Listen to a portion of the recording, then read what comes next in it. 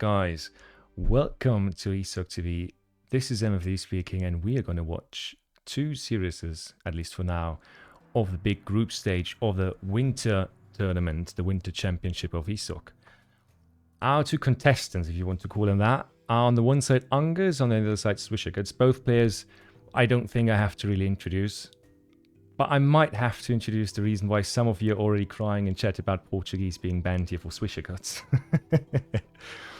Obviously, his main sieve there, and Angus on the other side, starting with one of his best sieves on the other side. And yeah, Swisherguts trying to more or less ban one of Angus's better sieves or best sieves, probably with Germany. But still, we are just looking at Elo here. This might look like a harsh fight, but don't forget, group stages are where the magic happens, right? And if you hear me sipping stuff during this cast, please don't forget, we are going to do actually not just one stream today, but two streams, or I'm going to do two streams today, for the sake of your entertainment mostly, and of course to take away the last free time that I get outside of ESOC's chamber. No, jokes aside, honestly, we are going to see Ungurs versus Swisherguts right now, which is live. After that, we are going to have Minimoult versus Easy, which is a match that I'm looking forward to, pretty enthusiastically actually. After that, we might cast another series from Rex, but we'll have to see about time and all those things. And then the main event again, or the later event, starts with LukasL versus Loki at 19 GMT, and after that, 20:30 GMT, we've got Soldier versus Rohbrot, which is going to be a series of its own, guys. So we are going to be well entertained here, and I will be busy all night, basically. The players have already started lobby, as far as I'm aware, and that's good to know. I guess your head was also blown off by that, so I will just take it down a little bit. There we go. Gotcha. So basically, we're never going to see any main player civs in this tourney. Well, that is one of the issues that you have. By the way, Villager, thanks for the prime abonnement for this description. Enjoy your casting, you massive AE nerd. Villager, I am a massive AE nerd. You all know that. So I hope I can fulfill your expectations for tonight. I'll quickly check and if the game is already up. The good thing is we do have some busy people in the ESOC team that already checked some of the recs, so we have at least two series who should be perfectly fine to cast without any out of sync issues. So nothing that I have to worry about, which is always great for me, of course. But before I dwindle off too much in the talking department, let's get started on the first map, that is Fertile Crescent, with Germany versus Haudenosaunee, a matchup, one of those classic matchups that always force a quick, fast-paced, timing-based gameplay by two civs that are probably the two best timing civs in the game, I think, undisputably. But let's not get ahead of myself and quickly switch over to the next one.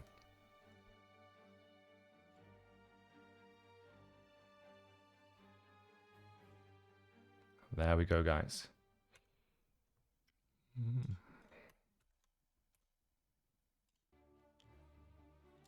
Should be perfectly alright so far, yes.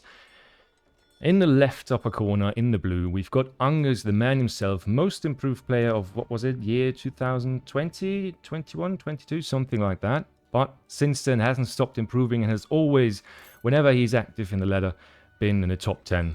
Mostly on the top of it, basically.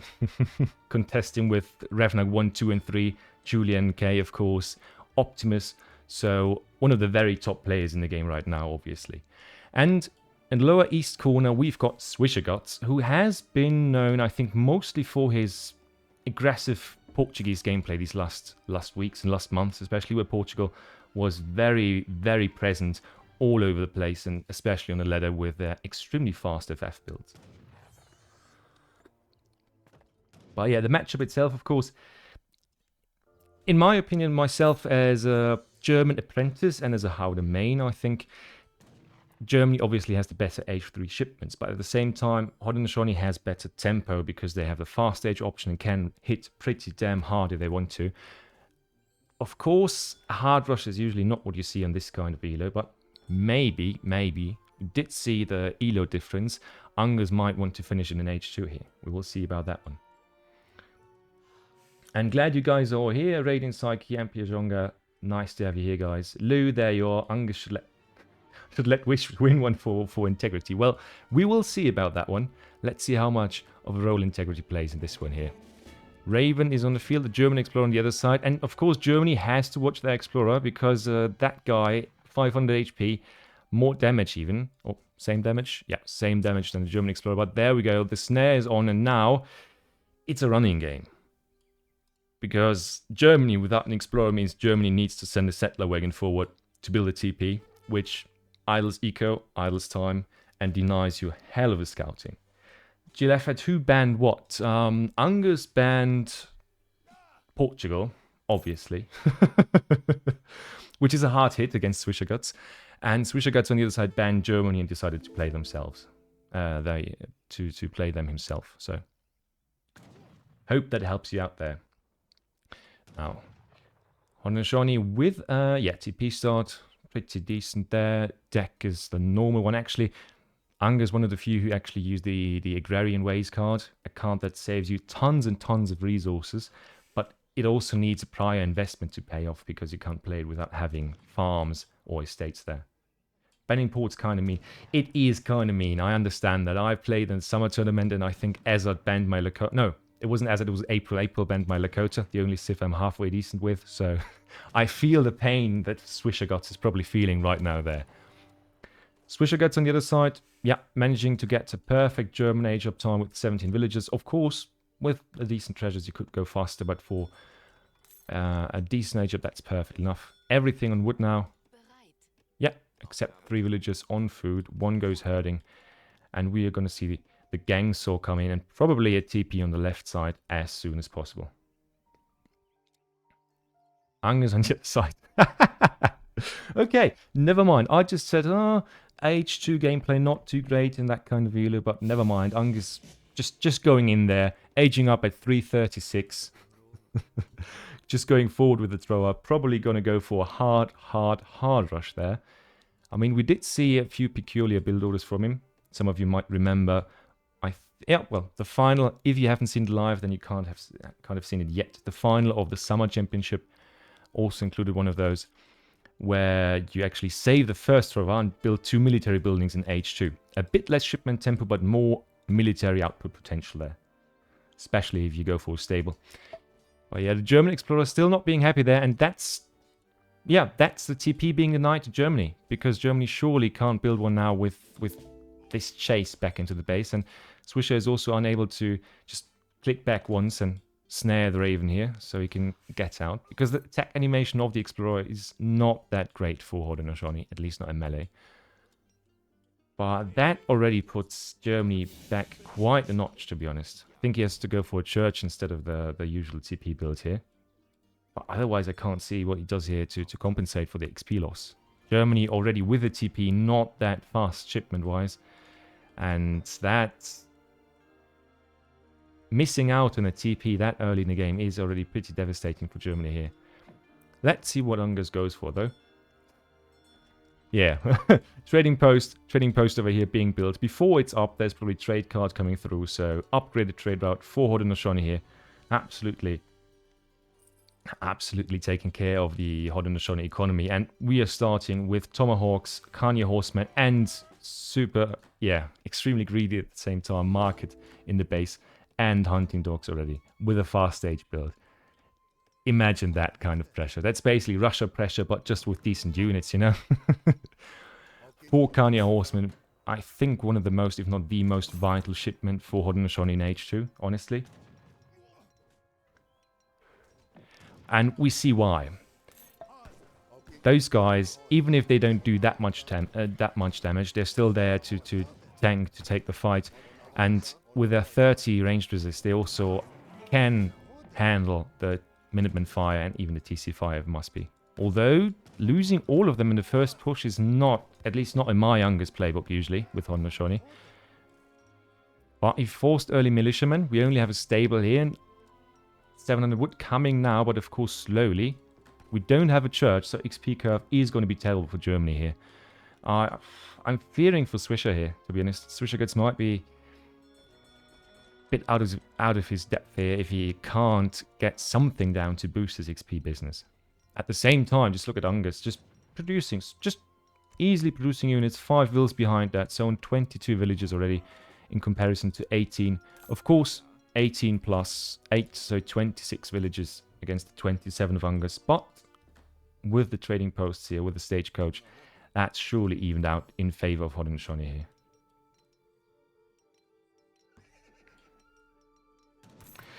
Lou and Jake Shaman, I see your points in chat. I do think that it was not the trade that Angus wanted to take, but I don't know if he takes it too seriously. Don't want to... Oh, there we go. 3 Ulan. But the settler wagons more or less blocking themselves here, and Angus really beautifully just killing all those guys. I think maybe even with the correct shot from the Explorer. Yep, used that to kill all the militiamen with one shot. Beautiful stuff. Still, it's more idling than really economic damage that it does here. But the 3 dead Ulans, of course, hurt. What I have here, crossbows coming in. The good thing for Swisherguts here is usually, if you have a normal player Haudenosaunee, playing Haudenosaunee, then you usually don't see Cav coming in that fast after losing the initial 4 Carnier riders. But, of course, we've got Angus here with Stagecoach, with extra economy, with market ups already in. So, yeah, might get a bit ugly, to be honest. Musket Master just growing. Explorer chilling out for a bit, but I don't think that German town here is going to be peaceful for a long time, to be honest. He might not have scouted the rush. That's a good point, actually. Quickly check Swisherguts deck here. I mean, that is the one I think, if I'm not mistaken, except for the Bosniaks probably. It's pretty similar to something I saw in Kaiser Klein's Germany or German deck selection. But yeah, those Carnier horsemen alone are going to mean so much trouble for the German player here. And Swisherguts needs to think of something fast or just die here. Because even if he kills the Cav, yeah, you see that? The Musket Master alone is probably enough to outman those guys and to out DPS them. And this might very well be the first game here. Good point, GK. Yeah, don't need to scout if they age up at 336. That was my mistake. And as I said, the first game is over in under 10 minutes. 8:55. Yeah, I mean, if you get out-ecoed that hard by Haudenosaunee as Germany, then nothing in this game went the way that you wanted it to go, to be honest. Yeah, kill death is more or less even, but let's be honest. Villager population... Just here, yeah, that was important. That more or less kept Swisherguts afloat, but look at that. Completely, more or less even line here. And then the villager production started a little bit again. But honestly, pretty solid game. H2 hard rush. And yeah, that's how it looks when one of the best does it. More RB42, clean 9 minutes. Yeah, that's somebody trying to save time, it looks like. So we have to we are probably going to see more than 2 series in this one cast, probably. But let's hop into the overlay again.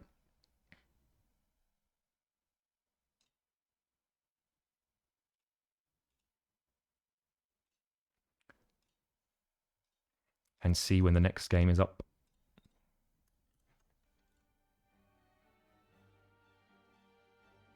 True Legacy vibes. Yeah, it's not as bad as in Legacy Isle Villager. I think some of you might remember how terribly broken Haudenosaunee was in Legacy. I can't remember perfectly well because back then I was mostly playing Treaty, but I think they were either able to build a teepee or even a blockhouse with their first 12 art, meaning that if they aged up fast, they could just spam units in your base before 5 minutes or before 4 minutes even. Which is not just hilarious, but hilariously dumb at the same time. But I bet you guys can imagine, right? All right.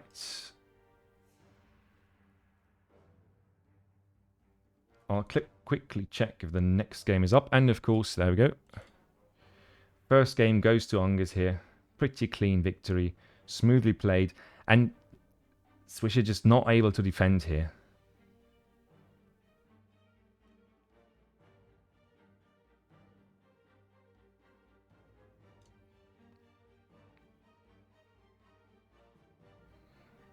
So quickly check what the second one is. I mean, the second map is Saguenay, so I'm a bit, I don't want to say confused, but taken aback probably by the fact that Ungurs played Haudenosaunee on the first map and not the second one, because I do feel like Haudenosaunee is pretty powerful in Saguenay because of the water start and the... I'm seeing something in the background that is fascinating already, but I'm not going to talk about it now. That comes for the later series. But apparently Minimoult and Easy are still playing, so that is a good sign for a great series. Now, I'm just wondering, because Saguenay is one of the few cards that actually allows Haudenosaunee to go for any of the starting options that they actually have, because you can go for a farm start with a livestock, in theory at least. You can go for the water start, you can go for the TP start and take the trade line if it's in the middle and not going from one side to the other. So there's so many options there, and apparently Angus just wanted to take it over quickly. Owen, no, not Mini versus Ezard. We are not that far along the line yet. It's Minimoult versus Easy. If you don't know Easy, that is no surprise. Pretty new, or not new, but new to the tournament scene. I think it's the first tournament that he signed up for, and he is one of our own, coming from the German league. So I'm really excited for that one. If he gets trashed, I'm just going to laugh at him the entire cast, of course. But if he takes a game off Mini, then I'm more than happy, to be honest. And the next game is up already. Angus was scared of Swisherport, though. Hey, crap. Honestly, you see this tournament, you know how bad people would make fun of Angus if he lost to that in this situation, right? The entire chat can imagine. So I'm not going to judge him for actually banning ports. Saguenay actually on the summer spawn, now that I see it. And the matchup is fun already. I hear some... Usually I would hear some distort voices in chat right now. But I will show you quickly what we're up to. France from Angus, pretty standard choice. A lot of people say France and Haudenosaunee are rather similar, and I can kind of agree. France, obviously, with worse timing options, but certainly a much better economical start and H2 position. If there's no water. I would have flamed... Yeah, I would have flamed... wouldn't have flamed Angus for losing that matchup. Well, that is another point. Haudenosaunee versus Port's pretty devastating sometimes. Yeah, and before I talk myself out of this, Swisherguts coming up with... there we go. Ottoman. Ottoman versus France here. Guys, it can't be 5-0. I'm sorry. This is a best of 5, as you can see. Not a play at all. I don't want to be here all night with all the caster we have lined up. But the game is ready. I hope you guys are as well. And we will quickly hop into the next one, shall we?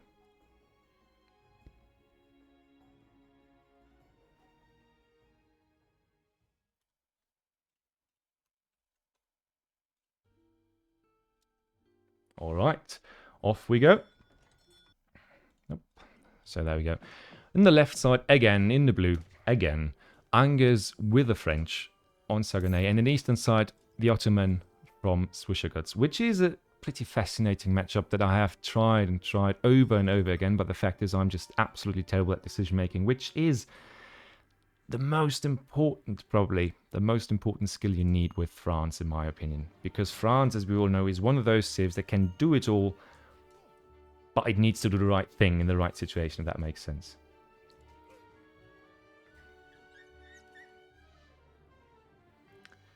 France, I mean, the players realistically can beat Angus in a best of 5. Crab got good point. I think I can count him on one hand, probably, or I think 2, max. Oh, I'm Loki. Are you the Loki that's playing later on? I'm sorry if I'm not familiar with all the names in chat, in the sense of player names especially. But yeah, I'm interested in seeing how Angus approaches this, especially because the most important thing here against Ottoman, because you need to do it properly, is scouting. And scouting properly means he really needs to know if their village is forward, if there's anything happening. Because Ottoman versus any civ, I have seen in the last few tournaments that I casted, and I've seen, I think, 3 series that were decided at least by Ottoman just going for a double Rex rush into the enemy's base and the enemy not scouting it because it was the last or second to last game here. Dock start, I actually almost missed it. Thank you very much, Khalili, helping me out there. And dock start for Ottoman is something, not a myth, but something mythical probably. You don't see it too often, although it is a pretty valid option here. It does take one of the core strengths of the Civ away from it, of course, the insane tempo that you usually get. And as I'm saying it, I'm looking at the clock, I'm looking at this and seeing, yeah, well, we are already almost at age up resources and at the same time pumping out 3 fishing boats, so apparently I have no idea what I'm talking about. The XP curve might suffer, though, with this.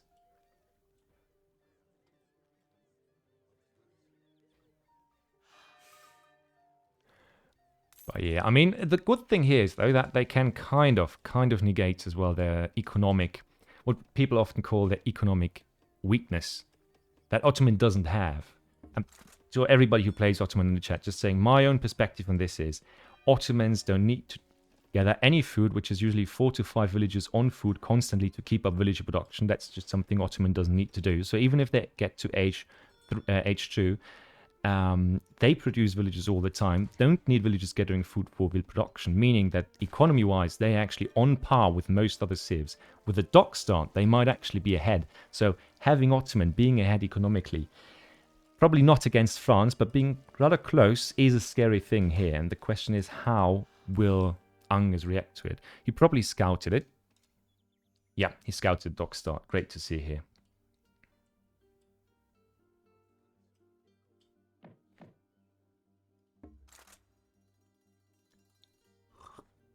And I am. Every time when you hear me take a sip, I'm probably reading the chat to make sure I'm not missing out on other stuff, but there we go. That is the great thing. If you play France properly, you know about these things. That is also one of the standard moves here, of course. It's just a scout chilling just outside of the range of the base so that the TC doesn't unstealth it. Although I don't think that Ungurs wants to lose the Explorer here. That lovely lady is not going to do her job anymore today. At the same time, yeah, Ungurs looks like he wants to finish it early and quickly. We had that with Kaiser as well, who basically just downright all the time rushed Hawk Girl. bit disrespectful probably, if there's such a big elo difference, but still. First house or second house going down for Ottoman. Both players aged up. And let's quickly check how fast France was up, because I kind of missed it. It's my fault, I'm sorry. 1, 2, 6, so 13 villager age up. And of course, all the usual stuff. We actually might see a bow pike rush. I like that. Water continuing to boom here. What are the decks like? We've got 2 galleys, of course. Oh, wait.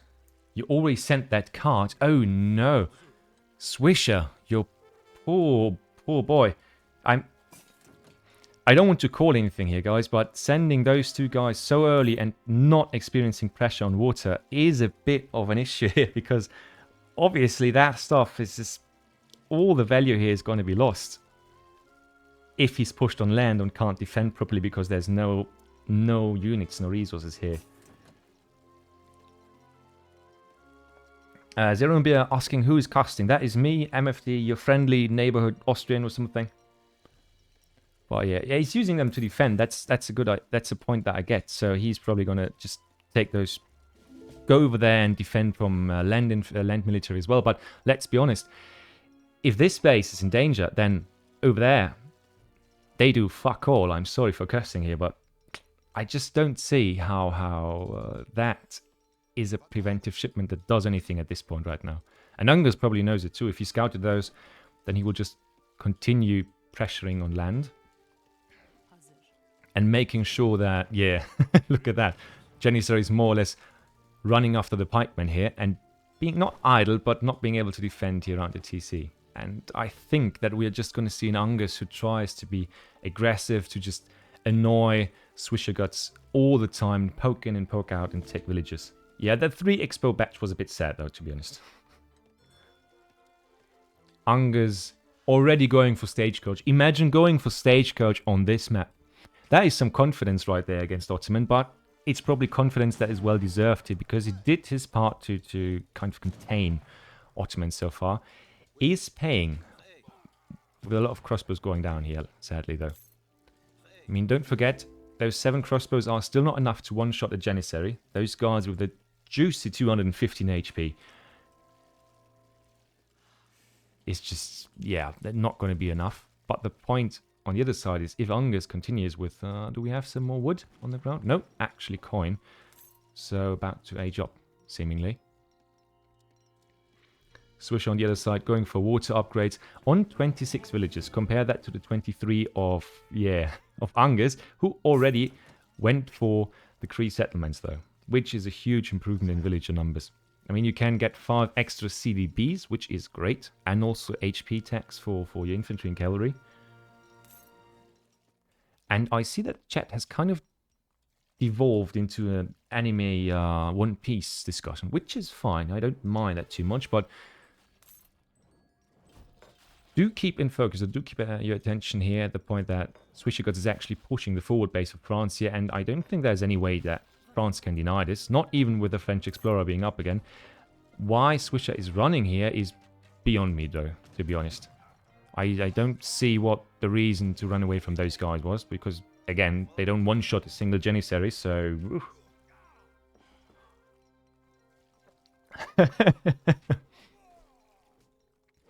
Oh.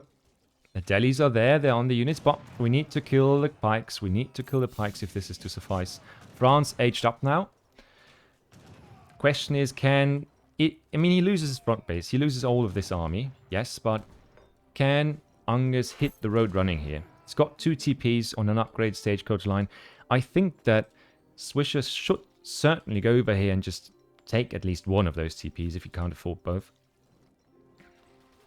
Score-wise, they're even, which is... I don't want to sound mean if I say surprising, but we do have the elo gap, and Swisherguts is doing fairly well here with a really, really greedy build, and France not really being able to push water now because they can't add... Yeah, look at that. Also denying the herds close to the water, villagers taking damage, and also denying any chance of a harbor going down or a dock going down for France in order to improve a counter push potential here. And Swisherguts now actively pushing the trade line, trying to take the advantage that France has right now economically away from them again. Ungurs on the other side, and that is going to be a juicy switch. He's going for his Skirm Goon composition, or Skirm, actually, Skirm Cure composition with artillery behind, which is as nasty as it sounds.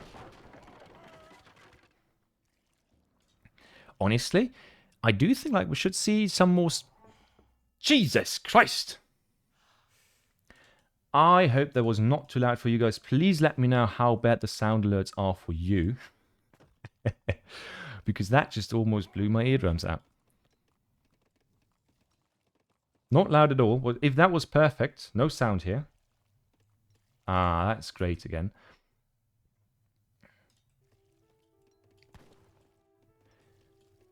But then Minimoult, I thank you for the subscription, for the continued support, and I'm interested in seeing your series against Easy later. I hope you didn't bring us shame, to the German community at least. But don't spoil anything yet, please. Now, Jesus Christ was not the sound. The sound was what nearly blew apart my head. Now, we've got Ottoman in H3. A bit weird to see France up faster, but of course with a Gree build like this. And as I said, yeah, Swisherguts taking the TP, but I do think that that one, the more conservative or more backwards choice might have been better, because that one more or less lies in the way of France here. 5 delis is actually correct here. You are absolutely right, sir. Callan hitting the nail on the head here with that statement, because if 5 delis come through, and even if they're not upgraded, they're surely enough to take care of those veteran cuirassiers. I just hope that Swisher doesn't get squished against the wall here and takes the fight too early. Oh, that could be really ugly. Any reinforcements? Nope, nothing coming in from France. I mean, we've got more cures in the way. That makes it much harder to fight this, of course. But this is going to be one juicy fight for sure. I don't think the cures are on the side on the cav, of course. Artillery's going down.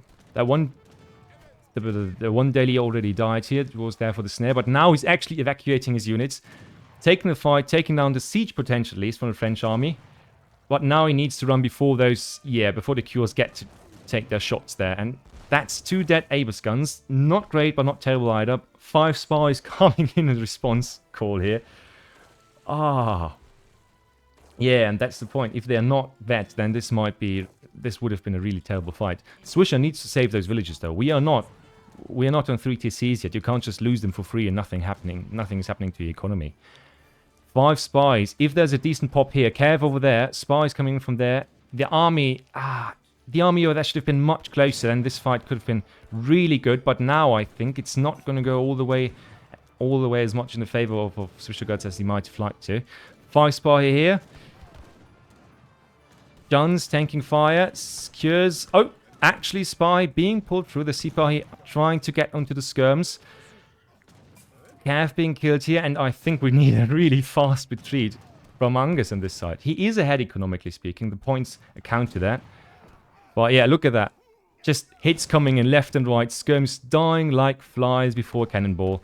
But the damage is done. The Delis, the Sipahis are almost dead. Only 2 surviving, and that one just hanging on by its teeth.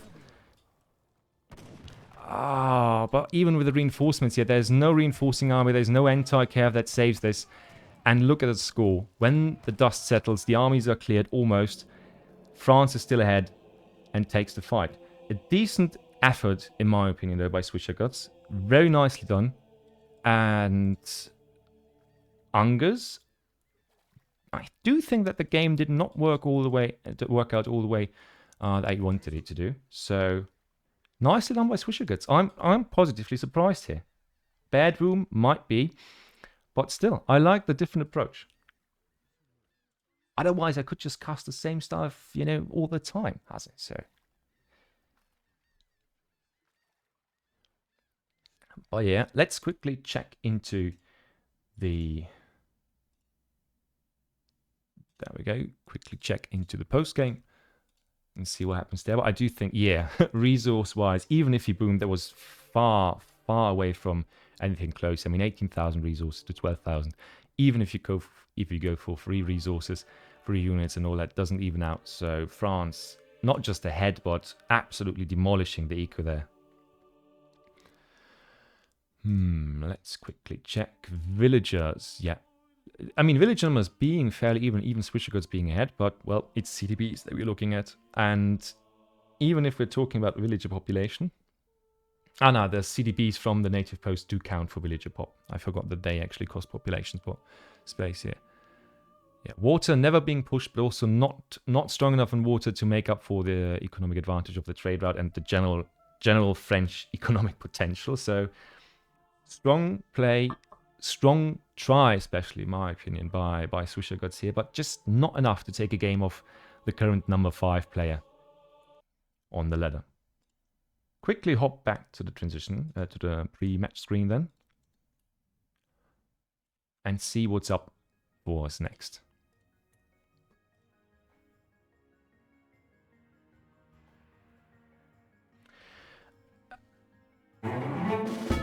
Thanks, Animus. Really appreciate it. Heza, I'm not gonna allow that one. You can write those things in DMs, do your thing, but I want a more or less civil chat here for this series, if possible.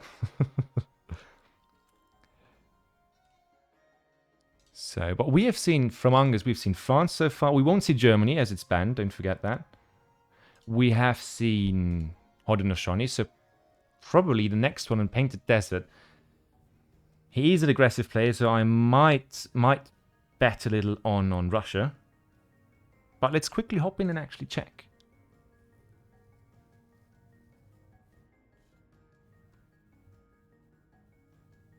Naughty words. Where have I been naughty except for the one F-bomb? I think that's allowed in a PG-13 production, right? That one F-bomb. Boy, yeah, Swisher... Oh, God. Never mind. Nothing Russia on this map, in this matchup. Except that, well, we might actually see a Russian flag, but I think you guys can already imagine what's about to come up.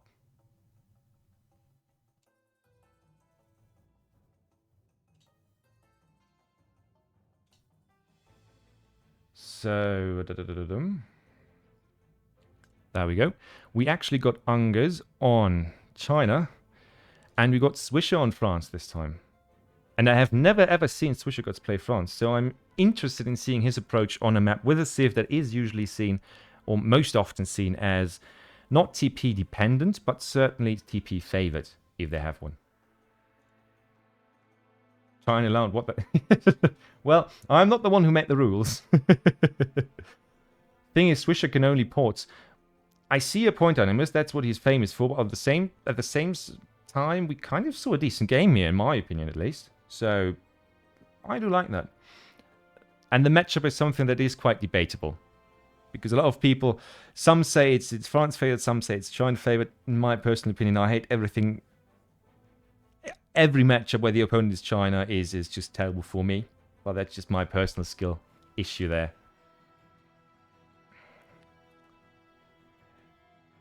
So, once you guys are ready, I for sure am as well. So let's hop into the next one.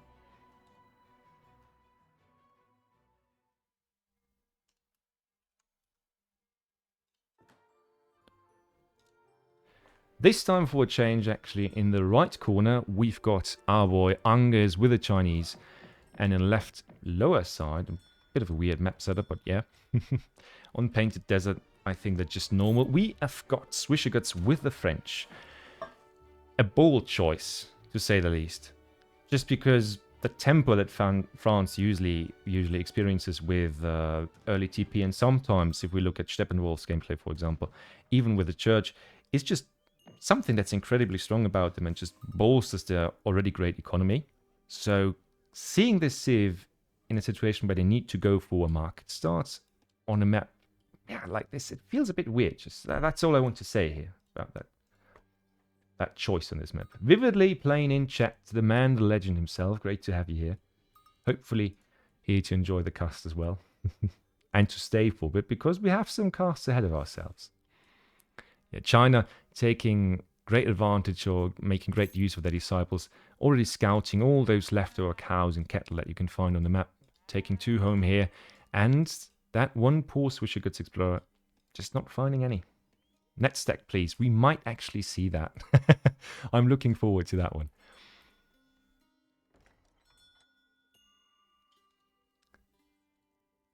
So let's see. We've got that 100 down, but weirdly enough, not seeing a market yet. So, I mean, we've got Comanche, more Comanche and Apache. So, Apache. Never thought too much about the pronunciation there. I'm sorry if I absolutely butcher it. So please educate me in the chat. Yeah, he doesn't even market play here. That feels more than weird. I'm a France enjoyer. I do play them as if they were my main. Meaning, I play as many games as if they were my main civ, but I'm just terribly dogshit at them.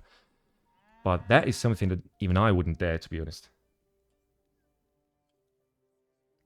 I feel since the beginning of this tourney, just a continuous demonstration of nuke bashing.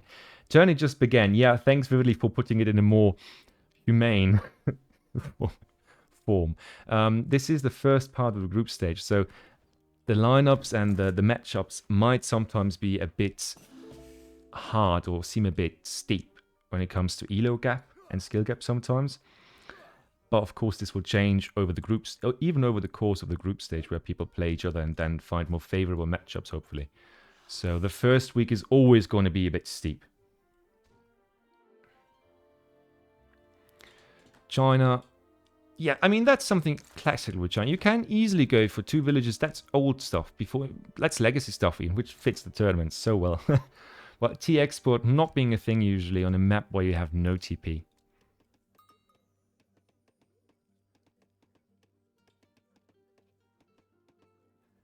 And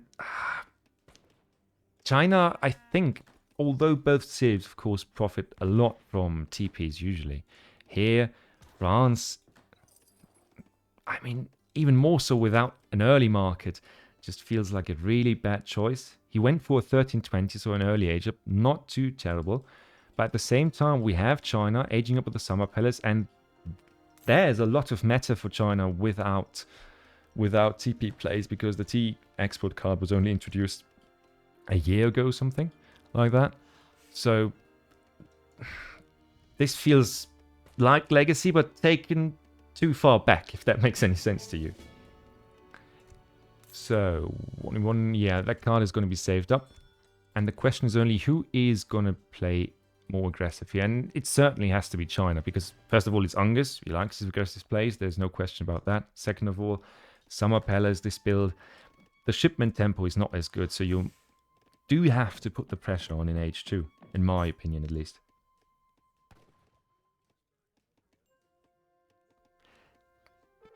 China's sword is sucked without a TP. Hazard, fully agree, of course, but wouldn't you agree that France without TP, without market, sucks even more? Please correct me if I'm wrong. Yeah, now 700 wood first for infrastructure, surely.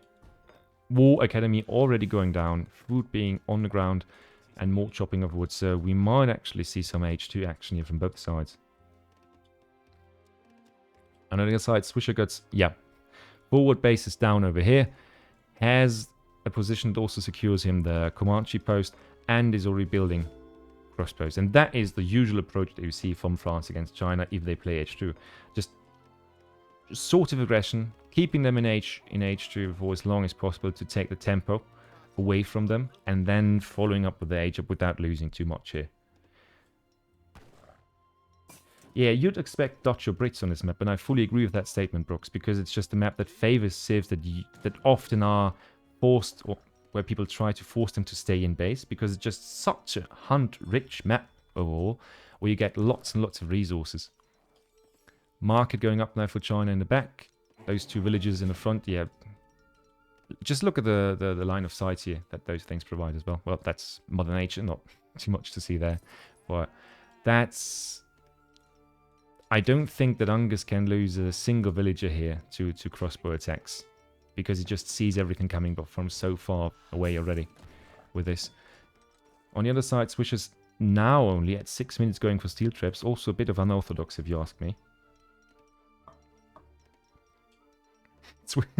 Helping Angus to hurt. I see what happened there. A mishurt in the direction of the enemy is a bit unlucky, to say the least. And I do think we just got to follow through if I'm not too bad with keeping apart my sound alerts here. But thanks for the follow, guys. Don't forget, all of this is more or less enabled by your support and by Lionheart's never-ending stamina when doing Shadow Raid Legends stream. Yeah, that for sure too. That helped a lot. Third village coming down now, and China looking like it's rather comfortable in H2, not even thinking too much about the age up. Of course, some people on coin, but still. Just look at what the nets are doing here. We're actually going for the net posts over here with...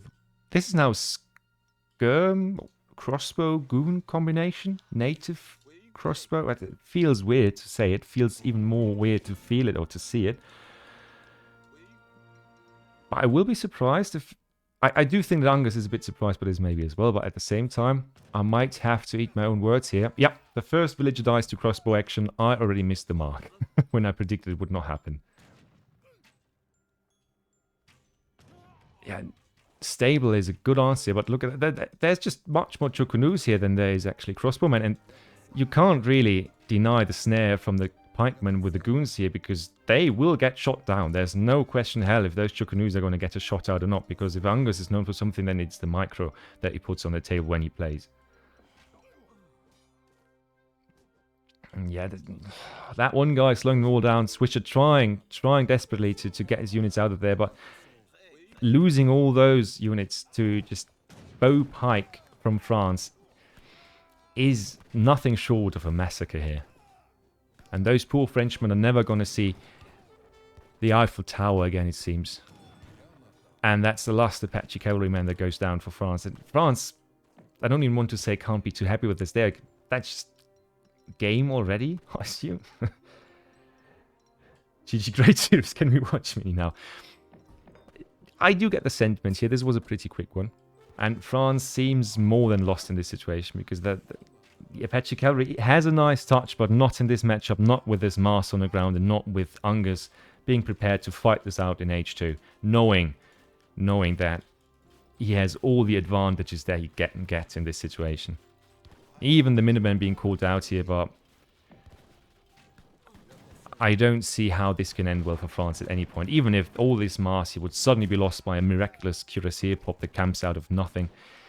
There's just not enough army here to win this game again for Swisherguts.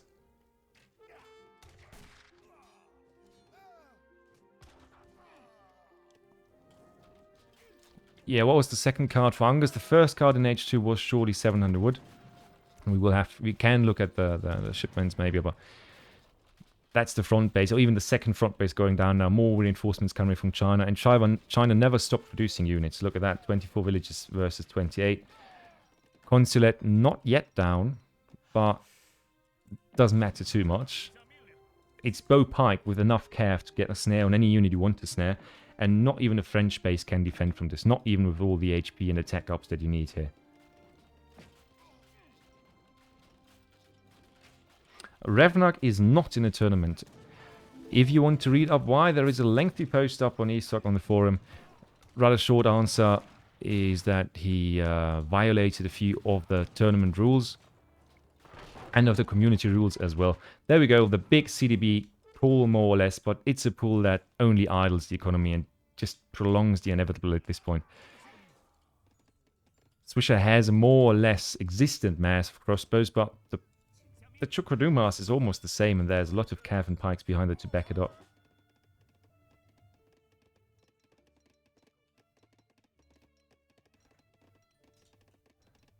And yeah, the army is there, and Swisher, he has one military building left. He's almost popped with that one. He has no hunts left except the ones he's herding in right now. And now he's even losing his most dearest possession, this trading post here and at the Apache settlement. And without that, there is nothing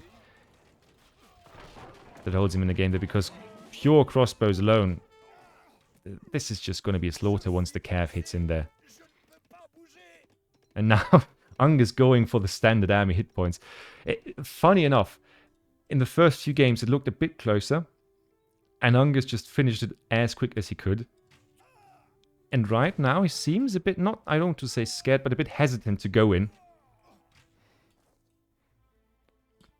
But yeah, with this HP tech, I think it's HP, yeah, 20%. That is gonna almost, yeah, that's gonna push them over, actually, over the HP level of those crossbowmen. Damage is already pretty darn close, but with that HP upgrade, yeah, 109 HP. That fight is far from being close. Now, the 3 emergency hussar in. But let's just wait out this fight and see how many Chinese armies, how many Chinese units are standing at the end of it. The steps doing the job, just slaughtering everything that even resembles a skirmisher, and they're going to continue to cut through the CDBs here, and that's the fight. Game number 3 taken. Rather confidently, do I say.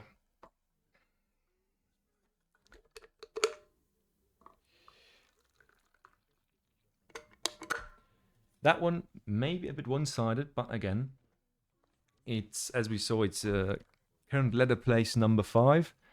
If you count Revnag as one, number 3. And Ungurs and Swisherguts on the other side at 80 or 96 right now. Being robbed more or less of his main civil ports. Harsh matchup here, of course. But after this one, we are going to go on to the next series, which is Minimoult versus Easy. Oh, thanks for the follow. Is Breeze in a tournament? No right. Wait, you know that he's not in a tournament. Jesus, don't mess with me, man. What switches? That is something you guys have to figure out. That's not on my responsibility. But let's go back into the main screen here.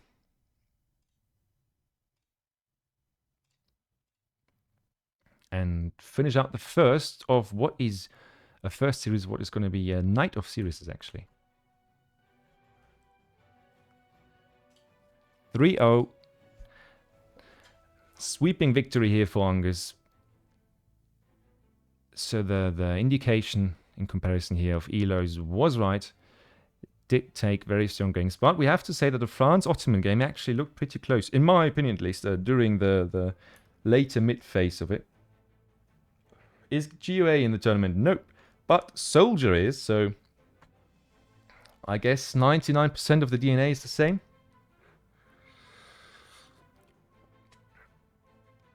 Ah, but there we go. Actually, Soldier is the last series that we are going to cast tonight, because Soldier is playing Rohbrot in the last series at 20:30 GMT, so in a couple of hours. But for now, we are going to stick to Rex. And the next one is Minimoult versus Easy. I'm sorry that I didn't catch that one live, guys, by the way, if Mini and Easy are still in the chat, but I do have to create a schedule that doesn't have me casting for 8 hours. So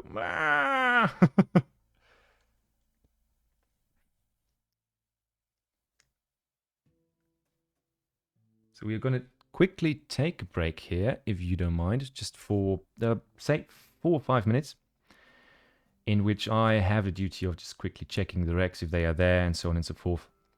But we will see each other again.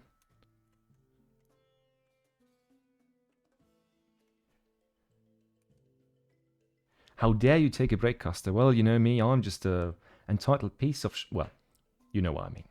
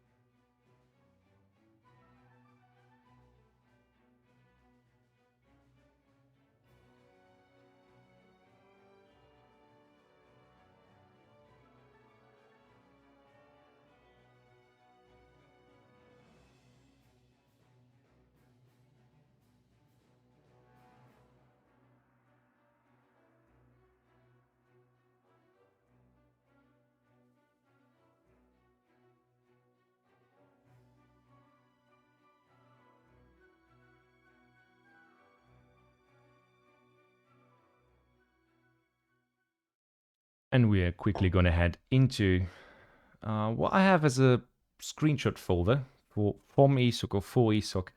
Props to McCleaves and some of my own images there, so I can set up the next overlay.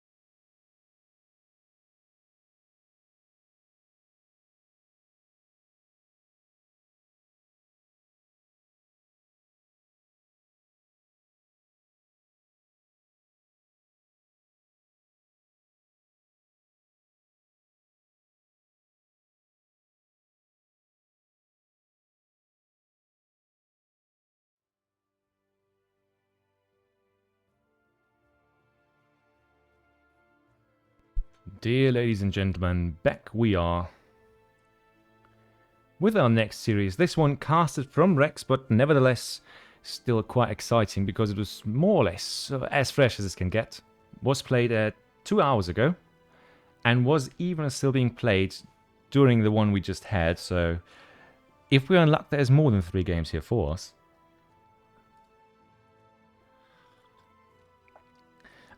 Thanks, by the way, for any mods who's available to do predictions and all these things, as I literally have all my screens full with different stuff, so I'm just hoping that you guys in chat, the mods, take care of the predictions there, if can be.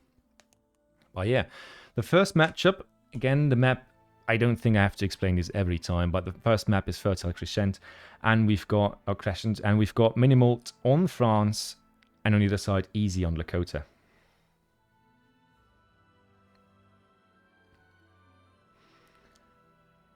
So let's load into that game and see what those guys have in store for us with the first matchup. Do have to point out, just my personal, how do I put this without it sounding really weird?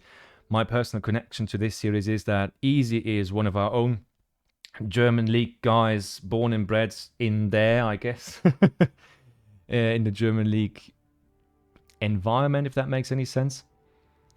And certainly one of the most improved players we have in that direction. So I don't want to say I have high hopes because they would put up too much pressure on the poor boy. But at the same time, if he doesn't win this, he's going to get an ass kicking that he deserves. I want him to take at least one game here. That's the main message. So we will see. There we go. No. Perfect. All right. First game is up. If there's anybody in chat who's able to do so, please, looking forward for predictions. Who takes game 1? Easy or Mini? And now we'll put you guys over into the real thing right now.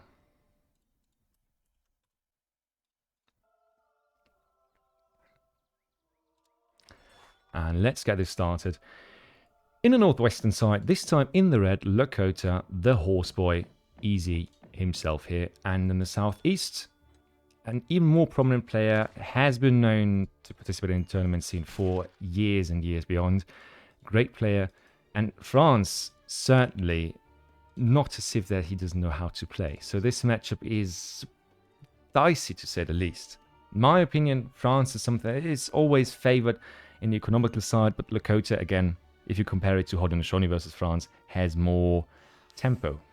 If you put it right, that is.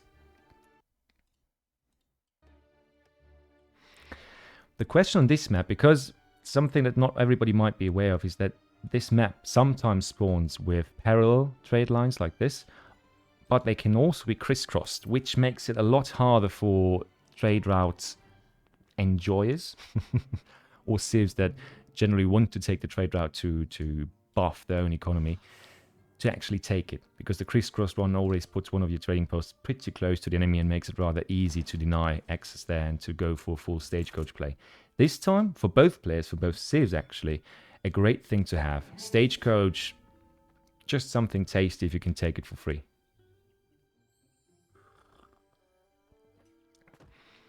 Yeah, and France starting... See, that's a standard France start. We got a TP, we probably got the first pass even. Yeah, I mean, CDBs are sent, so that was the first pass. Great for Minimoult here. On the other side, easy, starting with Lakota. Yeah, we see a TP, we see a market. We see him still gathering wood, actually. Hunting dogs being researched there. So we are going for the greediest of greedy builds. Going for TP, hunting dog, and trading post at the same time. So all those things together make for quite strong beginning of H2, but the age up time is often a bit endangered there.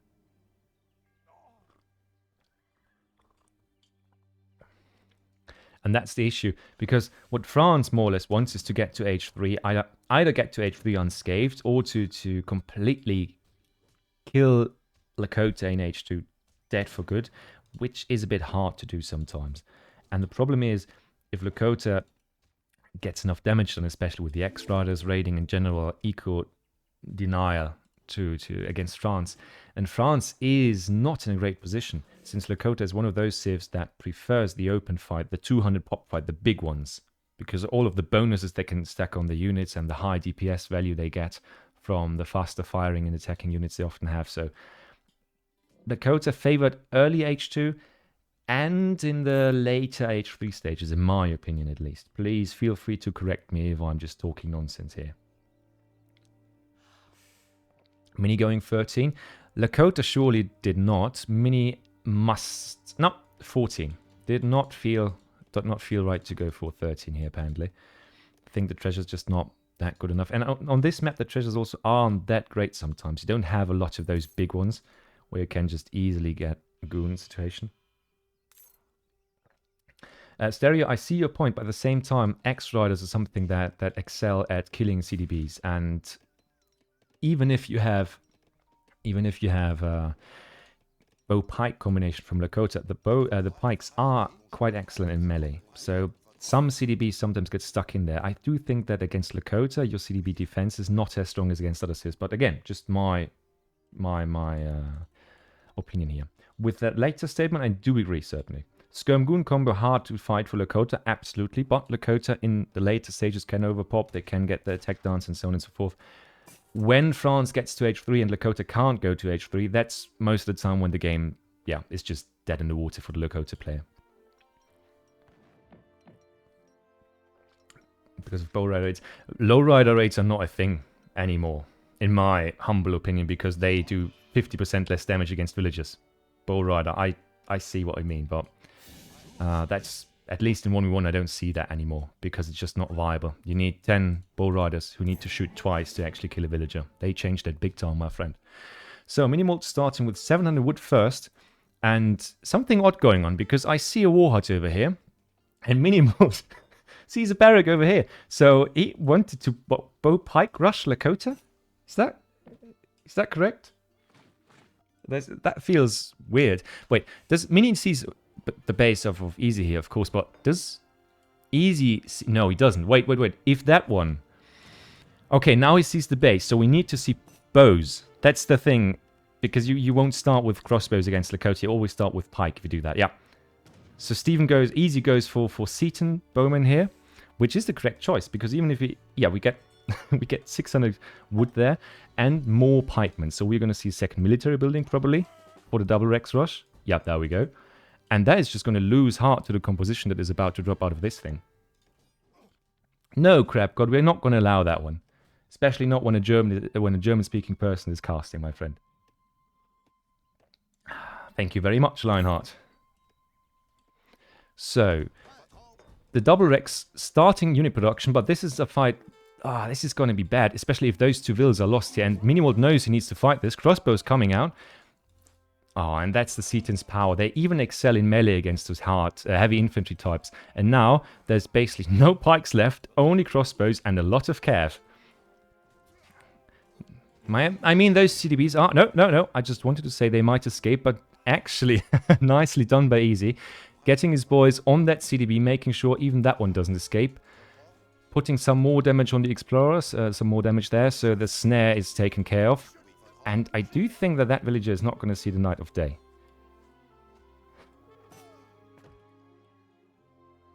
I understand that it's a joke there, but you do need to understand that this is a bigger room than just your DM space, if that makes sense. That's a dangerous one. No, Minimoult takes the trade, quickly checking HP on the cav and actually taking one of those guys. And that is something that does hurt a lot. As we talked about earlier with Hodondoshoni, with Lakota as well, it's not easy to get extra cav in early on. Few more hits, but a double pike batch is a dangerous one against such a huge mass of Seaton bows. I don't know why he actually produced those, because I don't see them living through this. Although, never mind, the Seatons actually are faster. And not as fast as the pikemen here. Mini stuff was late, I don't know why. He missed a batch, in my opinion, early on. Which feels weird to say about Mini, but I think he certainly did. And now with the speed buff, the Seatons are actually able to do some damage here.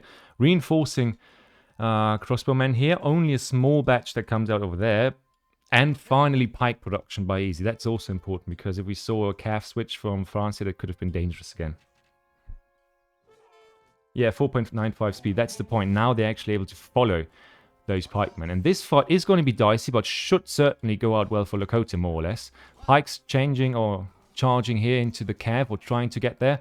Extra are being kept alive. The pikes over here losing hard to the club warriors. And club warriors are a unit that counter pikes just because of their stat distribution.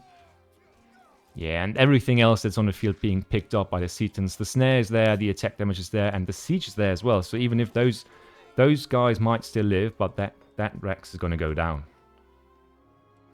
Spanky, I see what you did there, and I like it. Easy, now going for 700 coin, actually, the greedy guy. Already laying down a trading post, but not... There's wood in base, my friend. It's 148, just barely enough for the stagecoach and all. Just saying. Could take that. Feel free to do so at some point. But yeah, that's just... Now we are at that... How to put it frankly? At that difficult time where Lakota has huge mass. Actually a viable mass as well, because those club warriors are multi-purpose infantry units. Not just the pike one, but they can actually fight other pikes, which makes them much more valuable here. But of course they are a bit more expensive at the same time. Darge asking, who's red? Ask Gigs. Easy is a German player, and main name Easy. That's Easy, always Easy. I think he played some other Smurfs as well, but I can't remember all the names. But yeah, he's a Garcia player. He is a German league player. General, I'd say, aggressive style. He's more of an aggressive player, and I think we can see that very well here. Yeah, it seems not too easy for Mini after all. I see what you did there as well. Maybe the up-and-coming. Certainly one of the most improved players in the German league division over the last year. No questions asked about that. And beautiful stuff coming in. Trade line upgraded for Easy, but I do think that he forgot about building the trade post because there was some French infantry there. Although, sneaky 3 Huss aggression or sneaky 3 Huss raid. We'll have to look at the Will graph later on. And the question is now, do those Huss get away with their lives or not? Because this fight is something that they shouldn't... If you micro it well, then this works out in an even fight. Certainly one dead Cav unit for Lakota, but maybe even two, if you really micro it really well in this situation. But that depends now. In the midst, there are a few more armies being pushed together, but the fight happens now. Oh, that's beautiful. The weak husk being pulled back, the next weak husk being pulled back. Damage focus on that one. So Mini is really hell-bent on taking as much value as he can away from Easy with this free husk shipment. Which was, I don't want to say wasted, but caught in the line of fire, more or less. Oh, great stuff here. Infantry mass, meanwhile, being, growing and growing. At the same time, we do have a Coral back in base. A bit of coin production here, enabling him to go for Cav. And that is so important, because that is, for the defensive fight, Cav is the decisive factor, especially for Lakota here. Question is, though, yeah, now we're going for Musk, it seems. No, just a little bit of Musk. No stable added so far. And, of course, muskets are great, but the big problem in the unit composition of Lakota... Oh! Yeah, that's the scout being found out. No more scouting for you, my friend. The big problem for France is that resources are running low. There's the last herd that's easily... Oh, well, it's accessible. That's the only thing that is. Nothing else can be reached for France. I don't think they can safely get over here, not in 100 years, with an army like that on the field. And now the question is, what does Minimoult do?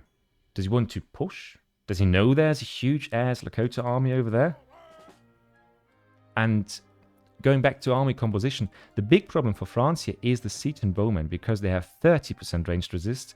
They have a twice or 2 times damage multiplier instead of just a 0.25 or something. Yeah.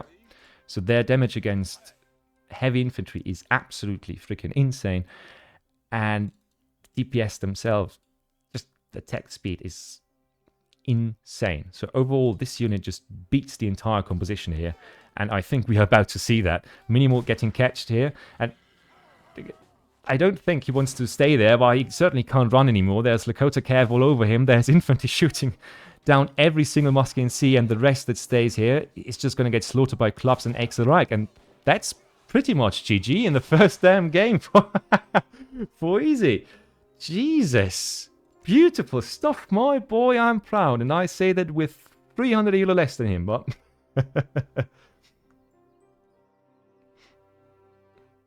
Jesus, I'm a bit speechless because I'm just happy how this went. Just nerf Lakota already.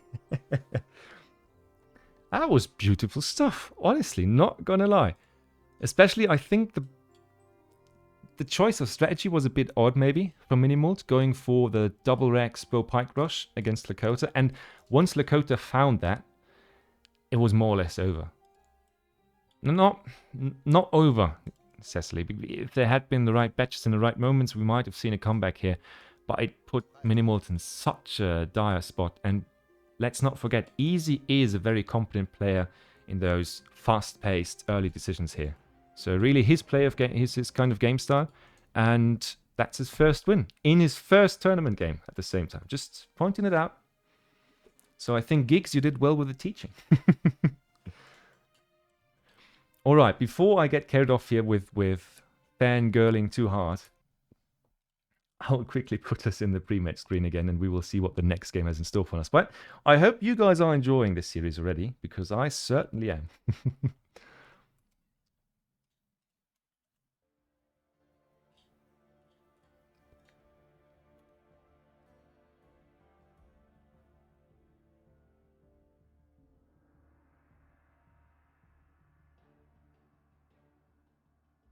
Good point, Corks. That's something that I thought about when it happened as well, but of course you can't just put everything I have in my head out there. The point where Mini more or less led, I don't know if he led him there, but he was unable to deter. He was unable to deter. Oh, thanks, Spanky. Jesus Christ, $50, man. Thanks a lot. Hugely appreciate it. That's some big stuff. Some big bucks coming in for the extra prize pool here. All being put forward to the next tournament, which there certainly will be, trust us. Well, thanks for all the support, guys. As always, couldn't be doing this without you. And great that you are enjoying everything so much. But yeah, next match is going to be played on Saguenay.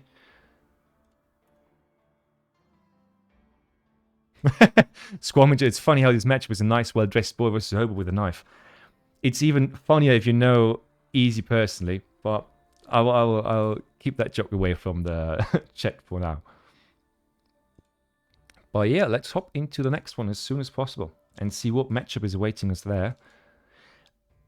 Just one sad thing to see, we have the Germany ban from Minimoult, so Easy not able to play one of his strongest civs. Makes a lot of sense. I think you can easily see that if you just Google his game history and just quickly check what his most played civs are. But at the same time, of course, with that elo advantage, it's always a question if it's necessary or not. So I feel like this caster is biased, just rooting for Easy. I mean, no, to be honest, personally, of course, I'm a teeny tiny bit biased in the sense of that I really wanted to see a win by my boy here, and he did provide, so I'm happy with that. Should be the civ the player on the side can't play, in my opinion. I see what you're talking about.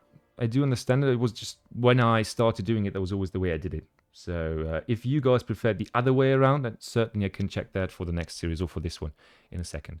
But before I talk too much, again, quickly let me get up and into the next game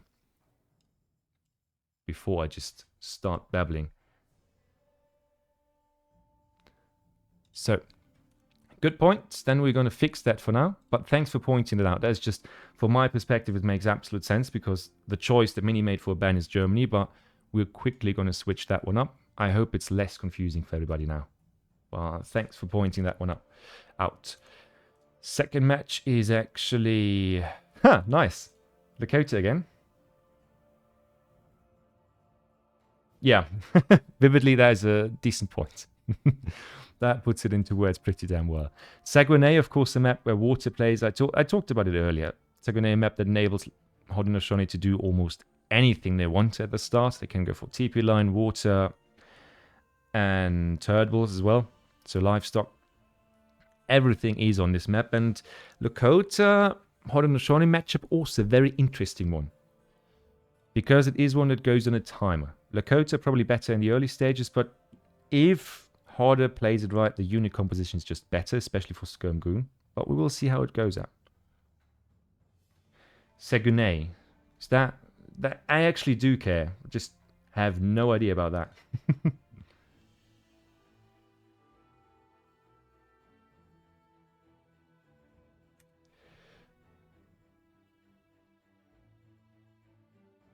So, all right, before we continue this this banter here, quickly get into the next game so we can see the next series as well. And off we go.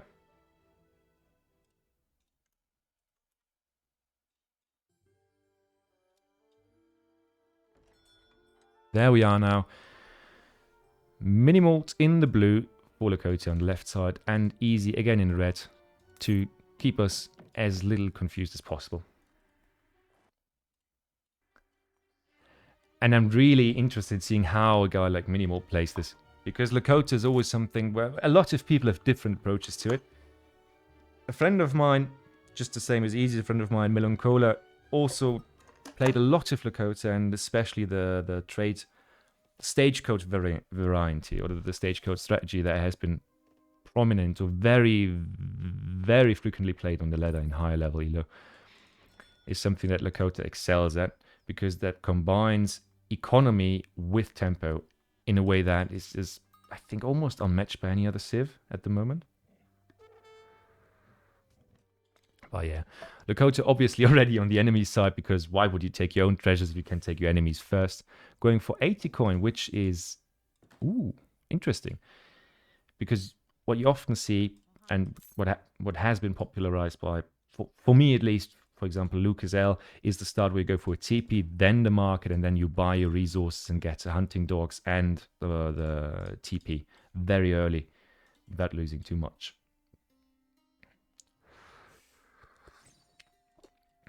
Oh yeah, that's the market up. Hunting dogs is through. TP is being built here, so we have all the things that you need for a great...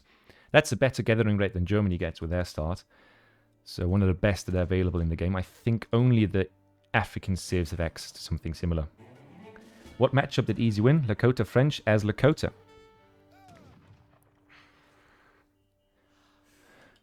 There we go. 85 wood. I mean, 100 wood for Easy on the other side. And speaking about Easy, going for one of the most standard choices for Lakota, for Haudenosaunee here, for the dock start. One of, if not the strongest starting position, strategy, decision that the Civ can have. Because just as Lakota, Haudenosaunee often a bit eco-deprived, and if you give a Civ with that unit roster decent economy, they really thrive. Because the fights themselves are often not what they have to worry about, only if they're being heavily outmassed due to them being economically behind. I date my double cousin. Brave to admit that of Minimoult, but I mean, honesty is always appreciated, right? On the other side, Rauch, which literally translates to smoke. So we have to take a few points away from Easy for simplicity there and for lack of creativity, I guess. But the water alone, I mean, more than 3 fishing boats is... Oh, yeah, because you found that 100 wood treasure early, you can do that. But, yeah, you could eat the sheep and all that for idlers age up. But that's already... That puts Haudenosaunee at a very strong economic position here. Minimoult already aging up, though, with a 14 village up, which is normal if you go for a market. Starting with the TP instead of the other way around. And instead of that more macro-intensive starting position where you usually don't age before 3 minutes and 10 seconds. What's the age up? The Chief. What a surprise. So we are probably... Yeah, there we go. Already a Warhawk is going forward. Easy Eero map, to be honest. Yeah, but... Chief is 400 wood, exactly. You have to think about one thing. Lakota, the one thing Lakota excels at the moment is this early stagecoach play where they go for the TP in transition. They get another one, 700 wood first. They get another TP, get stagecoach going, and from behind that they can just spam unit shipments and go for Warhut and all these things. What about Malta? Also banned. It is a legacy tournament. All the E-Civs, yeah, there we go. All the E-Civs are banned. Yeah, that TP, that altogether, that one is great, actually. In my opinion, at least, because they can gather more easily at one point. And it also, if there is a fight happening, it might provide some HP boost here in the defensive position. So Otto is banned. I see what you did there, vividly. You could say Spain should be banned then too, right? Because it's not much of the Civ it was in Legacy. Easy, going for a slower start. Usually, in what I know about the Haudenosaunee meta, you do go for a TP in transition. But he decided to invest in 3 more fishing boats, which is fine. Puts him at the 21 villager mark against 14 villagers, which is a huge advantage here. But at the same time, we are going to see... Oh, we're going to see... Pretty early aggression, I'd say. 5 minutes, 700 wood as the first shipment, so no 4 calf to raid the base. But certainly an Explorer that is going to go down here. Are we going to see a crack shot to make sure the damage is done? Oh, is Mini... I think he's actually spreading them out already. Because in H2 you would see a split move. Oh, he actually does it by hand. I like that. So the shotgun damage that usually comes out of that Explorer is not as harsh on all the units. Just 1 damage there. That's a beautiful stuff. And now the first and probably the most dangerous shipment that is available to H2 Lakota is coming in. Except for the 2 Tukalas in the right situation, probably. And here we see the first military units popping out for Easy. Cav on the way. Again, the 4 Cav shipments for both civs are so... Oh, yeah. And now we see a fight that you don't want to take as Haudenosaunee. Because even if they have a little bit more HP, I think Extra is just really shit on Haudenosaunee horsemen, on the Carnia horsemen. The Carnia Wests can't do nothing about this. The only good thing we have here is that there's supporting Tomahawks in there. But with the reinforcing bows that are coming out to the left, this might still be a pretty dangerous fight. He needs to get those those Tomahawks in the fight. But nope, the Cav is already taking lots and lots of damage. A bit of idle running around. First Cav is down. Second one about to be down in second. I do think that most of the infantry for Lakota is going to go down as well. But without the Cav, those guys can just roam free. And there's almost nothing that Easy can do to deny this.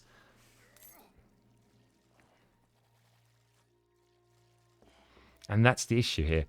And now we have 3 extras that are free to harass and annoy Easy as much as they want. Resources on the ground, so Easy wants to invest in either technologies, A-jobs, or unit buildings and something. But an economic shipment here.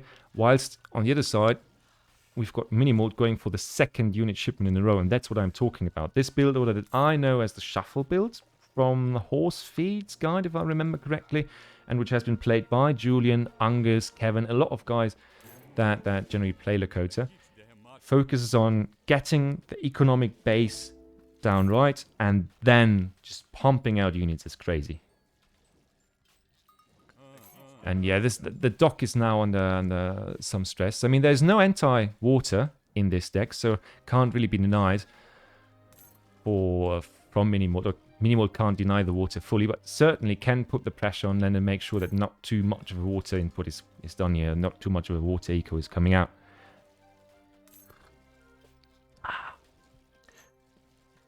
Oh, thanks for the follow. Appreciate it, guys. And I'm sorry if I'm not saying the specific name, but truth is, you are seeing the mark. I'm not seeing it, so I can't tell you. Who just followed?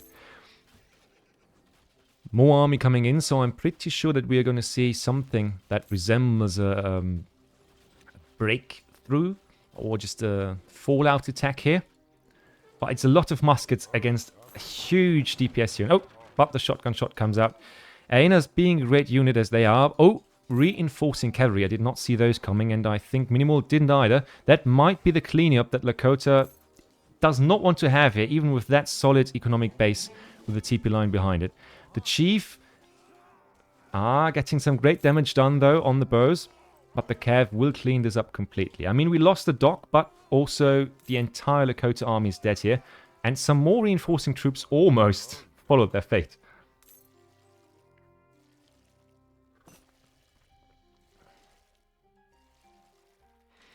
And now we see all the economic setups coming in. I mean, not even a 3rd unit shipment here, but Minimoult seems to feel confident enough. Adding a stable as the 2nd military building, and with bow riders and Seton bows, that is just a combination that is in H2. Yeah, I would actually dare to say unbeatable for Haudenosaunee if numbers and pop and economic cost of army are the same. Because Aenas are great, but they are certainly worse than Setons until the infantry upgrades kick in. And the Cav is great, but bow riders just eat Cav for breakfast. So the usual composition just doesn't work that well for Lakota, for Haudenosaunee here. And the good old DE legacy discussion is being led in the chat. I see that, and the thing here with this is it's just a very classic, unsurprising meta build here. If you remember the ECL where we saw Scientist, for example, playing a mill, boom, rush, whatever the hell that was. I think that Legacy is just something more standard and more enjoyable for people who don't have the time to be on top of all the changes and all the DE features. Because that does take away sometimes from the enjoyment of these games, in my opinion, if you don't know what the hell is going on. But another cleanup, or it looks like it at least. I don't think this was a cost-efficient trade, but especially the Warhut, if that one goes down, that might be a huge thing. Because especially with those Tukala soldiers in the back, a pop like that could be super dangerous. But if the Seton bows come out... Nope, he actually denies it.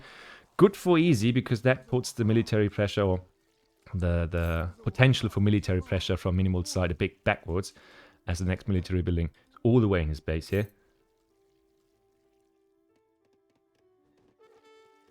Well, I just don't know. That the issue is that Tomahawks are just... And I don't want to sound like a dick here, but they are just shit units overall. They do their job well, anti-cav wise and so on and so forth, and if you have a master of them, that's great, but their tech animation sucks, the damage sucks. The only thing that's great about them is the HP and the mass ability. If you compare Ecos 32, triple stagecoach at the same time, compared to 40. And the problem is 9 fishing boats, 31 villages, but the 5 villager shipment is already through, so... I mean, we rebuilt the dock, which is great, but I just look at that army already. I don't see how Haudenosaunee walks away from this alive. There is 2 Tukala in the front, and those guys alone need to be... They need to be taken care of. The chief here, more or less making sure not a single cavalry unit reaches the Bow Rider mass for a snare. And now the Tukala's just dancing around while the Bow Riders pick off the anti-cav. And, I mean, it's surely not a super great trade, but still. With the reinforcing and Aena's badge, there might be some damage done to the Bow Rider masters, but at the same time, that Tukala soldier was along for far too long, in my opinion. And again, oh, he sees that. Yeah, Minimoult sees the hunting over here going on, but at the same time, while Lakota is being beaten back again, I do think that Lakota's economy must be through the roof by now, just because of the gather rates that we have on... Look at that resource! It was a good trade for Era, in your opinion. I see that. But if you look at the economy, if you look at the score, I do think we are past that point where even a full wipe from... where a full wipe for Minimoult could win easy the game here. That's the problem that I see for Haudenosaunee here. Because water economy is great there, but there's only 1 upgrade on those ships. Oh, a dock coming up though for Minimoult, probably being scouted by Easy. The question is, what can Easy do against that?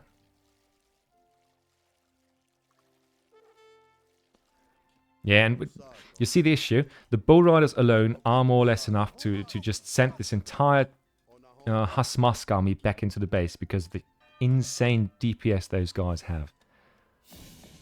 And that's H3 for Lakota.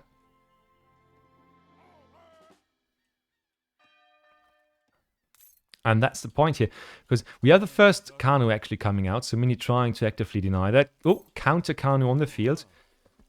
And the first shot has been taken, so this is an immediate win. Oh, never mind. Easy coming with the reinforcing Kanu as well, but it's not going to be great. And he is pushing the front base, but that's all Bow Riders in the front. Huge DPS, not enough Aenas to really drive back the force here. And the upgrade is coming through already. 5 Aenas there, 5 Elite Wakines to take care of the heavy infantry even faster. Kiting back, fighting on the water at the same time. Score getting more and more favored for the Civ that actually underscores here. And that's the last of the infantry being cleaned up from Haudenosaunee off. And I think that Easy is going to call it at this point. Because if we look at the resources, even with all those villages queued up, we are far from aging up. Water has been pushed back successfully, so at least that's something that Haudenosaunee has going for it. But we are more or less hard stuck in age too. And against Lakota, that's... Jesus Christ, that's a bad position to be in. Yeah, Cray is now coming in for Haudenosaunee. We actually already have that coming in for Minimoult. Quickly going to check the numbers here. Because surely we're going to see some friendly... No. Where are they? Come on. There we go. Yeah, we already get 5 of the CDBs. 4 Minimoult out there. And Easy on the other side. I think he only started producing those guys, so not too many on the field yet. And the mid, clearly taken by Lakota. Stagecoach can't be denied, can't be contested at any point here. And Easy's just lacking the unit quality and the unit type, especially, that he needs to fight this army here.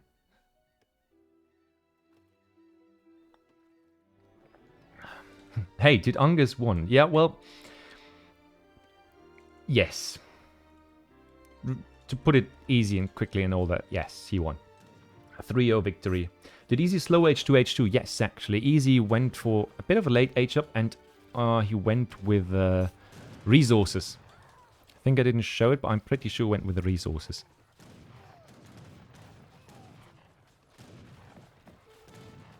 And just look at that mass. That's the point where, yeah, Aenas, the range, the DPS.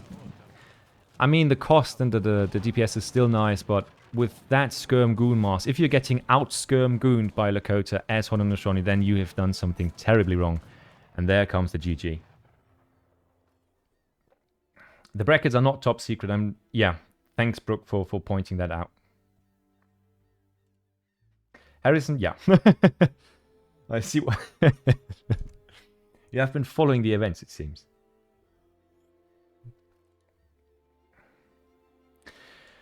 Yeah, my humble opinion on this, because both players are far above my own skill level here, but my humble opinion is that you either have to put down a TP yourself, so you more or less not deny, but don't let Lakota get the full advantage here, or you have to commit on something a bit stronger in terms of your timing.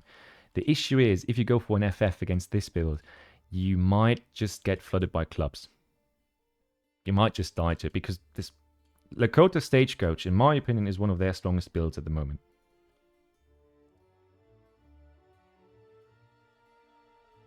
Yeah, thanks, Gigs, for pointing that out.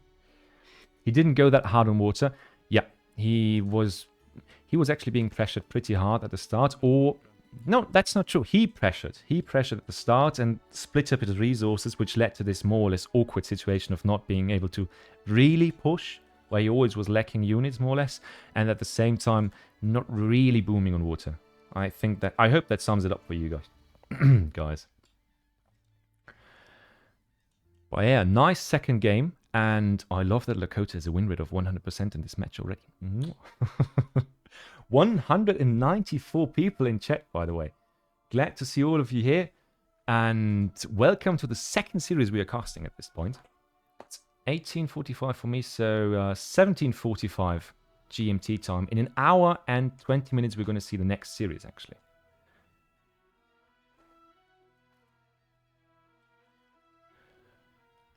But yeah, let's quickly hop into pre-mid screen again and see what the third game has got going for us, shall we? Is a soldier game next? No, before that we have Loki versus LukasL. I have no goddamn clue why I can't remember Lucas's name all the time, because I have casted that guy dozens of times already for the German League, feel like. But sometimes I just lose the name completely.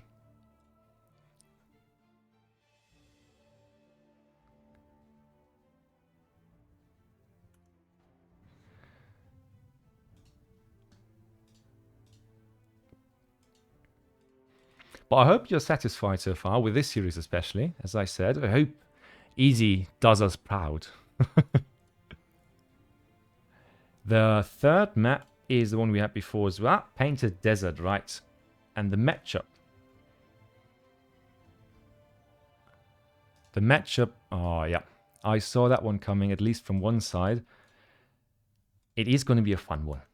Again, one of those matchups where the different civ dynamic, the different civ function forces either early aggression or decent timing or just pure mayhem. One of the three, it always is. We've got the Dutch from Minimoult on the one side and India on the other side from Easy. One of his first strongest civs, and I mean Minimoult, I don't think there's a civ the guy can't really play on decent level, so... Max Beastie, nice to see you in chat for the first time. Hope you enjoy the content and hope you enjoy the series that is about to go down. So, Dutch or India? Good question. Hopefully I can force one of the mods in chat to go on and cook up one of those nice predictions where people bet all their hard-earned ESOC cash and just lose it to a disconnect win or something.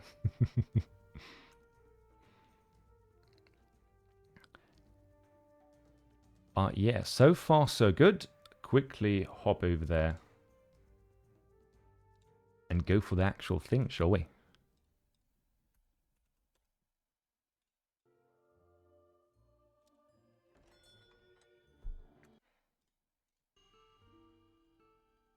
Predictions pointless. Change my mind. No, they're not pointless. People always invest their points.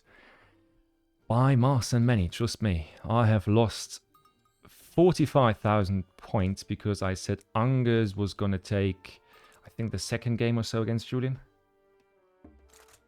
My god, someone turn down the graphics. Oh, sorry, I can't. I'm too technic noobish to actually do something about the graphics here. I'm really, really sorry.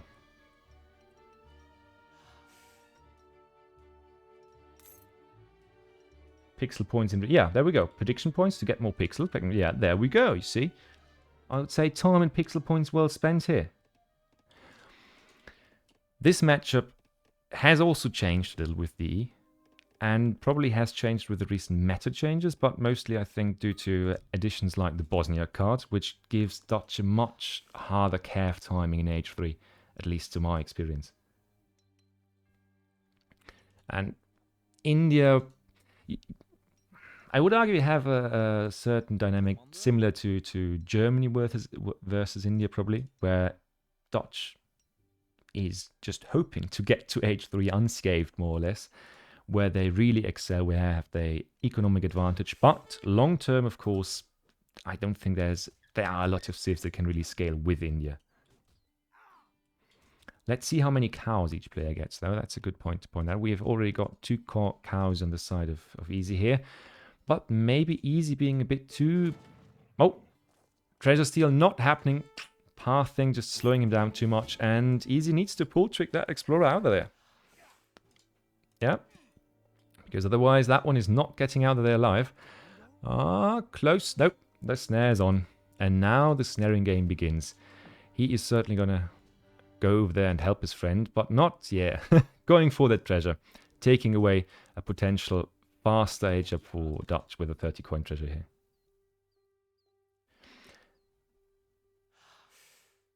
Painted Desert, the best map in AO3. Don't agree on that, but I do know that is meant as a joke as well. Merchants, by the way, that's also a legacy, untypical change, if that makes any sense at all.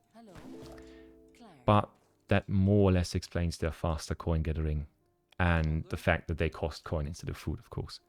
The question is, can Minimoult go through to H3 without losing too much? And oh my god, 4 cows of the 8 on the field. One is over here, so Easy can't have more. Yeah, 2 cows. That's all. That's all that India gets this game so far. And 2 cows is not terrible, but not great either if you consider that that is... Yeah, that's basically a bank, or the food half of a bank sitting there in cow's form.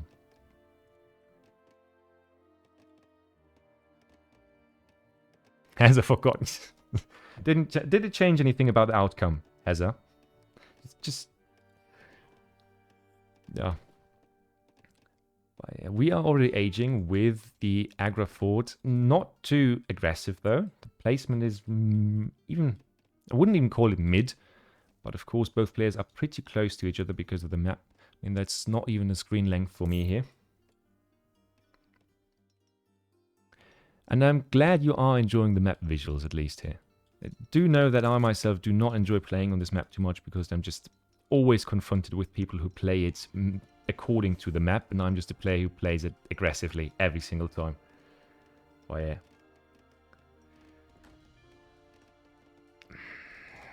We see a market from India, so we are probably not going to see the one of the classics that sometimes happens here, which is the 12 Sepoy rush or 7 Sepoys for sour for early aggression. The question is, what is Easy going to do then? What is he going to do to stop Dutch from just going absolutely crazy with banks and economic reduction and then going to third age where the Skirm Goon, early mass especially, is just almost unrivaled here?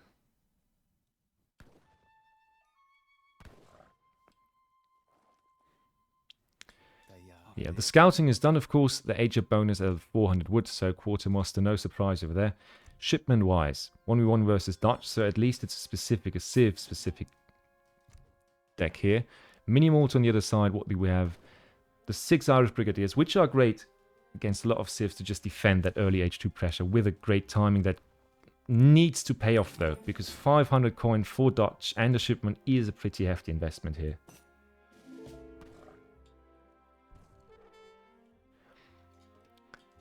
You are over there, yeah. The first herding is going on, so, or the first forward herding, should I say. At least this one's going in a bit better direction than the one Swisherguts did, where it more or less shot the herd towards his enemy. Well, stuff happens. Dutch going for a defensive bank after the 700 wood, so the bank wagon coming in. More of a safer option instead of the 600 wood following it up. So Dutch is probably counting on aggression from India going in there. I think it's just the foliage rather than better graphics in general. I can certainly switch it up after the next game and you guys be the judges of that, whatever you prefer, because in the end, it is mostly about getting you guys happy and entertaining everybody who's here properly. Fourth bank is up before the first aggression shows. That is pretty damn late. I don't want to scold my friends here, but 6 sepoys with 4 banks in place is, yeah, late.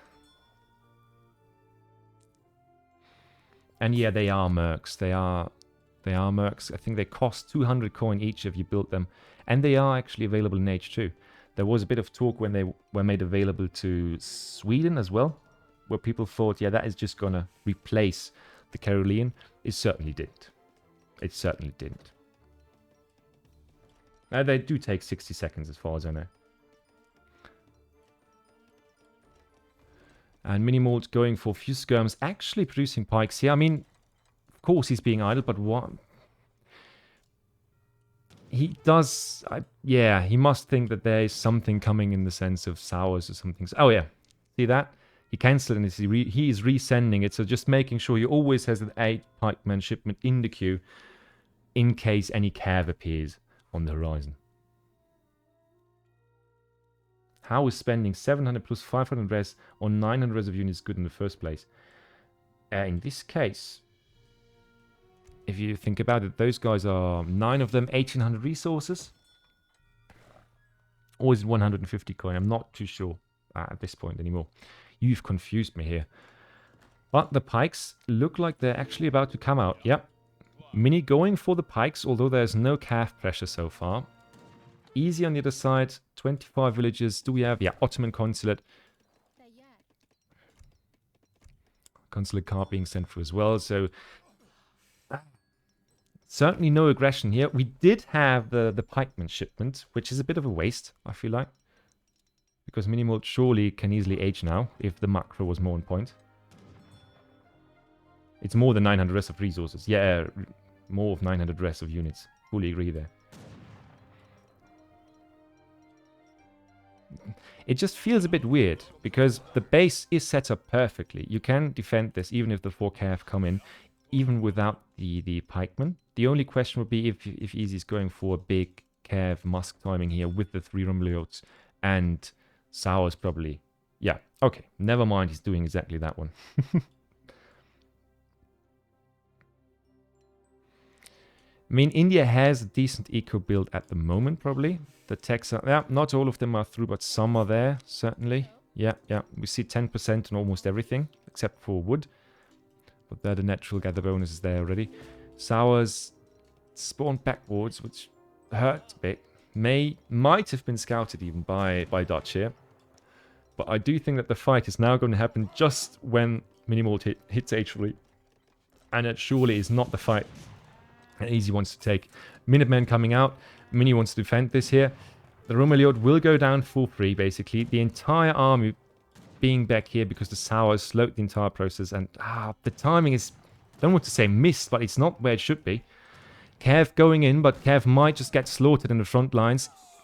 Especially if Wills are being focused here instead of the damn heavy infantry. And that's, I mean, of course, a few of the pikes die, but that skirm militiaman combination is easily enough to take care of all of these pikemen. And now it's just running and gunning. You just kite that shit until nothing is left of that sour mass, sepoy mass. And the score lead should already speak for itself. That is not the timing that Easy was looking for, and that is exactly the timing that Minimoult was looking for. And now, the better version of the pikes, the Return Reuters coming through as additional anti-cav. More skirms being produced, H3 easily achieved. Economy beyond measurable, basically, from Dutch here. And India, yeah, aging up now. After losing the entire army without doing too much damage. Difficult spot. difficult spot here. Yeah, just so many useless sepoy, just so many wasted sepoy especially. If you know that you won't hit the timing, you might be better off just saving them and upgrading them in H3. Then you at least have some sort of army there. But the question is, how does Easy progress from here? We do have some Azaps there. They could actually prove vital here and could take out some veteran Reuters pretty easily with their multipliers. Have to shoot though. Well, at least one. Some damage done. But the Skirmagoon of Dutch is just pushing forward, and the age up from India is of course super slow here. I mean, how many do we have building it? 8, okay. So it's as fast as it can get. But it might still not be fast enough. Good trades here though.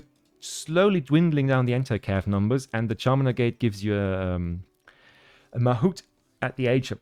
And that one might be able to provide the cav HP, the snare, that is needed in this situation. But I don't think we see any other army units here, any other units at all, to be fair.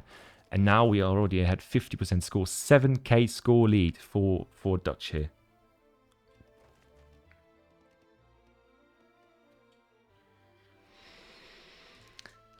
Skirmagoon on the way. I mean, Minimoult leaning back now, probably waiting for the H up. Yeah, I think that's what this is. Just waiting to make sure that you're not getting caught under the Mahout with your skirms, which even with this lead can be pretty hurtful, pretty devastating to the army numbers, because you need the skirms. But picking off a Vil, the Goon trying to get picked off itself, some Vils evacuating so you don't have all your economy idle in the TC, more Vils being shot down by trying to build something here, and the otherwise famous and feared Sentry Pop, which makes almost all fights on the TC for India, China and all those civs super hard to fight, dies off before any support comes through. Mahout dies off as well, so we just have a huge number of Reuters, of skirms fighting the last surviving parts of the India army here. And even if there are some Gurkhas in the back, those guys don't really do too much good if they're just over there taking shots. And if we see any cav, well, at least no melee cav so far, but still, it's no question who won that fight. Losing another villager and now being found out over here without an option to defend. That's GG from Easy. Alright, I have to quickly oil my voice, I'm sorry. But I do think that, yeah, the most important aspect of that game was just the missed timing by India. Deciding to go for some half-half build with some aggression and some economic growth. Not focusing really on either of any.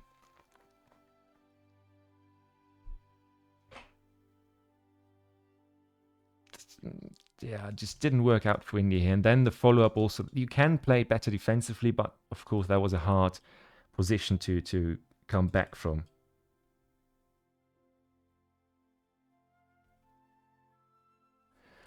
All right.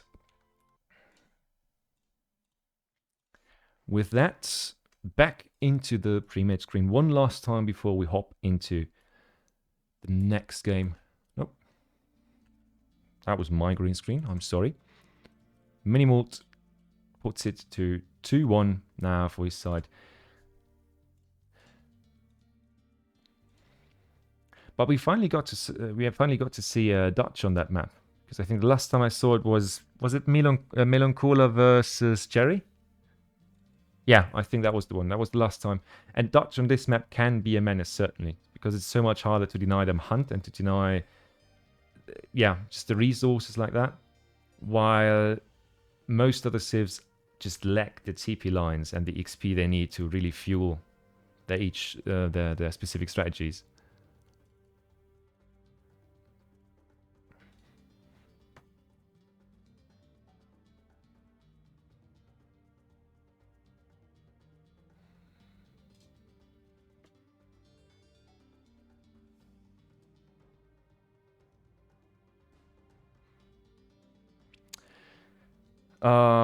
Harrison just saying, are we not able to watch Minis China this tourney? Dang, yeah, because it was banned. That's the issue. So I think that was one of the first questions that was asked in a bigger group chat when Easy found out he's playing Minimoult. He just asked, yeah, what's the main? And everybody pretty quickly agreed that China is pretty darn good for Mini. So no China for Mini in this tournament. Or at least not in this series. Did Ungurs win against Swisherguts? My friend, it was a pretty rapid victory. Before I lead you guys into the next series here, into the next match of this series, I will quickly take a minute off screen, minute off time to go to the toilet.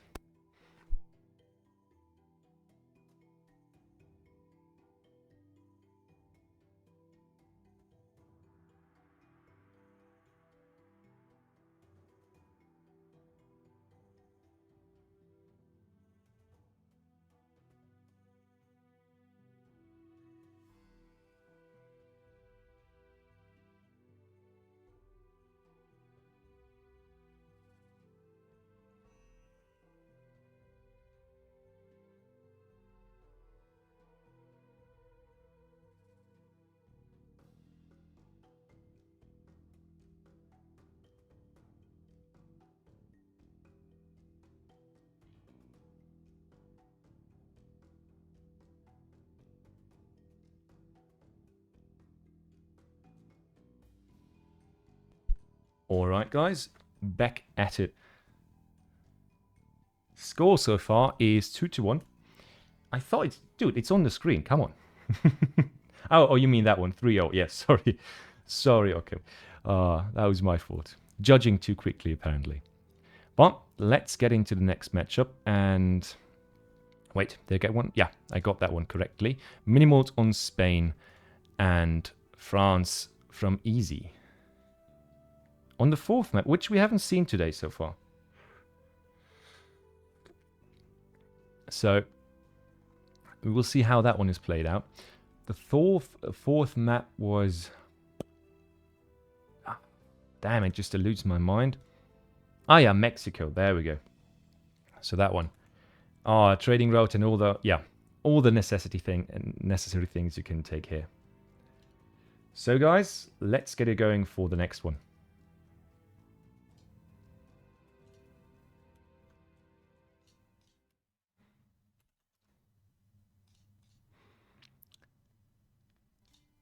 And on we go with this series. Minimoult versus Easy in a group stage of the ESOC Winter Championship.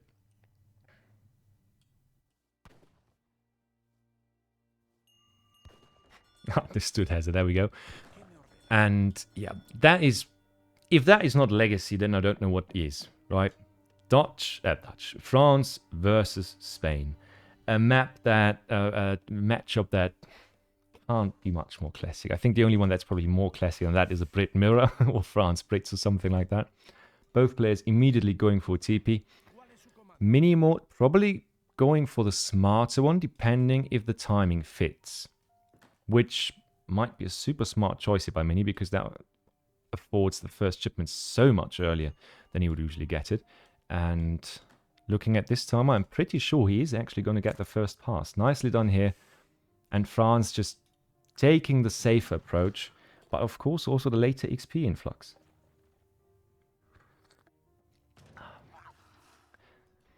Hazard, if you're asking, I think... Oh, yeah, well, Harrison, you can of course tell him yourself here. 12-10, no, it's not going to be one of those. We are seeing some wood being gathered, so probably 15 or 16 village up as far as possible.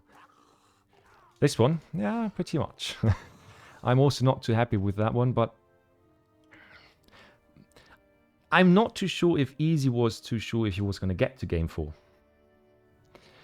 And now that I think about it, yeah, I do think that I agree with Hazard, because you could have taken the first one and would have gotten the first pass pretty surely. That one might have been the worst one, though.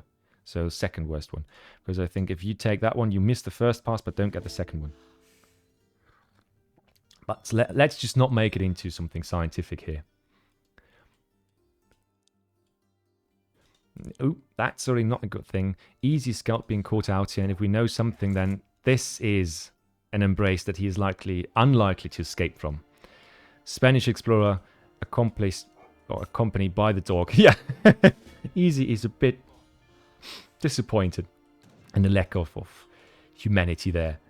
Or this poor fella being cut down by the dog and the explorer.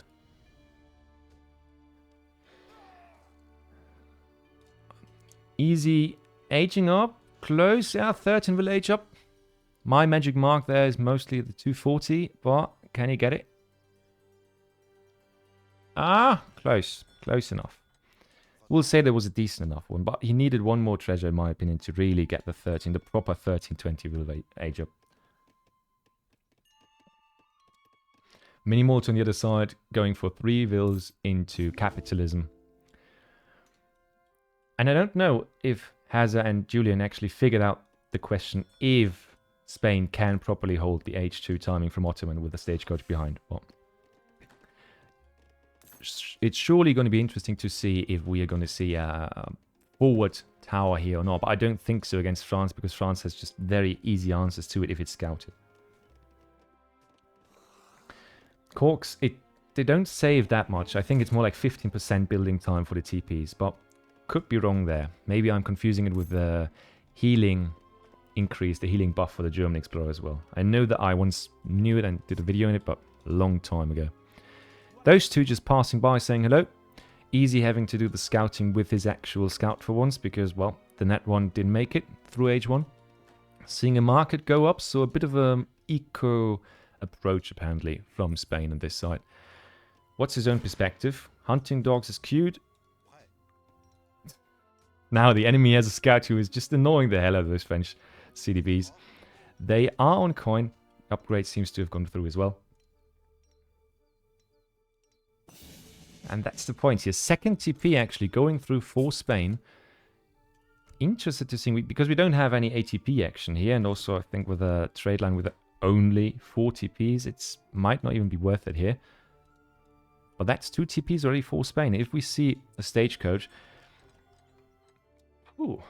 The question is Minimoult going to go for an H2 timing or for an H2 economic play? With the governor, tower stays in base or forward? Show us, boy. Certainly forward. Probably going forward to this TP, holding the position and having another building for line of sight and general pathing things.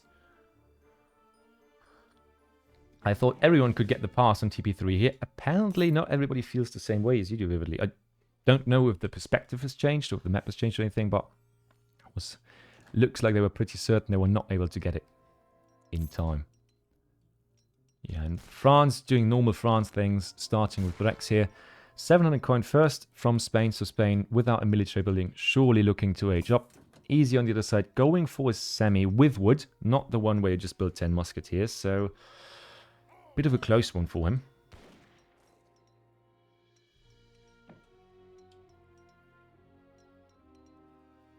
Isn't there a chance of Cree natives on this map? I don't think there's ever Cree on this map. I only know Apache, Comanche. The new version of what once was Inca, Quechua, if I'm not mistaken. And Zapotecs or something. But yeah, it has certainly changed up a bit just due to that. But I don't think the map layout itself changed. Musketeers coming out. Second batch, not fully. Not a full one, because the house was just a teeny tiny bit late. The question is, are the muskets enough to deal with this tower? We are aging up with Spain with a scout, so four Hus are coming out of that one. 5 Vills being sent in transition. That's probably why we have the double trading post, so there is a shipment ready when you age up. Comanche, help me with that one. Please do help me with that one, because that is...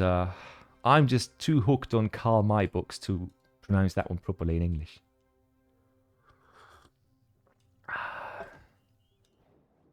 Crabgot, maybe you are confusing it with Dakota, which is a bit similar, right? But greener, of course. I think the main issue here is the coin mostly, because you don't have a second mine safe in base. But they are sprayed all over the place, mostly on the sides, and they're easy to contest. So that is one of those maps where you often see people run out of coin and switch back to crossbows instead of skirms at some point. Age up is pretty far along. That trading post is going to go down though, and Easy did not contest that tower here. Did he scout it though? He certainly did, but just didn't feel safe attacking it apparently. Aging now himself, while Minimoult is almost through, and has a shipment in bank, so that one already paid off more or less. Yeah, but I mean, that Dakota also has a 4 TP stagecoach, or 4 TP line. That is the basics there. Some H2 or some transition rods apparently to just bolster the numbers here and bolster the heavy infantry numbers for Spain to have something on the field. Probably get a good catch on the musketeers if an engagement ever happens. Cav spawns forward. Is gonna, I don't know, is gonna be intercepted or intercept the musketeers maybe, or is just gonna walk straight into that poor CDB. Even with the great code on it, that's very low chances of survivability here. For the Spanish gold coming in first, I haven't seen that in a long time as well. I think I only saw some, yeah, usually you often don't come to that point where that's possible. Few dead rods over here, so getting caught, actually saving the trading post, which is great for easy, but at the same time, as I said, that one, I don't see, oh, pull trick, there we go, come on. This time I'm not biased for easy as a player, I'm more biased for Civ, France here, and then CDB situation. But yeah, those goons coming in clutch, just killing one skirm here and the entire cav being killed off here. Some great trade there, but at the same time a back and forth in the middle of the map. So hard to really determine who took a better entry into H3. We surely are going to see a switch to skirm goon with artillery behind apparently. No skirms being built because not enough wood in the bank. That's a bit of a miss. Misfortune. Yeah, bit of misfortune here. And I just don't see how France, if they don't have a good timing here, wins this with the economic advantage of Spanish gold behind if they don't do some great clever play here. But France also has taken a second TP. Still no stagecoach upgrade because both there know they would just benefit the other player as well.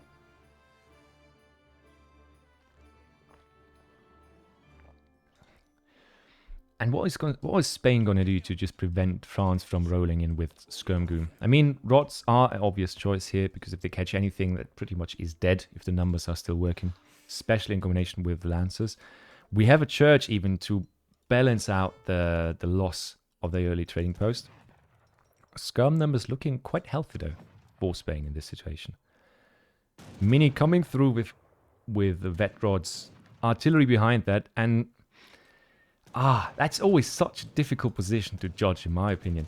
Because when you have falconets on the field, you push a position that can receive shipments. And then you fight there. I often see the one that ships the Falks forward winning this fight, as weird as it sounds. Because you can just better anticipate when and where your Falks are going to pop and how you can make the most of it. Some goons going off to the right side, probably trying to deter their... I date my double cousin. I mean, at least Minimoult is consistent. He keeps it in the family. And that last shot. Never mind. Saved by probably the brothers of his double cousin or something. And now double Rex production. So we are apparently seeing full infantry mass by Minimoult against easy skirm goon composition, which especially, yeah, the cuirassier switch is probably the wrong choice here. Well, I don't think that easy expects that many rots in the next fight. Question is, I mean, the rots do have 40% melee resist, so they might be, if the numbers are not great enough and if the artillery volleys are not great enough, that might just be easy's demise here. Quickly check what they see. Yeah, first shot is being taken. Mini sees it as well. Pulls back, pulls forth. Ready as his falconets. Imagine if those guys would have stood there instead of the infantry. That would have been one juicy start to the fight. Falconet fight happening, and the Falk war is going everything but well for France here. I mean, one Falk is going down, but that really tiny mass of cav is surely not going to be enough to fight this. One Falk alive for Minimoult here for Spain. Spain pushing further. The problem is that the army of easy, if getting caught out by the rots, is just a walking target for the artillery. Is a walking target for the veteran skirms, who would by far outnumber the French army at this point.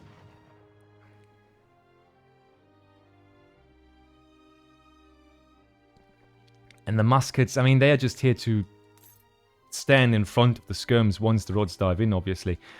But still, so many muskets and so little skirms. And Easy's still getting shot at all the time. I mean, even if it hits the veteran cures, it's difficult to fight this. And the Mars is getting better and bigger, but can you fight this in the position that you are in here? Running around the rods, not great, taking a lot of hits there.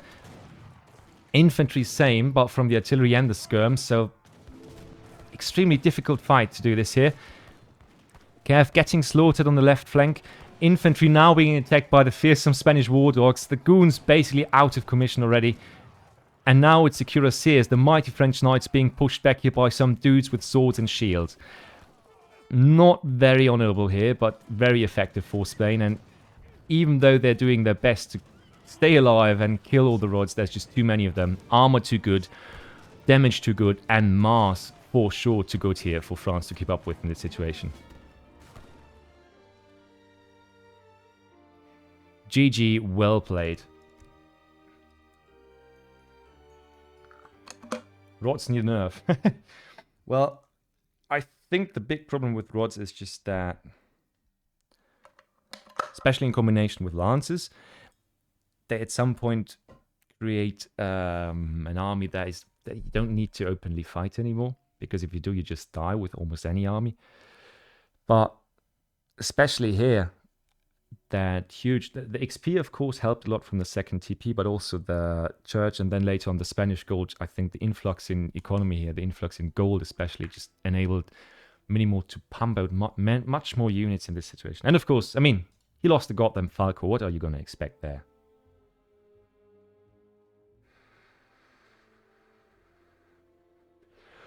I hope you enjoyed the series so far. We actually passed the 200 people line, so I'm pretty glad to have entertained all of you so far. We are probably...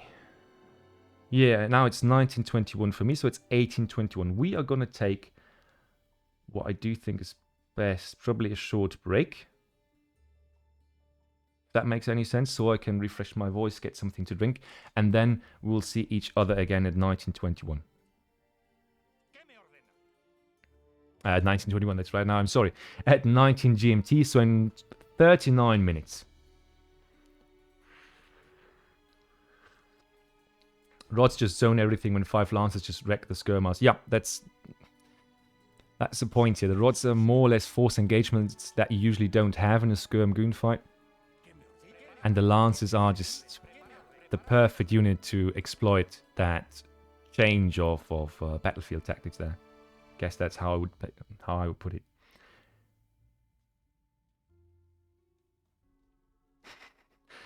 I put 11,000 on Mini and got 11,000 return. Talking about really bad odds. I'm sorry, Spanky, you didn't get your money's worth there, quite literally, for those points. I hope you guys overall still enjoyed this series. I hope you enjoyed my casting here. And to wrap it up, hop into the overlay screen one last time for at least this streaming section. And we are going to be back with more right after the commercial break, I guess. But Minimoult taking it solidly with a 3-1 victory. Still, I'm pretty impressed with my friend Easy's first game, and I'm happy to have casted this one. Looking forward to the next series we're going to see from both players, actually.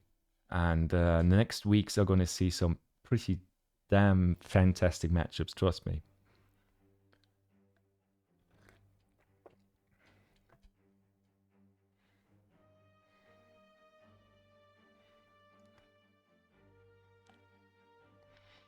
How did that happen when Spain get only nerfs except for Cap and Might? I don't see how Spanish or Spain just got nerfed. I know there were some nerfs included, but they also have a much wider variety of options they could go for. Now, I mean, Marvelous Year alone is something that enables Spain to actually go for a boom, which has not been heard of before DE times.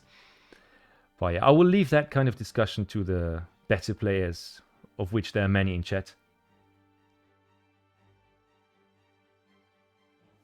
Dogs, Lancer, Spanish Gold. Yeah, all of those have been nerfed, but also some things have been adjusted. Don't forget about that.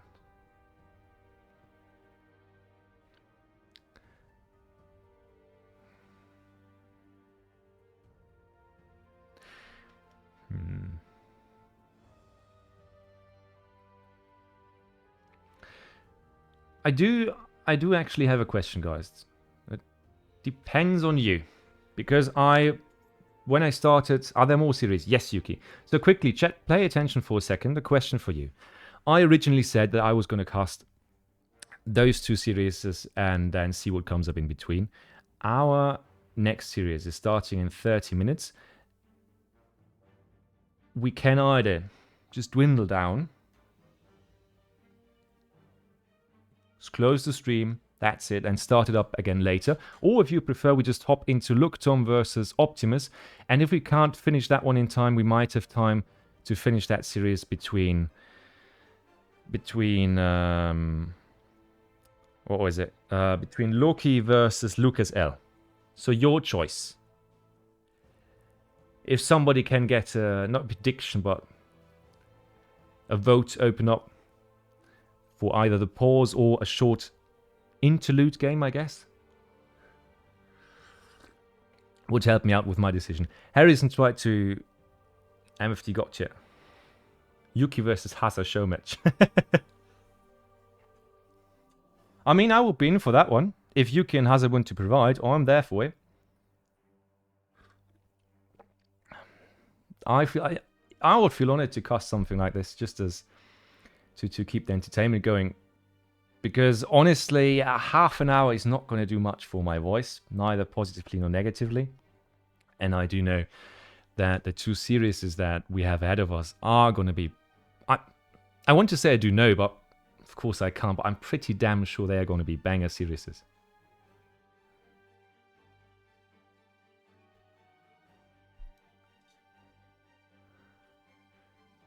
So I really like to see Soldier play again. Yeah, don't worry, that one is one we're absolutely going to see. Soldier versus Rohbrot is the one that comes last, which starts at 20:30.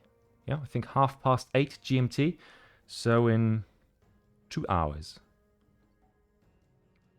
Will we see GUA again? As if you would know the difference now. Is this coming up on YouTube? Everything we are casting here is going to go up on YouTube. I promise you that. I can personally promise you that because I'm the poor bastard who can upload it all. What's the next series? Well, if we have nothing going on from your side, so if neither Hasa nor Yuki are willing to play as a small show match, yeah, we can look at... That is not what we're here for, though. That you can do in your own free time.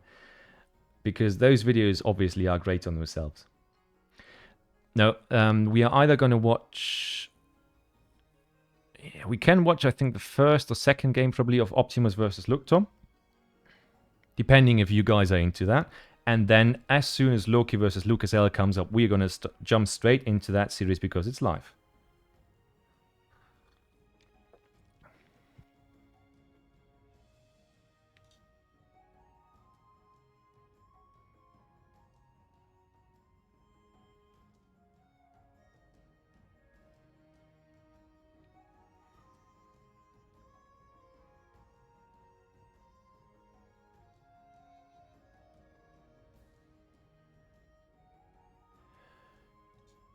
Alright, since I still see you guys debating, I just think we are quickly going to hop into... Yeah, what should we do? Thank you very much, Gix.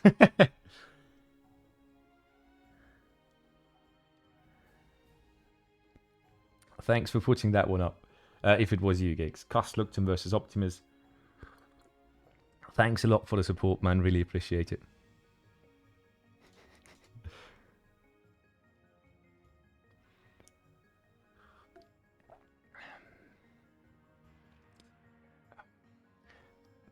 Harrison was the smarter one. He tried to talk me out of it, and now I'm sitting here with half an hour left between the games saying, just screw it, just play the game anyway.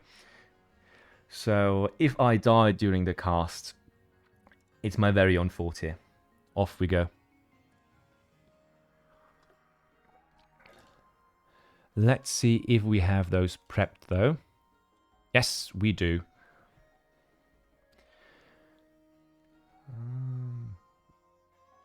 Please excuse... yeah, no, I think I can set that up a bit prematurely, though.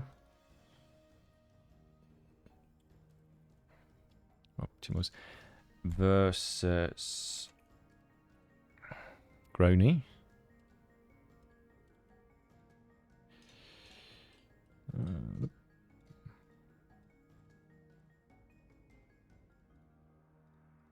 And the only question that I have right now is what the bans were, but I can look that up in a second. We are gonna reset this whole thing. But just for now, I'm gonna keep Easy and Minimoult their stats up there, because it's a bit difficult to set that one up as well. So please do bear with me. Yeah, Callan Apex, first it's Easy, now it's Grony. We are getting into the next series here, just as an interlude for the next one. So we have something to watch, actually.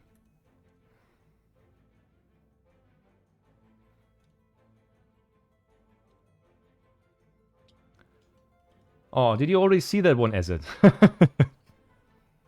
So, Optimus in the first game on Saganay, actually starting with Hononoshoni, and Looktom starting with Brits. Oh, what did I write? Grony. Yeah, I'm getting confused here. That's my bad. I'm sorry, guys. Jesus Christ. Oh. That happens when I talk too much and do too little. There we go. Optimus on Hononoshoni. Looktom on Brits. Thank you very much for clearing that one up. All right. And into the gameplay we go.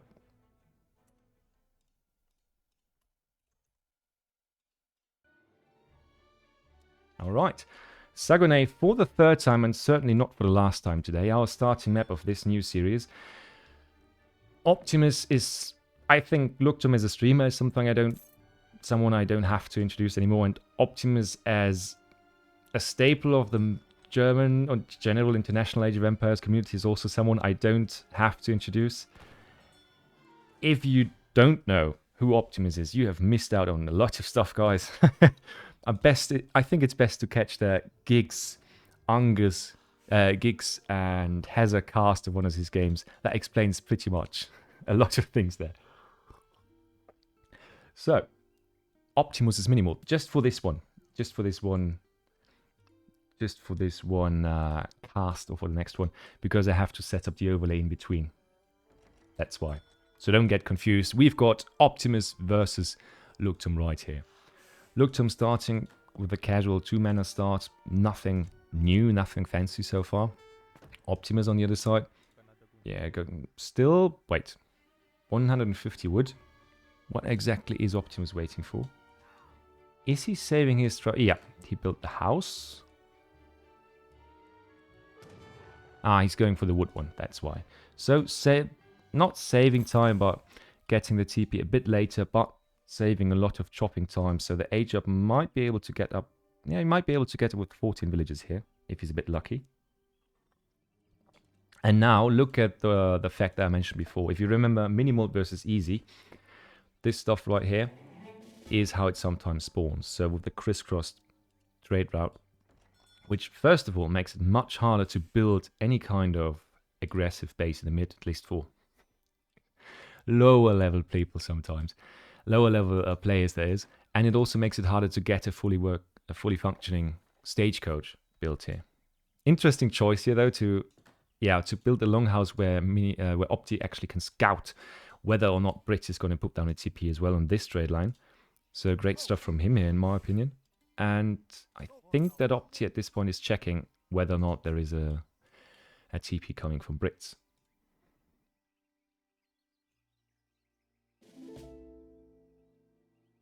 Jesus, discussion is going hard a bit, isn't it? Oh yeah. We see Opti taking the next treasure here. Taking a bit of damage, could have kited that one, but with the Brit Explorer being on the other side of the map, it's not too dangerous. The question is if he knew or not, though. And 100 food. Wonderful treasure to take for Hononoshoni here.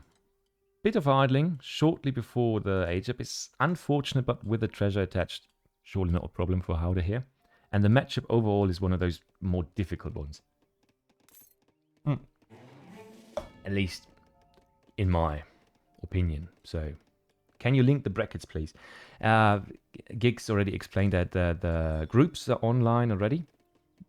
Sadly, we don't have brackets yet.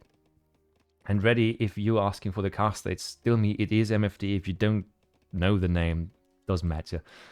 Just some Austrian dude who enjoys casting time from time. But yeah, the age up 4 Haudenosaunee is a messenger, fast edge. Are we going to see an H2 play here?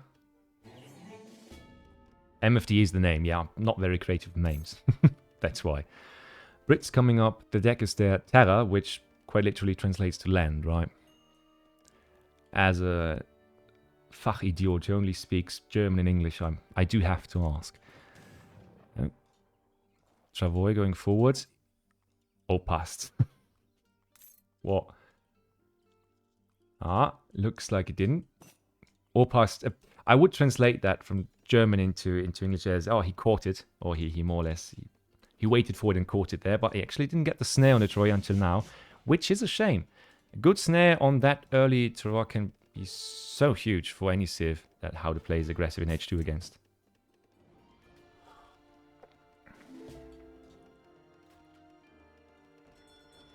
They seem to always be crossed recently. I get your point, but last game that we saw on this map, it actually wasn't crossed. Maybe the percentage is high, but oh no. He's not really. Looktom trying to wall in the Explorer of Optimus. I mean, it's Optimus, so he's not going to stand there for 5 minutes and wait for you to wall this entire thing off, but I think this is a serious attempt at denying any early siege damage on the tower and at making it harder for Optimus to siege the damn thing. It's a bit excessive. Yeah, last series they weren't crisscrossed. Yeah, that's what I wanted to say. Risotto and chat, nice to have you here.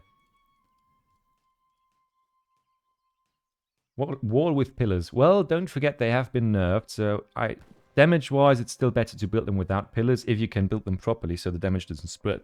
But if you take those away, a normal wall only has 1000 HP. So don't forget about that fact as well.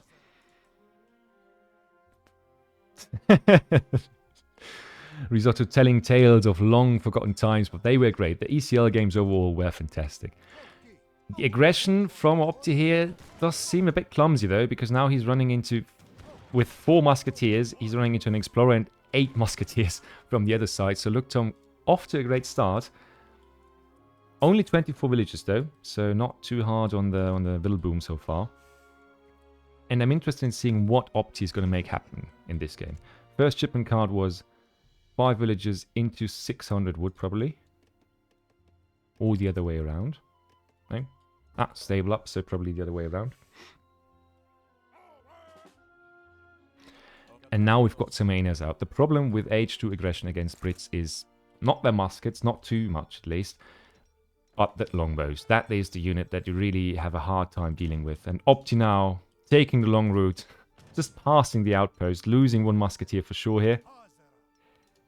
And I'm being proven wrong. Damn it. The hunting or the herding here is... even for Brits who usually have hunts that are a bit outside of the base, that is not a good job here, because if Optimus ever gets the upper hand here military-wise, then those settlers are going to be denied this entire herd over here without too much chance from Brit to regaining that easily. No need to push Brits on that map. Yeah, because you're easily out of hunts. But... oh my god, what is this? Is Looktom just trying to wall in a safe hunt?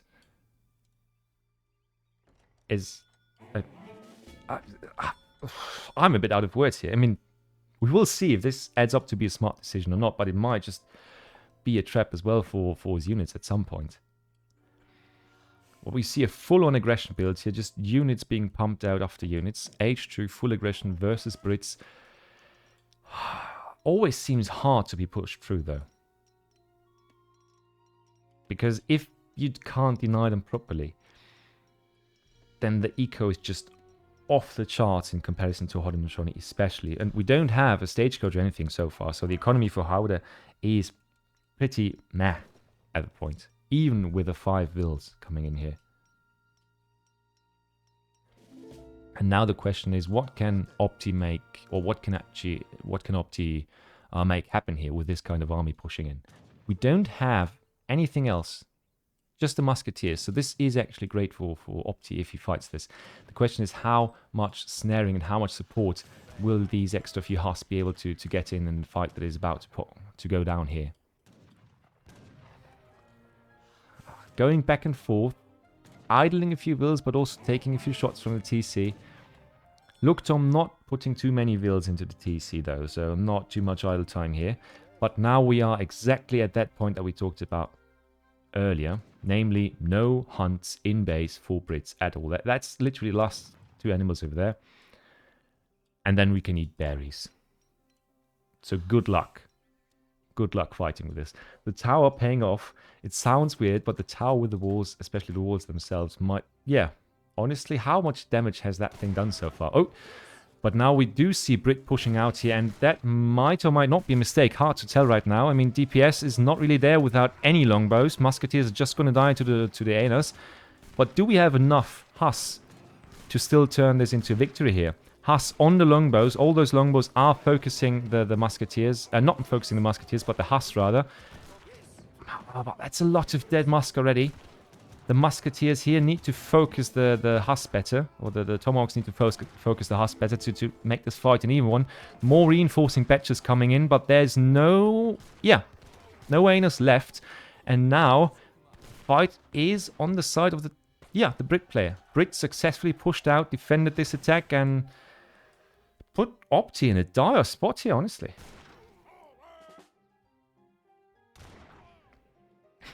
Harrison putting it in the word... Yeah, and the simplest statement I can make here. Picking Brits on this map is brave. It is brave, but bravery and foolery are pretty close to each other sometimes, aren't they? And now, reinforcing batches coming in from all sides, but those are Brit muskets. Oh, without any ups, though. And we see the mythical 700 foot coming in for Brits on this map. Sounds scary. It is scary to see if you are the Brit player. But what else can you do in this situation? Muskets still fighting. Optimus popping 5 miners, and that's the signal. Looktom needs to retreat here because there's no chance in hell he can fight this. I just realized Opti has not sent the Carnier Horsemen so far. No ups either, so just units and resources. We have no wood upgrade so far. We have the hunting dog, surely. Yeah, we do. We had that pretty early, didn't we? Aenas are suiciding. Just walking in there, all on one spot. And that is Brit losing their advantage they just had. Should have tried and just expand the eco. Just get another wall down over here probably and make that one safe as well. But now, Brit is being pushed again. The question is, how much backup force do we have here? The Aenas are doing a great job, but there are not many left. Musketeers on the field, still no ups on neither of them. A harsh fight there. But the problem is that that's the one job I think Tomahawks do pretty darn well. Fight cavalry. So the investment in cavalry here is... I don't think it's a clever one. And I don't think it pays off in this fight at least. Before, yes, because they were able to more or less even the playing field, even with so many Aenas on the fight, or in the fight. But those Tomahawks cleaned the musket mass from Brit pretty easily. And now the Brit settlers have to pull back or be killed in action. Yeah, and everyone and their mother is on berries right now, from at least for the British player. Haudenosaunee now coming in with the first infantry combat card. And now with the Vilpool, with everything, it's actually Haudenosaunee who gets slaughtered on this side. And if they try to retreat to the left, they will find out that there is a wall that they cannot easily pass through. Reinforcing batches of musketeers. One villager that was probably sent here by mistake. I know that. Shipment points and TC points are sometimes confusing. But yeah, the entire army here being killed off again. And Looktom doing his best to survive this. What's up, Tom? Let's go. Oh yeah, we've got some pauses in between. Alright. Thankfully we don't have those in-game. So I love that. 37 settlers to 38. So something... A lot of settlers were lost over here. And also only 110 population space for Brit here. So a very un-Brit-like scenario to see them play without manor houses galore. I mean, we see the defensive wall over here trying to secure that hunt. But there's another will that's going to go down. Quick question, though. Do we actually have... Come on. Yeah, at least we have steel traps. Would have been quite a disaster to not see steel traps in this situation. We have... Nope. No gang saw, and we do have the first coin upgrade. So at least those basics are put down right. But still, speaking about economy, I don't think Haudenosaunee is far off at this point. Chandler, here's my idea to buff Brits. Allow them to delete Menace. That sounds absolutely crazy. There is a fairly good reason why that's not the case. But hey, make your own mod. Try it yourself. I do saw a game once, a team game, where they actually deleted all the Brits Menace with mortars. What's it called? Weapons silos or something? Pulver? Oh, you know, smoke buildings. I can't remember the word, for love of God. But basically, they blew it all up and rebuilt them again, which is a huge investment, but still putting out a lot of vills. I just don't think we need that addition to the game. It's fun enough sometimes as it is. Another push, huge one again. Musket Cav Mars against mostly Cav, which is just a choice that doesn't pay off really. At least in my opinion for Looktom here. More Cav coming in, but where are the muskets? Okay, never got their minds. Actually, a trap being set here. And the question is, who is the trap person here? Is it actually the Brit player who will get slaughtered in his own trap? Or is it Haudenosaunee who will get cut down by these reinforcing batches? The Explorer is dead, so the 10% HP aura is down already. We have HP upgrades and attack upgrades, at least on blue here. Only HP on the muskets, but still, it's muskets against tomahawks, and tomahawks not that great of a musket unit. But the fight still looks a bit better until the Whirlpool comes in and the reinforcing batch is on the way.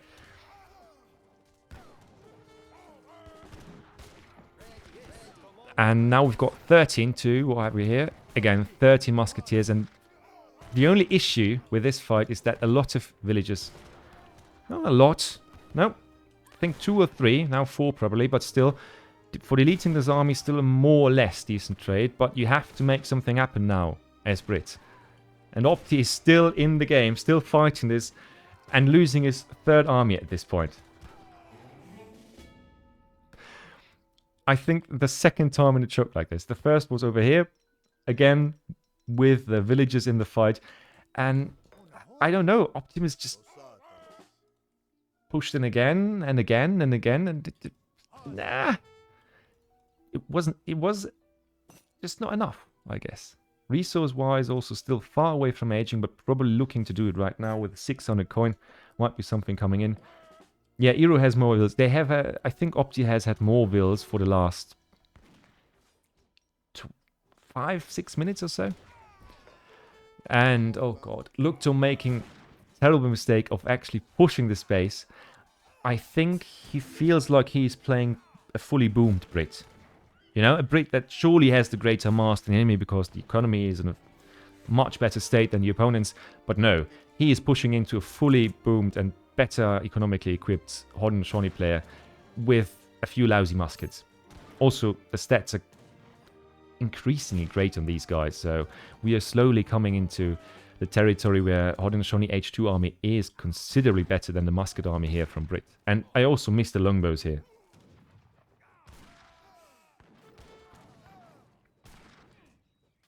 If Wingardium 24, I do ask you, my friend, don't give our players any ideas. I have casted loads of walled, to the death walled games, right? Where you have longbows, walls, walls, longbows, longbows, walls. It's not fun to cast. It's not fun to watch. So even if this is not the peak of micro over here, first fights were much more elaborate in my opinion. This is much better than walls, longbows. And we actually see the age up from Haudenosaunee in this point. Looktom, in the meantime, getting the damage bonus for his musketeers. Doesn't have a lot to send, apart from that. Longwall's wall, best composition. Yeah. What happened bottom right? So did I miss something here? 44 villagers to 44. Then we certainly missed a big raid. Because I don't... No, wait. Looktom probably just built houses. No, did not build houses.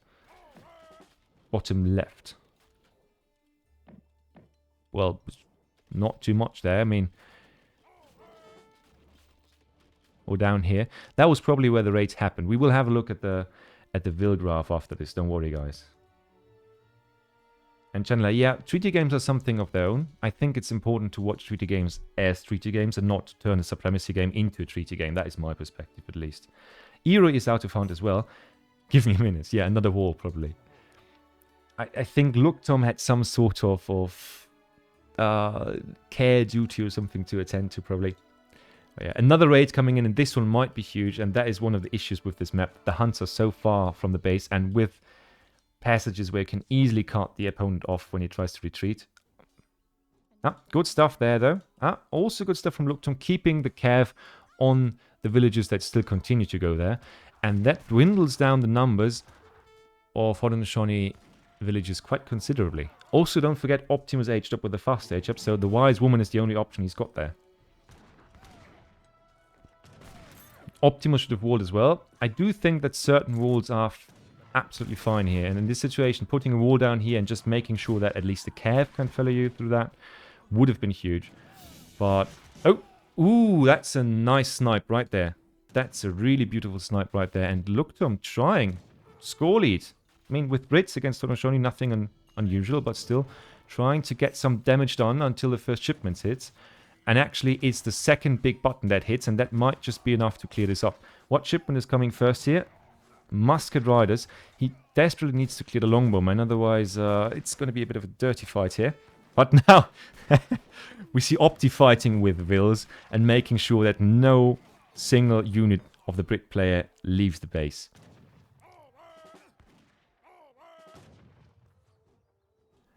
Yeah, and the resources are going to help Opti to stay alive, but more raids on this side over here. We had 44 villages before, now we're down to 34. And the Brit players in 46. So economy, much better state now for Brit. The question is, can Looktom actually take advantage of this? Can he go for those hunts on the sides and all these things? That is the big question. Because if he can't, then all is for naught. Oh, getting some hits on the Musket Riders, but those guys are exactly what is needed against an H2 composition that does not feature any longbows to fight them back with. Because that is just harassment on its finest. I don't even know when that one has gone down, when those wars were deleted, but this tower is surely, the walls and the tower itself is the stuff of legends now. Opti, yeah, going for Skirm, Goon Mass, perfectly fine. Score is even though, which feels weird if you're 9 Vils behind. Brit has nothing better to do than sending Virginia Company at this point. Probably wants to get his boom fully fleshed out or something. But at the same time, it's a bit late to do that when your opponent's pressuring you all over the map, and that outpost is not MLT subway station / outpost / stable. That is, it's not going to save them for long if they just have to go into that one for some time. And that mass is surely enough to siege it down if necessary, especially if we have some reinforcing units coming in here.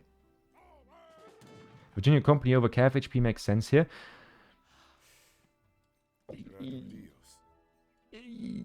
Yeah, well, I can't comment on everything that comes up here, right? Cav heavy composition, just a few skirms in the back here. The question is, though, can Optimus make a good fight happen before Brit is fully boomed out and has secure hunts and has secure resources? Because Brits with fully upgraded units in Age 3, longbows, economy, stable, all that, hard to fight. Really hard to fight. I mean, we see double Rex production already with longbowmen in both batches. And even though there is one single Kanya, those two Vils just standing their ground for whatever reason. Yeah, but Kanya tanking a lot of damage there, and the skirms tanking some more. I think if Looktom focused more on the elite musket riders, he could actually do much more damage here to the massive Optimus. Because if those guys go down, yeah, a single husk could be enough to slaughter all of those forest prowlers. And that's where the Cav HP would come in quite handy, wouldn't it? And now we see the big Cav switch from Optimus finally after 23 minutes of this game already. Which usually is, I don't think is...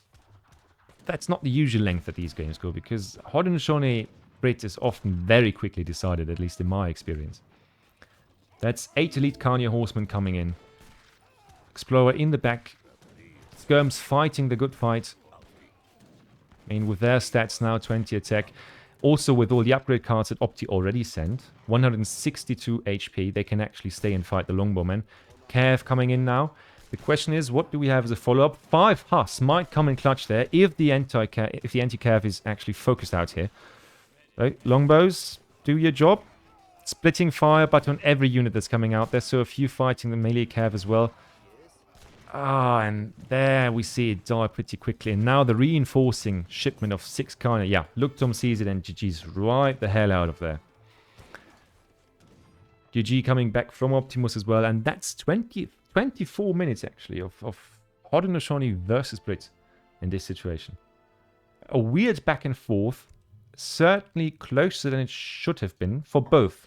I think both had the chance to play this much safer and make it much less close than it was actually in this one. But never mind.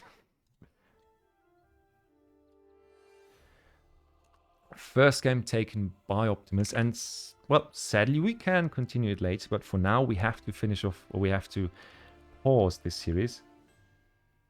And we will have to switch over. Is the title fight finished? The title fight was, which one was it? Ungurs, Swisherguts, Ungurs versus Swisherguts, and Minimoult versus Easy. Those are finished. But Angus, before you leave us, the next one that comes up is LukasL versus Loki. And I'm quite excited that I think I can publicly state that now. I'm a bit of a LukasL fanboy in the sense where I like the aggressiveness in his playstyle most of the time, especially Lakota, Haudenosaunee. I just like that kind of playstyle, right? And after that, if you guys are still not finished with watching Age of Empires 3 tonight, we still got one more to come. I don't know how long have we been casting so far? 3 hours about. Yeah, easy. Let's double that number. Now, the next one is, as I said, LukasL versus Loki. And after that, we have Soldier versus Rohbrot to finish off the series of this day, the cast, the stream, and the night overall. What German favoritism? I can say I'm Austrian, so it's not that. That's my secret trap card, basically, to revert that argument. Yeah, Soldier as well, playing Rohbrot, which should be a quite nice series in my opinion. Hopefully we don't see Spain banned there. Would really... I'm not saying that Rohbrot can only play Spain. I'm just saying that that is my issue here with the players banning the main series, because obviously it makes sense. But for us as viewers and casters, not so fun, no? Because then you don't really see all the players at their best, right? Well, never mind that. Let's hop into the mid-game screen, and I will quickly put you into the slideshow again, because I do have to set up the overlay anew. But for this one, we quickly hop back to just give that first point to Optimus, officially as well.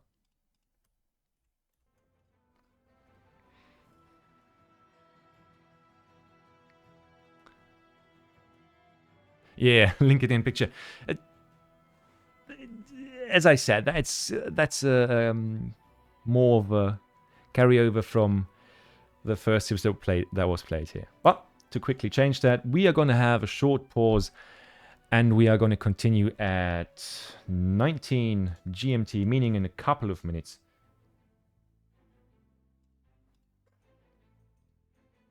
Yeah, they are already fixing the hosts and all that. Invite has gone out, so I will fix the overlay. I will fix everything. Give me 5 minutes, and then we hop into the game.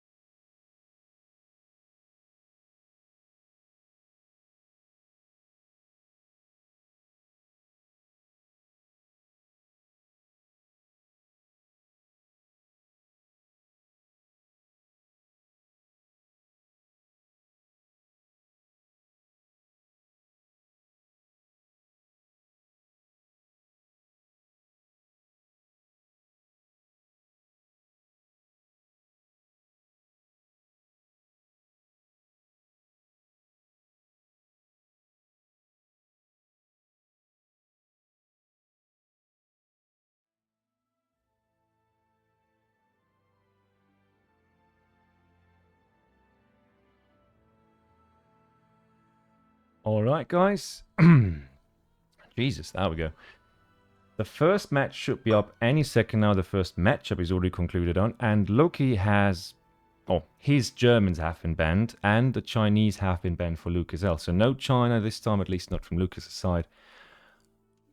I mean, understandable. Lucas has been known to play his fair share of China rather aggressively in all directions. Has dominated the German league for some time with his FI builds, back when that was the main meta for China. This matchup, again, a very classic one, and one we saw in... Which one was it? Brown Sound. Brown Sound versus...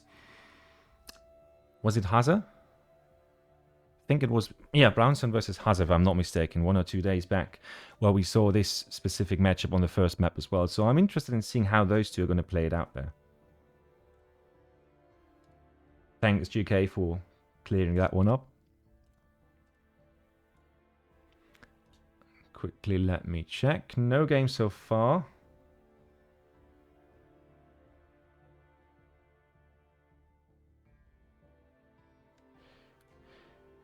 Yeah, Khalili, that is the thing. You have to talk to Vividly and a few others in the chat about that, because people were a bit confused about the whole setup. Some said that it's better to see, hey, Germany is banned for Loki, not by Loki, but for Loki. And China is banned for Lucas. If that doesn't make sense to you, yeah, why not mutual bans anymore? Just in this system, it's not done there. Yeah, it's player specific. Hope that makes more sense. No global bans. Thank you for clearing that one up as well. It's just the way that the tourney works this time around. Maybe things are going to get changed for the later stages. We will see about player feedback. Oh, thanks, Antiala, for following. Again, follows, donations, all that. Always appreciated. You guys are what keeps this alive. Maybe not global because fewer civs this tourney. Makes sense to some degree, vividly. Especially in the group stages where there still are players who might not be confident in playing all legacy civs. So, I hope that one...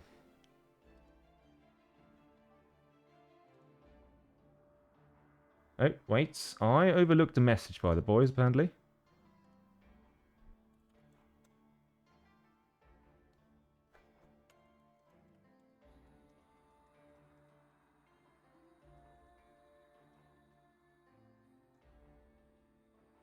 Oh, yeah.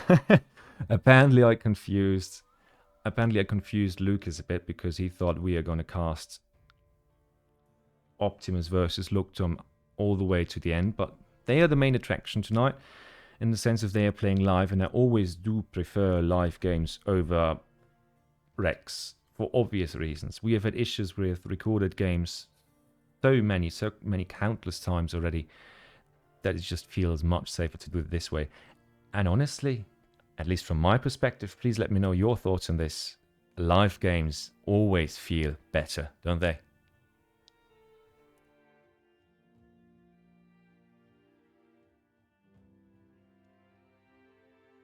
But huge thanks to Lucas for actually watching that, for listening up to me and making sure that I don't have to wait here until they are rehosted. I don't know if Lucas might or myself will get to play China this tournament. With the rules that are set this way, it's going to be a bit difficult. Where's Loki from? I actually don't know, sadly. I think GK and Josh know him a bit better, or at least Josh does. I'm not too familiar with him so far, as he, for all I know, is more of a team player usually. He's from the US? Ah, okay. Thanks, Minnie, for clearing that one up. Always relying on chat to help me out with these questions that I just can't answer as a player who's mostly familiarized with the German community around here.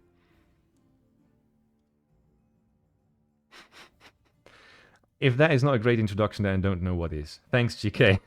Loki is a player from Florida and enjoys the free sheep market.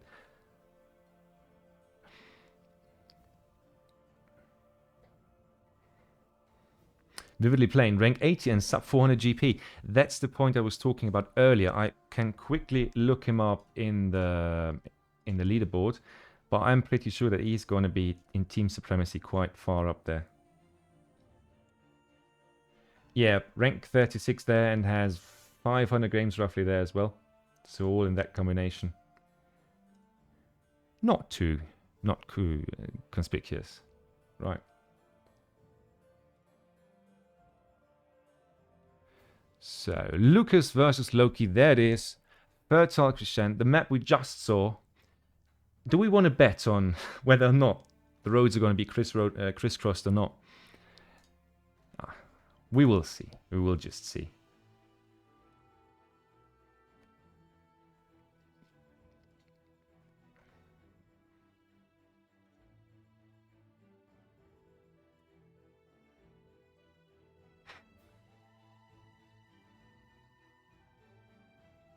And without further ado, into the into the third series of tonight, we are gonna go.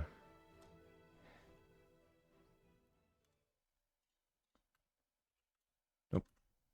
Now we jump into it, and game starting, voices ready. Hope the audience is still entertained as well. And let's get into this game. In the northwestern side, we've got the German settlements here. 3 settler wagons out, already distributed on the resources. Yeah, Lucas, come on. What was that? Sorry, I have to scold my people sometimes, but that was, for a German player, that was a bit of a weird start. The normal splitting is always 1 settler wagon on wood, building the market, the first villager herding, those 2 on coin. Now everything is as it should be. As a German apprentice myself at the moment, that felt really disturbing to watch. Now on the other side, Loki in the southeast with the French. The matchup itself is also one of those really classic ones that I just love to watch, because most of the time features very frontal approaches, very aggressive plays or timing oriented plays that do feature a lot of micro, a lot of these nitty bitty grids that we love so much about the game most of the time. 3 settler wagons and wood, 3 wood treasures, and still didn't get enough wood for hunting dogs. Maybe he's nervous because I'm casting him. Could be. It has never happened before. Now, he's now getting the 70 wood over here. Already has enough for everything he needs. He has the house, he has the hunting dogs, he has all these good things. But it is going to go toward the first TP that we will build on that map, and a TP we certainly will see. We did see Swisherguts on this map getting quite outplayed by Ungurs, who managed to catch the German explorer off guard and thereby deny the H2 or transition TP that you usually see from Germany. Well, I don't think we will see this from Lucas in this situation over here. Oh, Mother Nature, sorry, we don't want to see that one. Yeah, CDBs looks like a 14 villager, but a close one, which feels weird.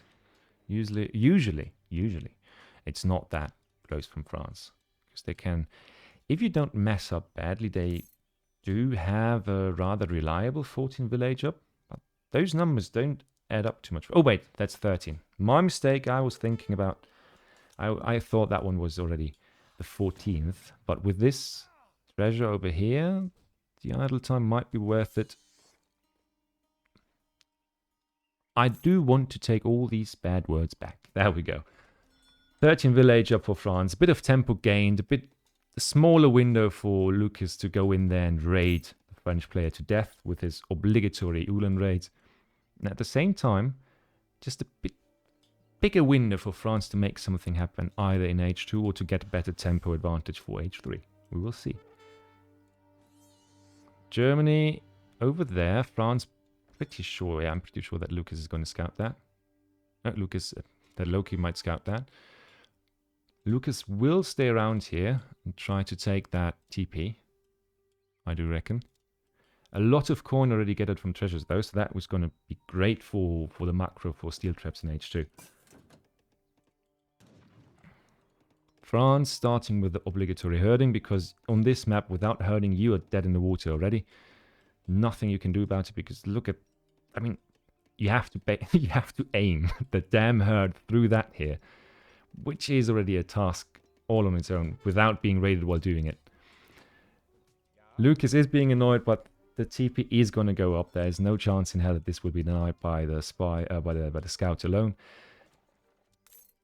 Loki almost up with the quartermaster. We see forward CDBs, so he will try to put pressure on Lucas and to make some, yeah, to pull off some early aggression and hopefully either deny the age up fully or at least do enough damage to slow down the huge bonus shipment value that Germany gets with the H3 shipments.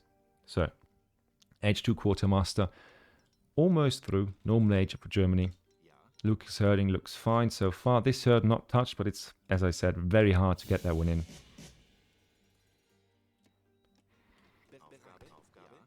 First shipment, yeah, nothing new on that front. Look at the map, look at the deck quickly. I think I was a bit lazy with that one. As we can see, pretty standard German deck, except for that one. The Polish wing to SARS, absolutely viable, but at the same time, not always a standard card you would see in a German deck. On the other side, move it, move it. Sent Swiss. So the French card that really heavily bolsters your archaic units, so bow pike composition. I think it's more HP and, yeah, HP and the armor on both units, so 10% each. Really makes them more worthwhile, and it's easy to stick to that unit composition then. And also has the Tirailleurs card, which enables you to later transform all your leftover. What a horrible batch of crossbows that was. Ah, that hurts. All your leftover crossbowmen into skirms for one card. First Ulanate going through, and it's the front villagers that have to bite the dust there. No saving grace. Those pikes are not going to be in time. Should have stayed over there because there's just no way that this is going to survive without HP on it, especially. At least Lucas now knows what's up, can react to it. What do we see from Lucas on the other side? Barracks in base with some crossbows being pumped out. 2 batches there already. Next card is going to be a resource card. Yeah, not going for a timing yet. Has to go for 700 wood first. That TP is going to be denied. But a TP exchanged for 2 settlers, especially for 2 CDBs, is a bit harsh still, isn't it?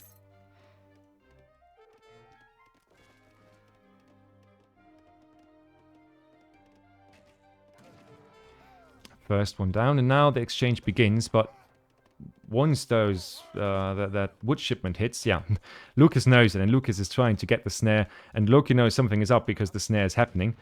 Now trying to counter snare, but those 2 Yulins from the shipment are going to be enough to fully clean this, and even with the reinforcing batches here, hard to pull this. And look at that. 2 more Ulins, the ones from the raid, are actually still alive and able to pursue here.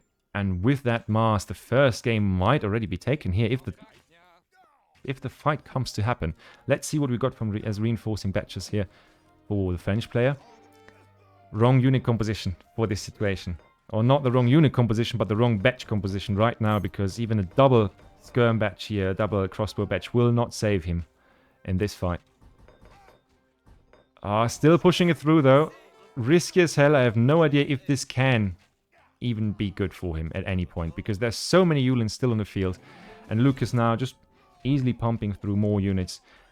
After he's probably going for 700 coin, and we see it, the Yulins just slaughter, absolutely cut through the skirms of the crossbows, and that's the first game done in under 8 minutes, the fastest game so far, I think.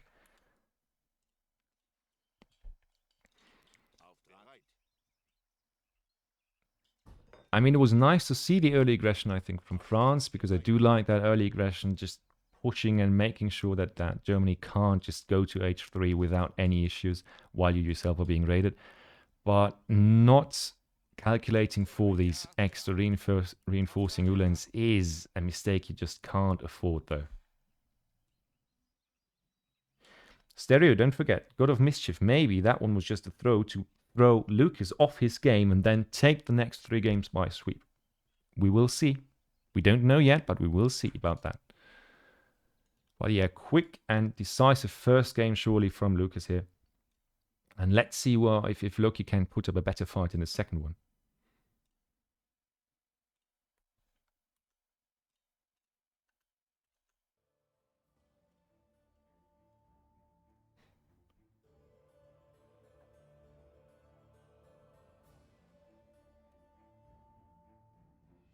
Ooh, the next matchup is one that I love to see and I'm really looking forward to as well.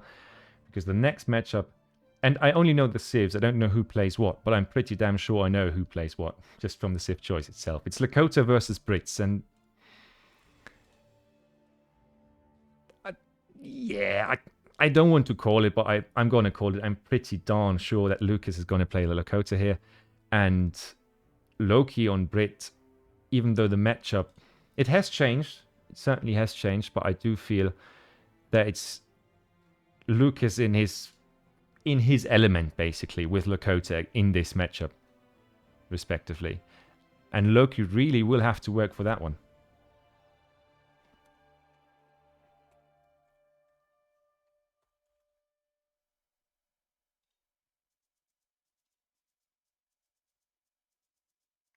Yeah, guys, that one, Ballpark versus Germany, it seemed a bit risky is an understatement, I guess.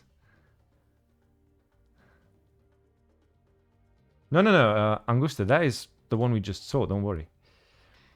Can't be lots of spoilers, except for the civ choice here. Risotto saying, no way Lakota loses. Well, Risotto, I'm just going to put this out there. No way you're going to take 45 minutes to finish off an almost dead Lionheart with Ottoman. What was it? Ottoman Mexico? But yeah, we're going to see. We're going to see what happens. And the next game is up.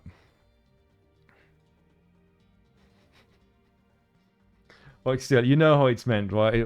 Fantastic series, fantastic honor to cast that one. But the last one took its time. But Lakota is so great, easy could beat Minimoult with it.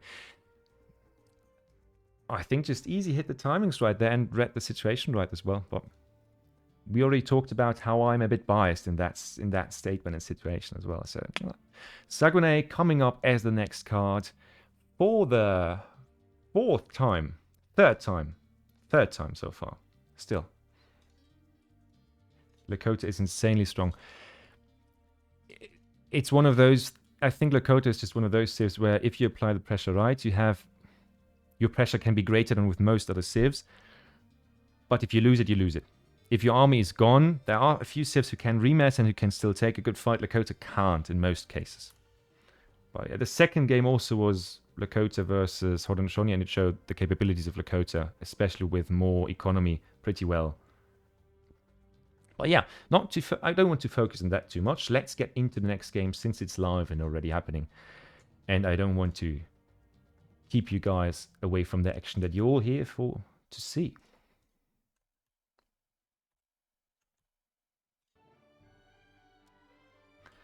This time with a Winter Spawn, although with the one with a middle TP line. So I think, yeah, I certainly don't have a memory, or my memory skills are not that great.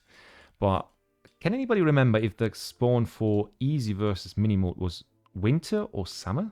I do think it was summer, right? I'm not too sure here. Wow. The matchup, yeah, it is just as I predicted, so I'm going to change those things later on, as I wasn't sure until I loaded into the game. But Loki on Brits and LukasL on his Lakota. Going for a start that he actually taught me. Oh, yeah, he taught me that one, I'm pretty sure. Meaning that I bothered him long enough until he taught me how to do it properly. You start with a TP, which increases your gather bonus and all that. You go for early hunting dogs here, and it's gonna be something completely different from what I expected. Damn it. I jinxed it, I completely did. But hunting dogs is in, TP is in at around the 1 minute mark, so he has all the resources he needs. Gather rate is great, and you can usually age up with 14 villagers here, which is a tempo boost that benefits Lakota in a lot of scenarios.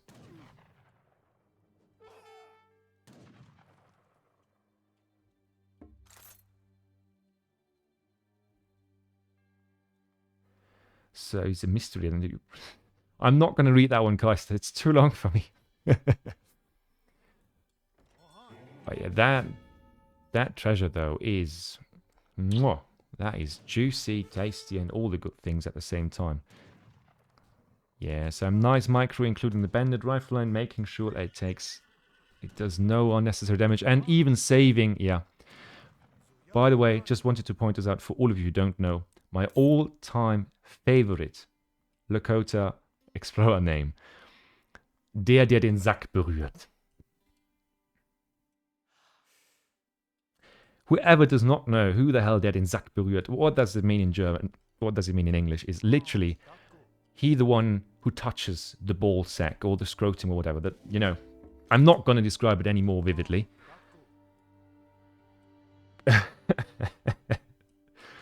I love it. It sounds weird, but that name always makes me laugh because I love the creativity behind it. That's all I'm going to say about it, though. Lucas is aging up with 14 vills as promised. His deck looks like this. No anti-water capabilities, but also he probably ain't expecting too much water play from Brit on the other side. Brit going full anti-water, going for schooners even in the deck, and with the TP line set up like this, I think we might see something similar to the game we saw in the last round here. Or at least from the side of Lakota, that is.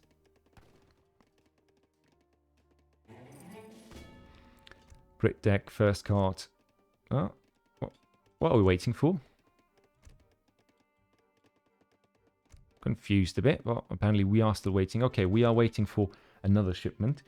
Maybe the schooners are also meant as a fake out here. I mean, the deck is called 1v1 Water, so it's probably not a map-specific deck.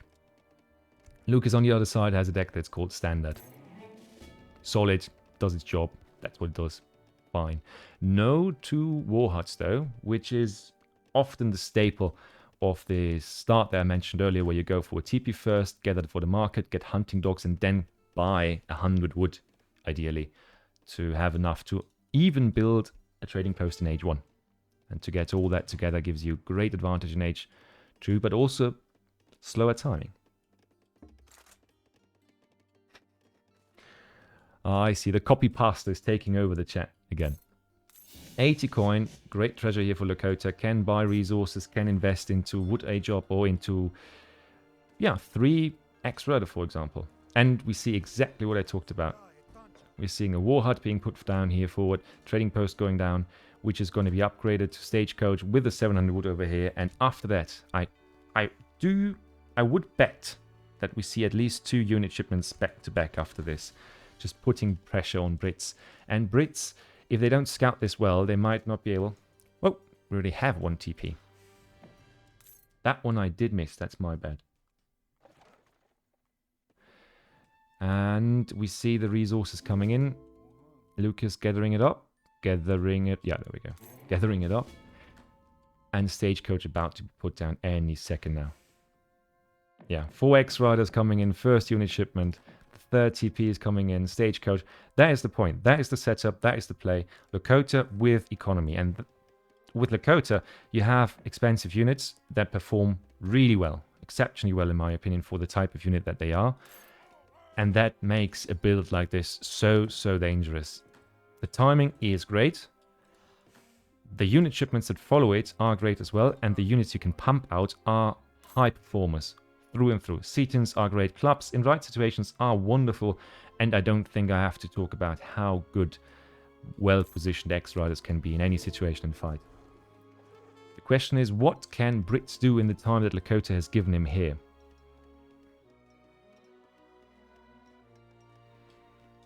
All our amigos in chat as well. Nice to see you, man. Always appreciate you having you here. Now, the first... Oh, is that? Yeah, 700, 600 wood. So, houses galore coming up. Rex coming up. Double Rex even. Manor houses there. A few pikes to at least fend off those guys. But there's bows right behind it. And that might already be problematic for Brit to deal with. A few longbows, though, if I have my eyes. See right? Yeah. Although the number is concerning, because 1 single longbow means somebody effed up along the line. Yeah, stagecoach now at full effect. 30 vills at 6.5 minutes, 20 vills, but if each of those TPs probably... how high should we rate those? 4 villages each, so 12 villages, about the same, but with better technologies on the Brit player. Nevertheless, we are still seeing another boom going down over here with the Kree being put to good use. And if you can utilize them right, that's 5 goddamn CDBs in your base. It's just super strong. And I do think that Loki is just about to say, what the hell is this? Score lead, nope, no score lead. Army lead, certainly not. Villager lead, eco lead, nope, not there. Taking great fights all over the place. Minutemen being popped, but in a weird spot and not able to do the damage they want to do. A few bows going down, but who cares if you're Lakota and have that kind of economy behind it. And now Lucas knows that he is more or less ahead already. And next shipment is 600 wood for another Vil shipment probably, for another military building, for technologies, maybe even for water if he feels brave, I guess. But this is not pressure. This is just pure dominance, map control-wise at least here.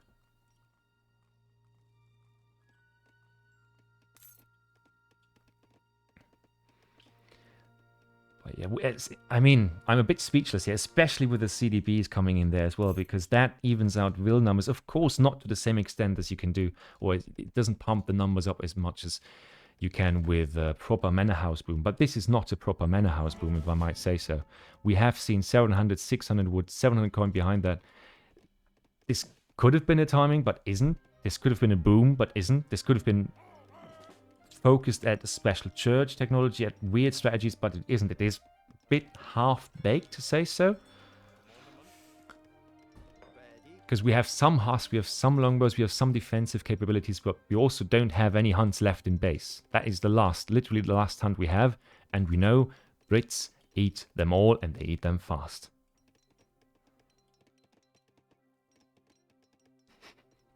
Guys, you do know that I have to read through all of those later on, right? Just for my own sake. But yeah, look at the mass here. I mean, we don't often see Brit just by a tiny margin outscaling Lakota here. And Lucas, being the routinier that he is, playing games over games over games and being familiar with the meta, going for Cretanning, missing a full batch of pikes though while I say it, and being raided at the same time. So some great stuff coming out of this one. But I do think that while those husks are feeling lucky, they might have a bad awakening here. Oh. But now that I see it, we don't have any bow riders on the field, so nothing to catch them or to at least prevent them from getting out of this dicey spot they were in just a second ago. Yeah, food is Brits' downfall here, indeed. We have one herd in the back of this. Isn't Brits' army better in H2? You would think so. But the problem you have with the Club Warriors, for once, is they have better damage than the Pikes and better melee resist. So in the 1v1 fight, they lose. The Setons, if you fight with them versus Longbows lose because of the HP and or they don't lose straight out, but I think cost effectively is an issue. Now the question is, how does Lucas approach this fight? If he doesn't do it properly, he needs to kill the Club Warrior. He needs to keep the Club Warriors alive, because once they die, the Cav that survives for Loki here might actually be able to kill the bows. So if Lucas doesn't fight this properly, and I have a feeling, oh, reinforcing 2 Club Warriors. Okay, never mind, 7. That might be his saving grace, because otherwise the Setons could have been slaughtered here if a reinforcing batch was incoming. But the club's doing a great job at also engaging the longbowmen in melee fight and just limiting their damage potential. Still pretty close, and this reinforcing batch might still take it though. If, yeah, more reinforcements from the other side. It's a back and forth, but I do think the fight must have been better for... Hard to say. I would argue even for Brits. I do think the mass was bigger for Lakota here.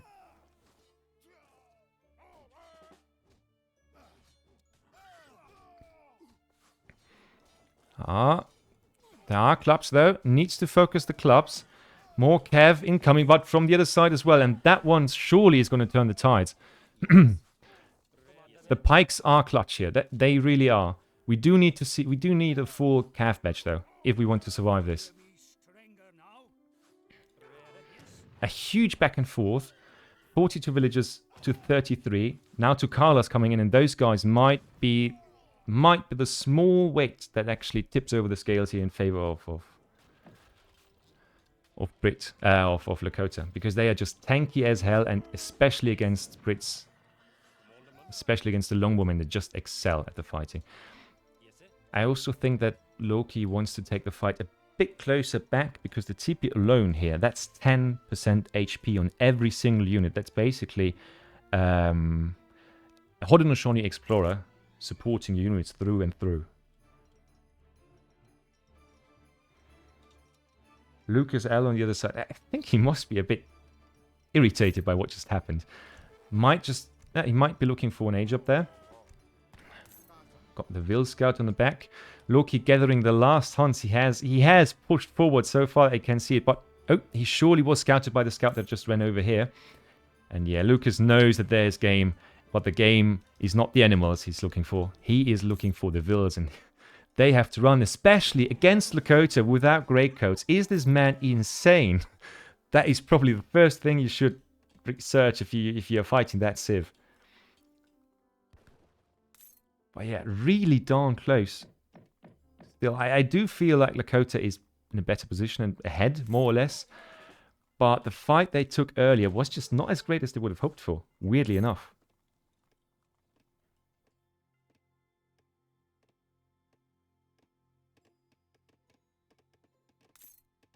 And I just took 2 seconds or so to read the Pussy copy pasta, so that one Yuki just posted, I am entertained, goddammit.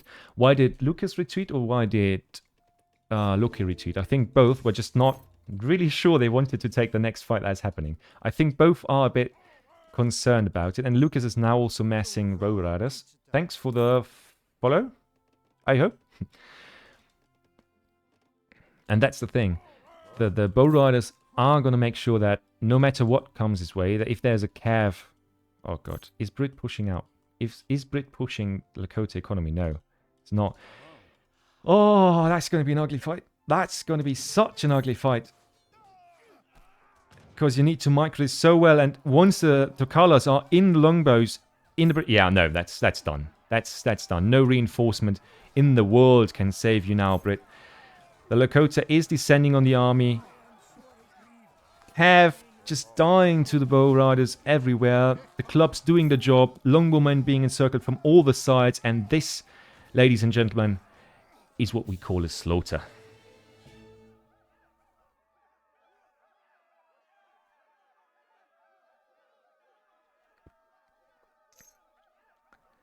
I mean, that was actually quite close.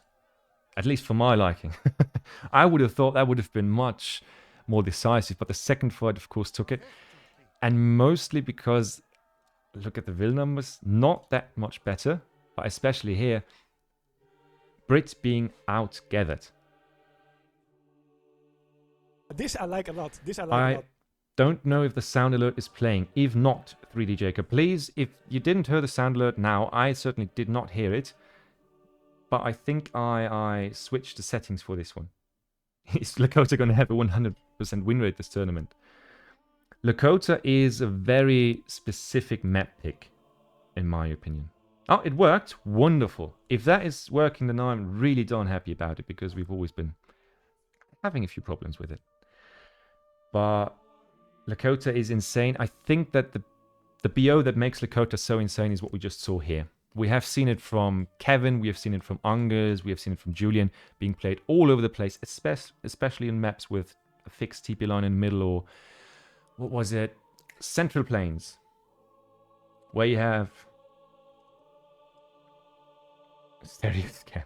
where you have 5 TPs for a TP line. You can just it's just so well, the synergy between the resources you can get out of it and the tempo you still maintain while getting huge economy behind it.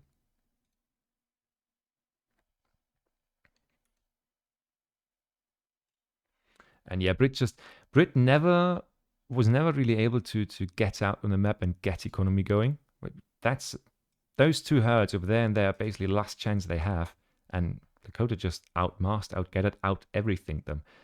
This was not a micro issue over here. This was just a poor band of British musketeers and some guys with longbows against a massive force of Native Americans pushing in and just slaughtering the entire lot of them. Well played by Lucas. Let's see what the next game is. Bro, Lakota won, not Brit.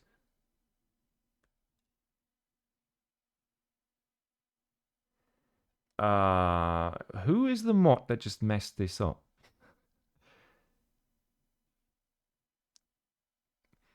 We will have to talk. No, I'm pretty sure the guys can revert those and give you back your points. Don't worry. We are scamming you just by taking your lifetime away while making you watch these casts and games. So, there we go. So, back to the overlay in the meantime, making sure that we don't miss this. And also give them their deserved points. But I have to say, much improved performance here from Loki over the first game. This was much closer and I loved it.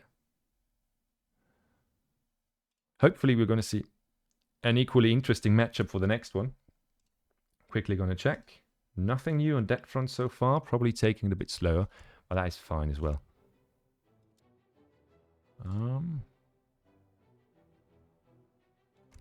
Let's see if we can find a game already. You do have to keep in mind that their games are not free of lag. As, yeah, we said already that Loki is, I think, from the US coast, or not too sure about that one, but far apart, certainly. So it is not all that easy. Who is casting right now? That is me, MFD. It's still, well, how can I... You guys describe me. Do one of those copy pasta things about me. Let's see if it finds anything. No. Loki wasn't Lakota.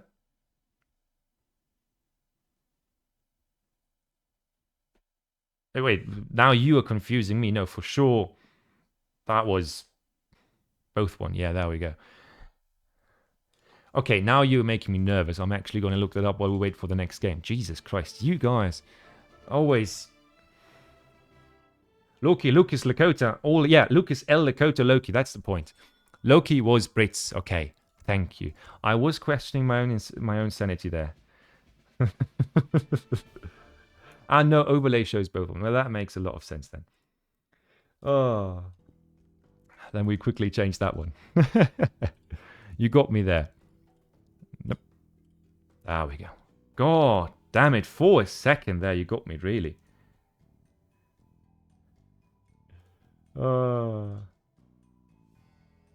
Yeah, Loki, Lucas, Lakota, Looktom. Oh, Jesus. Oh. At least the last one is going to be better. Soldier, Rohbrot. That is something I can work with. Yeah, that is something I can work with.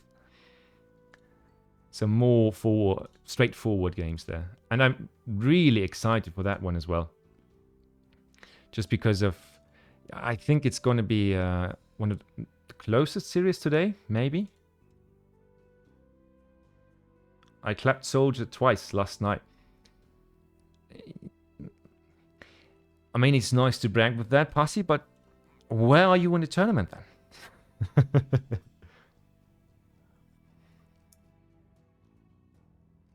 Oh yeah, and Lucas's name is now on LukasL. He's not that Dicke von Pizmeat anymore.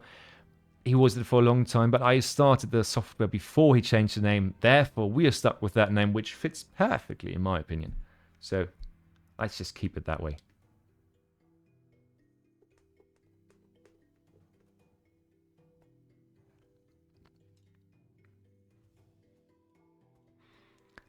Soldier, no worry, I've been trying to get people hyped up for the game this entire cast, which is almost 4 hours long so far, so no stress at all.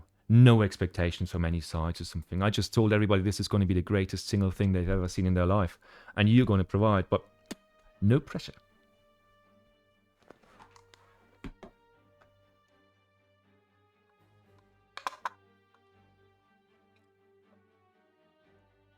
But yeah, going with Spanky here, it's great to have you back, man.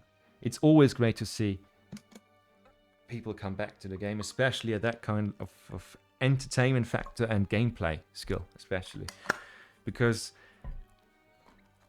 I haven't been casting internationally for so long, but it's always nice to just see people come back and enjoy the game that we all are fans of, right? To some extent. For some of us, it's a mixture of hate and love, but for most of us, there is at least some love included, isn't it?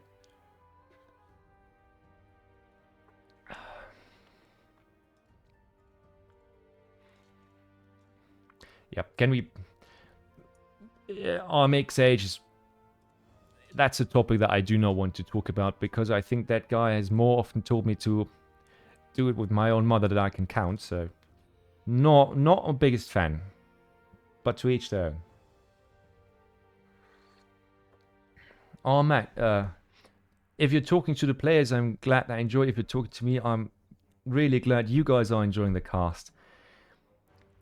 Let's say I had the time today and I really wanted to make the best of it. Then people started saying it's maybe not the best idea to cast 4 or 5 series in a go. And then I said, yes, that's smart. Let's do that. And here I am still casting.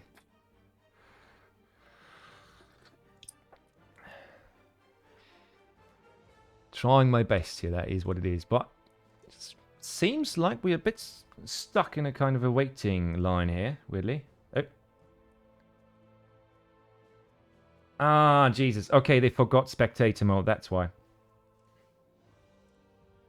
But the game is provided. I will quickly patch it into my magical analysis folder that I always keep open for these kind of things. And let's see if we're going to expect another one after that. Thanks to Lucas already for providing that one so promptly, because it certainly is not easy to take care of all these things at the same time. But one rec to finish the third game here. Oh, name analysis. Jesus. I have too many folders that are called ESOC by now. That is my huge problem there. But yeah. Next game coming up. Please, dear Lord, do not let it be out of sync or I'm gonna scream. Okay, the magic 3-second mark is done. And the matchup, oh Jesus. The matchup is one... Yeah. We had the same matchup in one of the games that were not shown in the Julian K and Kaiser Klein series that we casted. Lionheart and I casted a few weeks or a few days back. A few weeks. Because the next matchup is actually Loki on the Dutch. There they are. And yeah, I mean, Lucas, aggressive, native Civ enjoyer. What do you expect on a map without TP line? A matchup as dirty as they come. So, if Rec doesn't work, host or let me get lost. Difficult to say. I mean, we already had an 8-minute game. Don't forget about that. The first one was 8 minutes long, if I'm not mistaken, because of the failed France push, whatever. But yeah, let's hop into it again. I mean, if Lucas is playing Aztec the way he can play Aztec aggressively, then Loki really has to put a good show. Has to put up a good show and a good fight, especially because that... I mean, Aztec is probably the epitome of aggressive gameplay. On this map where they are quite close, even more so. But maybe we will get surprised here. The transition is on. Let's hop into the game, shall we, guys?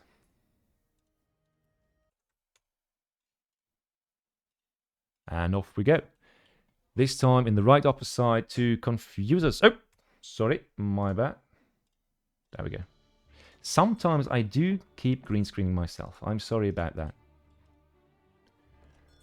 But I think it's allowed to happen once every 2 hours or something, so I'm still good, I hope. Josh is not gonna put me in the cellar again. So, Dutch on this map has been a favorite, one of the favorites at least, and Aztec not so much, but Aztec has also been banned a lot, at least from the matches that I saw. Just a civ that is very unpopular with some of the top players right now, especially because of their capabilities concerning, how do you call it, an hill tacking unit that can stealth itself, can be replenished by the numbers if you lose too many, and is really hard to deal with in a lot of matchup and situations, aka the Jaguar Prowler Knight, of course, and a lot of other units that have become quite problematic. We did not see any big losses or fights that went wrong as a result of the recent change of the Arrow Knights, actually, because they have become heavy infantry, which means they're thereby countered by skirms and artillery alike.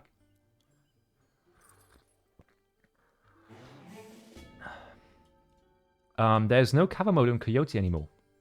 Should not be, at least. I have been assured that this has been patched, and in the recent patch we had the cover mode removed from all of the what's it called, shock infantry, except sadly, except for the native ones, native post ones, that is. So things like Wretch and Shield still have the cover mode, but other units don't. Yeah, where's the house placement? Let's get that one. Forward house is always a bit weird, that's true. But I guess he just went with it in this scenario. Of course, the warrior priest being on the community plaza is huge for Aztec. Remember the times? Staryu. Is that... For me, that is the Pokemon, but for you guys, there might be something else. Remember the times when we still had the age 1 shipment that gave you a faster age up and a warrior priest? That was insane as well. Well, yeah. The question is, how hard is Aztec going to push, and how hard or well can Dutch defend this? Yeah. Defending against the LukasL Aztec hard rush. Not the thing I prefer doing at a nice Saturday night, to be honest. Oh yeah, Dutch 1v1 CM. I mean, CM is the saving grace here. That thing needs to be in there, surely, against Aztec as well. Especially once Aztec has the upgrades for Cav, that might be no other chance to save this. Because then the Cav becomes, I think, 3 shots or something for the TC. And thereby almost unable to manage it with your TC fire alone. I'm ECL material. Risotto, you showed in the ECL that you are more than ECL material. Don't forget, you beat Lionheart, who just recently beat, I think, Julian K. Revnak at some point as well. With Rio Grande, but no, still. So, you know, you beat him, so you are number 1 right now. Don't forget that. Sorry for the drinking in between. I'm just trying to keep up the voice capabilities to the best as I can. Luke is hurting a bit, but honestly not too concerned about it. He has 2 herds under the TC starting herd, and this looks like a fresh one. He also has, what? How many are those? 4 cattle over there, so 4 livestock. Pieces of livestock in his base. And Luke is not fast aging, but going with the Elder with a really good age up time as well. That must have been the 240 age up, basically. The giant trash can. Now, I configured it the way that I don't hear the voice alerts anymore. If you hear it, that's perfectly fine for me, but now I do see that I'm missing some of them. First shipment, 600 wood. 700 wood, actually. Interesting. Forward, Warhead is coming. So that might be used for unit production, houses, or maybe even a second one. Yeah. We see the macro, right? We see the macro. We see what's in his deck. And this one is one of the builds that, at least in the German league community, was popularized by Lucas as well. Or he was one of the first that played it. So we are either going to see 1 or even double Maya allies that are going to be jammed right into the face of the Dutch player here. Not going to be pretty, I promise you that. Not going to be pretty at all. Let's see what Loki has sent so far. First cut 700 wood, after that bank wagon. He even has the 2 frontier defenses because he's so goddamn scared of Lucas. And damn me, man, I would be too. I would be scared shitless, I guess, in this situation. But yeah, it's going to be a Haas-Mas composition, just Aztec style. Houses are coming up. Don't forget, those guys don't cost houses, so it's really easy to macro for this and to put this up.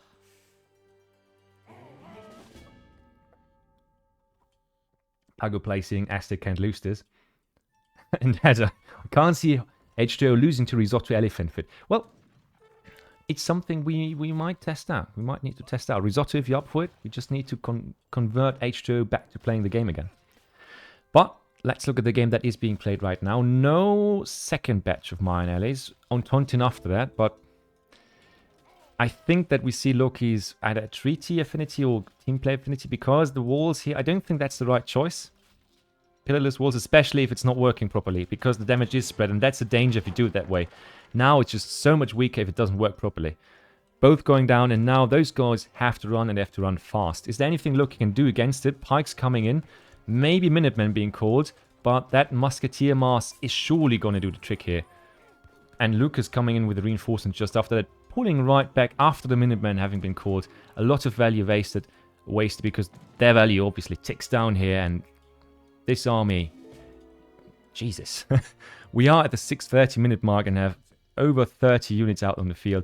Meanwhile, the Dutch player is scrambling to get something working. House being put down, is housed himself. Another emergency wall, but that's not going to have a lot of impact. Just trying to save the villas here, probably. That one is not going to be saved. The wall is not up. The defenses are not up. Minutemen are dwindling down in quality and in fighting capabilities as well. He will be housed in a second, and the towers are going to be late and maybe siege down as well. Pike dying, and that's the last we're going to see of this one, because even if those two go up, the siege is there. Those guys, yeah, the muskets are going to make short work. Look at the siege animation also. Pretty quick, pretty efficient, and by far enough to just take this down. And now it's just pumping numbers into the base and slowly sieging everything down, but I don't think it's going to be necessary. I do think that Loki knows this is far away from being salvageable at this point. And yeah, the matchup, not just player, yeah, must be a bit frustrating probably as well with this kind of situation. Good luck, Turning Man, rooting for you. But honestly, I really love the attitude from Loki here, because I think he showed us some really decent gameplay in the second game especially. Maybe being a bit nervous in the first one, missing some batches, not getting the right unit composition out there. But the last one is just unlucky matchup in a matchup against a player that is really good at aggressive gameplay. So GG's well played to both players. And thanks a lot for both of them playing. Also, Loki, great introduction, I think, into the tourney scene here. And love to see more of you as well here. Would have called Lucas lame and not wished him good luck. I know, Passy, that is why a lot of your messages generally get blocked in this chat. I think if there was a... like an ELO list for most messages deleted, blocked, or simply timed out or something, you would be very high up that list. So, 700 coin. I think you actually chop.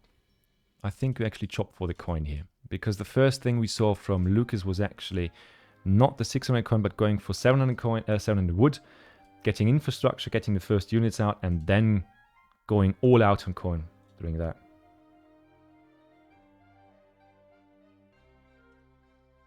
This guy still doesn't get banter. My friend, I do get banter, that's the fine thing. But it doesn't mean I can't insult back a little, you know.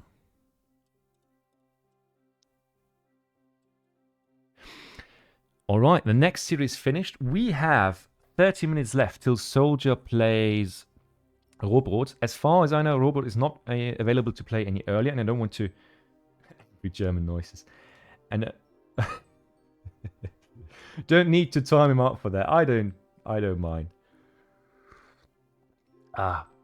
I thought Mini was talking about me with the angry German noises. 227 people in chat. Hey, nice to have all of you here. What a lovely place to have you all gathered and watching this amazing series so far. Or these amazing series, shall we say. So, before I get caught up here too far or too much, oh yeah, we still have a series that we need to finish, I think, if we are lucky, and, well, Looktom is not too lucky. We can probably fit another game of Optimus versus Looktom in here before Soldier has to prove that he's the greatest ever lived against Rohbrot himself. So, in the meantime, put you back into transition prison.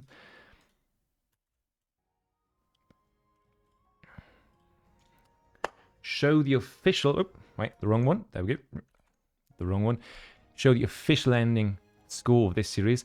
And I'll just quickly change those things so it shows the actual name of the players that are playing. So Optimus versus versus... Jesus, my head today. Optimus versus Looktom in the game.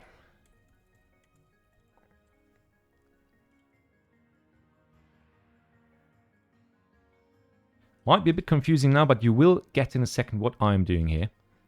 I'm setting this up so we can jump right into the second match of their series. So we have, yeah, we don't have idle time, which is important here as well. Thanks for casting. Well, Lucas, as always, a pleasure. Thanks for playing. Shake, haven't seen you in ages. Great to have you back as well.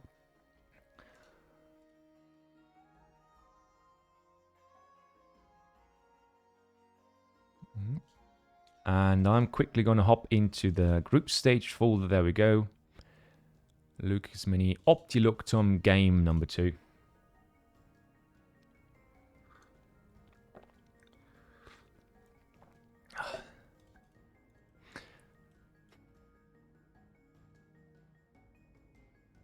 Jesus, where are all those from, by the way? I will ask you later. Let's not get ahead of ourselves here. So, the next matchup, and we will just, yeah, we will jump right into it. So we don't have any confusing images that are more confusing that we're seeing right now on the screen. That was Haudenosaunee versus Brits. Yeah, there we go. The next one is Saguenay. And the in-game civs... Oh yeah, Optimus on Spain and Looktom on Germany. So pretty solid choices there. But also pretty interesting matchup in my opinion.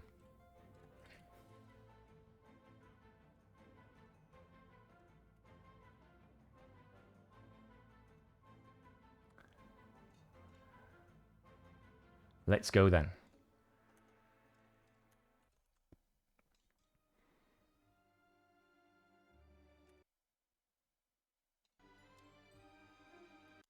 So off we are to the next one. Ah, perfect. Ah, these are the words of jailed from the forum. Thank you very much. Now, on the right side, Looktom with the Germans. This time, no weird going back and forth. Never mind, I jinxed it. Does he have enough coin? He actually does. Well, then I'm not going to complain, I guess. No, he does not. This feels weird to see. What are we... Help? Can somebody help me here? What are we going for? 120 coin backed up, but... You know, nobody going for a little... I will go over to Optimus for a second. This is just confusing me too much right now. On this side, we have the settlers from Spain. Spanish being played by Optimus is always an interesting thing to see. Water 1 is the deck called. We have the most interesting things in here. Oh, Jesus. Reconquista. Archaic Infantry hit points. That is the card. That is the one card that makes me go, wait, what is this? Because that is a card that doesn't pay off if you ever age H3, usually. It is value-wise weird, but Reconquista, for all of you who don't know, this is one of the later cards, or one of the earlier additions to the Spanish card roster. I think it was introduced even before Marvelous Year. And it basically, it's similar to Trip to Jerusalem. You get one Conquistador for every 3 archaic units that died so far. So it's gimmicky AF. Jerry, you are absolutely right. Rohbrot in chat, you get 10 conks when you lose rod spikes and bows. Up to 10 Conquistadors. And the thing is, this card was introduced before Conquistadors were buffed. So you need 30. You need to lose 30 archaic units for this card to fully to reach its full potential. But the card itself is also much better than it was when it was originally introduced. Optimus doing gimmicky stuff. Yeah, well, let's say I let's say I have heard from people who were present while this game was being played that the decision was pretty freely taken here. But yeah, apparently I don't know what we will see here, but this card really makes me wonder what we're going to see already. What's the age up? The Naturalist. Looktom on the other side. He is going for a very natural German BO, except for the fact that, what the hell is this? I don't want to blame him or anything here, but I have happened to miss the mark here. And 700 food at the 3-minute mark can happen with Germany, but you had a treasure, you had a good start. The 120 wood here not used. I'm not a big fan of that. Do have to point that out. The quartermaster is coming up. I mean, normal water, nothing fancy here. And Optimus on the other side, taking a TP, missing this one. Surely he will. Yeah, that one is not going to go up by any chance. Some herding is being done here over there as well. And the explorer, Maximilian Herder. Or Maximilian Herder, however you want to pronounce it, coming up. Looktom taking the weirdest possible trading post that he could have... What is this? And why is this? Yeah, well, let's not... But nice treasure micro here from Optimus. We didn't see that in the last game, where he tanked a bit too much damage for my liking, and... you don't need to be a huge fan of this either, but I won't scold him for it too much. The treasure might actually be... might get stolen if Looktom is fast enough. He does see the treasure guardian being attacked. He just takes the wrong route, though. Yeah. Might be a treasure steal. Depends on how they play it.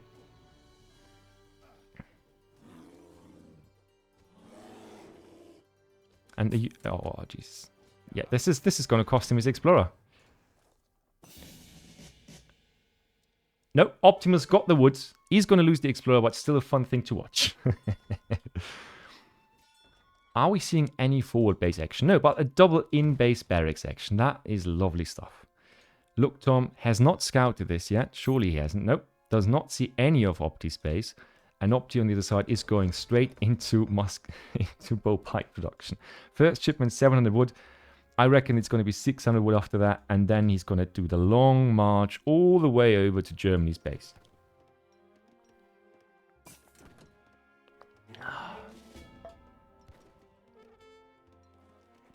Doesn't Opti play H2 Spain all the time? Oh, all the time. There's a Scottish one in that one.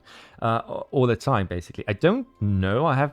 From Opti, I have seen a lot of stuff in the German league as well, but not H2 Spain so far. But I do think that Opti can be very... He showcases a variety of game styles. A bit gimmicky sometimes, but entertaining nonetheless. Are you in the bath, Lord Warden? What the... I'm not going to ask. Ah, oh, Jesus. Oh, Dop's coming out now, so we might... Yeah, I mean, he saw the army coming forth, killed his explorer, so he is warned. Looktom is warned that there is a German or Spanish bow pike army. It really sounds weird to say that. A Spanish bow pike army coming for his town, and that's why he's going into the Doppelsöldner game. The question is if the Doppelsöldner are not just going to be kited and killed here. With the pikes and the cav and more Dops might be a good fight, but he needs to have it all together. Those guys up here need to go in the right direction, otherwise this is going to be a bloody fight.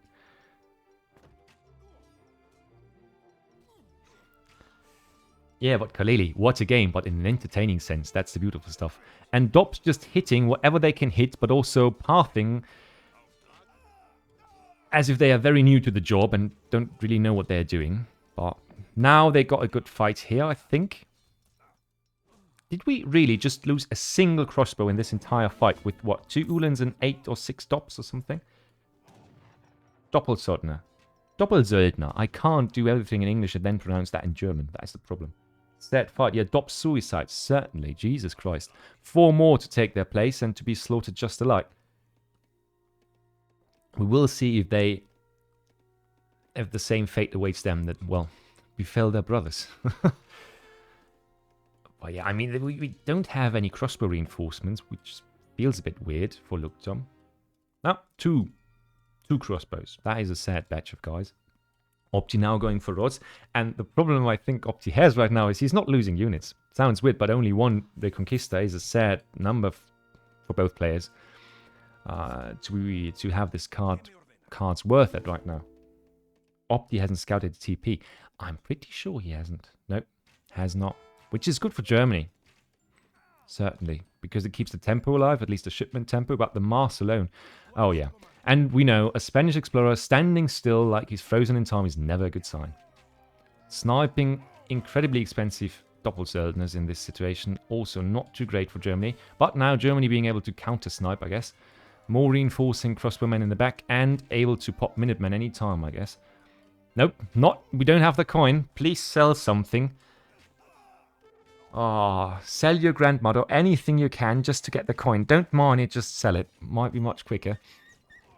But at least the Dops are here to save the day and take a momentarily stand against all that melee infantry. The crossbows are there, more reinforcing crossbows, and that catch is weirdly maybe just what Opti needs, but at the same time really disastrous for him. I think Germany can now take back a few of the lost resource values that are the lost resources they had before. Ah, fight still looking close though. Does not want to lose the settler wagon here. And raiding at the same time in the Spanish base. Optimus and 27 villagers and shipping the Reconquistas. So he prepared for it and he is on the 10 lost units now. So full value achieved.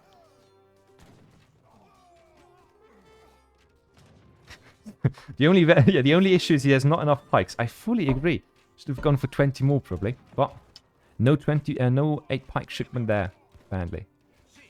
But yeah, reinforcing batches, and of course those Yulins come in clutch, super clutch actually. 27 villagers to 20 though, and even with 28 to 27, that's good for Spain. It feels weird, does it, Stereo? Opti going to be happy with losing all those bow pikes so he can actually go for the... Yeah, think about it. Those conquistadors have splash damage. It's only 1 splash damage, but against bow pike, those guys hit really hard. Tom, smurf nur noch, go. Whatever that means. Well, yeah, I'm not going to ask. Suddenly, I didn't know Looktom spoke German, but that's another thing. Second Rex going up to provide those extra military numbers you need, and now Yulin's going to absolutely suicide themselves into a unit that they don't want to be fighting at no point in hell. Some crossbows coming in, but that's the thing. The reinforcing Yulin batches just don't seem too crazy anymore if you have that kind of counter unit. Which is being sniped awfully quickly though. 6 conquistadors left after the first engagement, and that's just fighting against some pikes. Who are spread out evenly enough. More dogs coming in though. And those are not going to be good for Spain here. Jesus goddamn Christ. Not going to be good for Germany here. And there is the GG.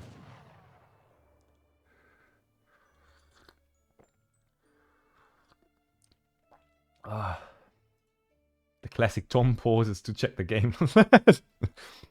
Well, everybody has their own playstyle, don't the people? But yeah, that was a gimmicky game, but a fun one. I do want to say a fun one indeed.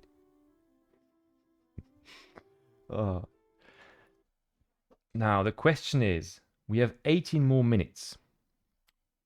Do we dare start? Is Soldier or Rohbrot, are you still in chat?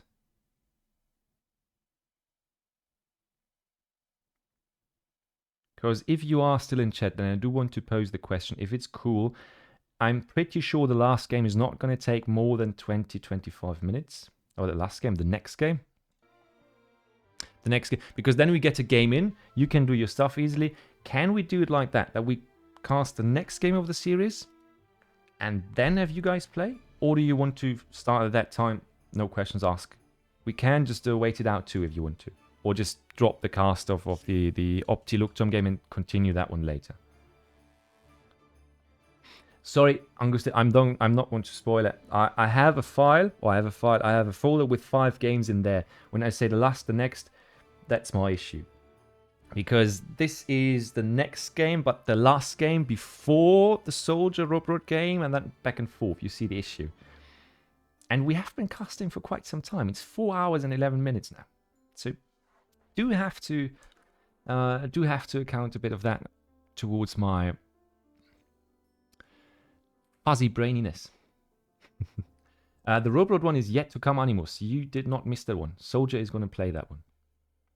Oh, not sure he's ready. Well, then we're just quickly going to hop into the next game without too much transitioning period. I'm just going to show you the slideshow for reasons. Isn't there anyone else available to help with the cast?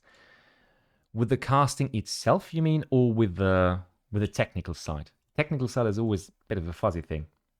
But I hope the casting is still up to an acceptable level because I'm quite happy with the casting itself.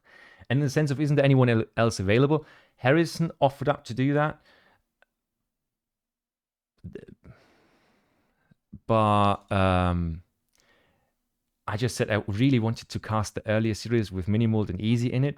And that was the one where Harrison could have taken over. So I kind of F'd myself there. And I'm enjoying it. I'm hugely enjoying all of this. So guys, let's hop into the next Opti and Looktom game. There was enough people who offered to help, to be honest. Oh, you mean as casters? We certainly have a lot of casters there. We also have lowered the casting standards, if that makes any sense. Not in a negative sense, but rather learning the overlay and the things I do right here take some time, and you need to readjust your casting style to them.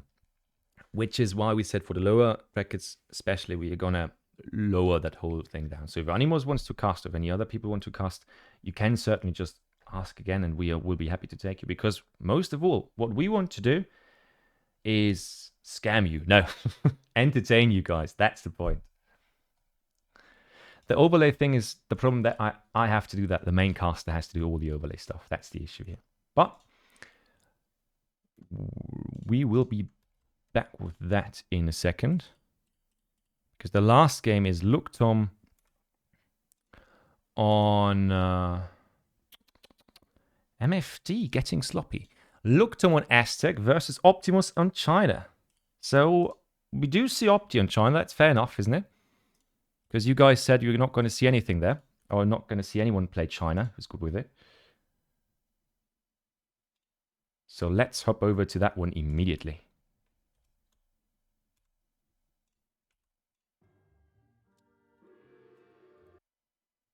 So, lower the casting standards. Sounds weird. Yeah, co-casting is something that's open to most of you. But I don't want to speak about that too much. You have to talk with Gigs, Josh, the usual confidentials about that. I'm just here to have my fun, to entertain you guys. And to just enjoy a wonderful night of Age of Empires 3, to be honest. Well, yeah, back into it. This map, one we have seen, the 4th time today now. Painted Deserts, not to everybody's liking, visually or strategically, probably. But nonetheless, an interesting map as it features a lot of unique approaches, I would say. We have the Apaches, we have the Comanches, Navajos in this case, okay. We have still different, very Cav or Dragoon-focused cavalry natives here. And I don't think any of those players is going to go for them. I did see Opti go for natives once with goddamn Ottomans, so I won't put it beyond them. So if he does that with China, sure, it's Opti. But I don't think it's a classic choice here.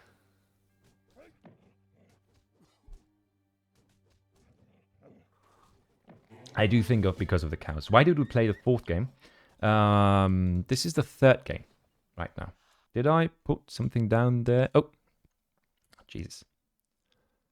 Yeah, I'll quickly have to pause that, and that's my bad then. Quickly have to pause you there. We'll cut you into this screen. That's my bad because I was one patch ahead in the sense of I just ticked off all the Civ choices for Opti. That's why we're seeing a 3-0 here. Jesus. Seems I am getting a bit sloppy. Good that this is the last cast for the night. But I'm pretty happy that we made it so far still. So back into it. Now I should really portray the right numbers here. This is 2-0. Thank you very much for shadowing. We will see about it. Well, yeah, the matchup itself, I actually have no idea because I don't play neither. I don't play China. I hate China. Not, you know what I mean. I hate the Civ as an opponent because I never find the right angle to approach the base, nor do I find the right timing to get the damage done that you need to do against China. So it's really hard for me to deal with them. But I do think that Aztec is pretty aggressive, can do a lot of damage here, and can get the deed done if needs be. GK, you didn't see the easy Minimoult game, number 3. Actually, we saw India being played there. So rewatch there if you want. Don't forget, all of this stays up here. Ah, nice treasures here. Yep, that is beautiful. Because you don't see it often that... Jesus Christ, Opti. Wang Lang, with his long... Yeah, we're going to cut that one out. But the God of Sun and the Eagle Scout pushing back a Chinese explorer is something you don't see every day, because the Chinese explorer is one of those you don't want to meddle with. Usually you don't. China without TPs. Don't forget we saw that one also beforehand.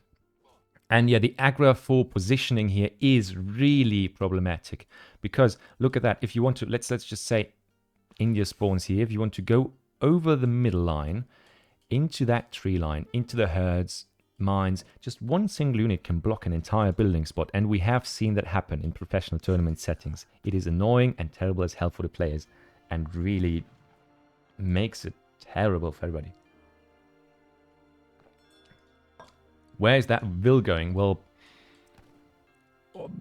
Opti is quite fond of long-term herding investments, I might reckon. Probably. I can't really explain it otherwise.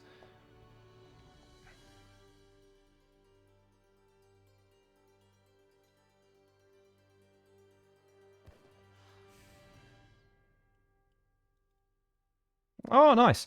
And I just saw that Lopsided Fluff is coming in as well, so we'll have him after this cast, I think. But sorry about that. Cow might have been there as well. We actually got 3 cows here that have not been eaten yet. On the other side for Aztec, we can't see any. 1, 2, 3 on the field still. Might actually be that the cows have been gathered, and those that were for Looktom more or less have just not been found yet. Looktom does see that settler villager over there on the other side. Difficult, because that one is the first raiding choice. But at the same time, you do want to put the cav, if you build cav first with Aztec, right into the base and just idle China. So, yeah, the age up is the war hut, Travoy. Nothing new on that front. 435, China aged up already. So, wood coming first to defend, to build up the base first and then to defend it. We saw the northern refugees here. As I said, you don't see TE export on the map without TP. It's just not a thing that's done.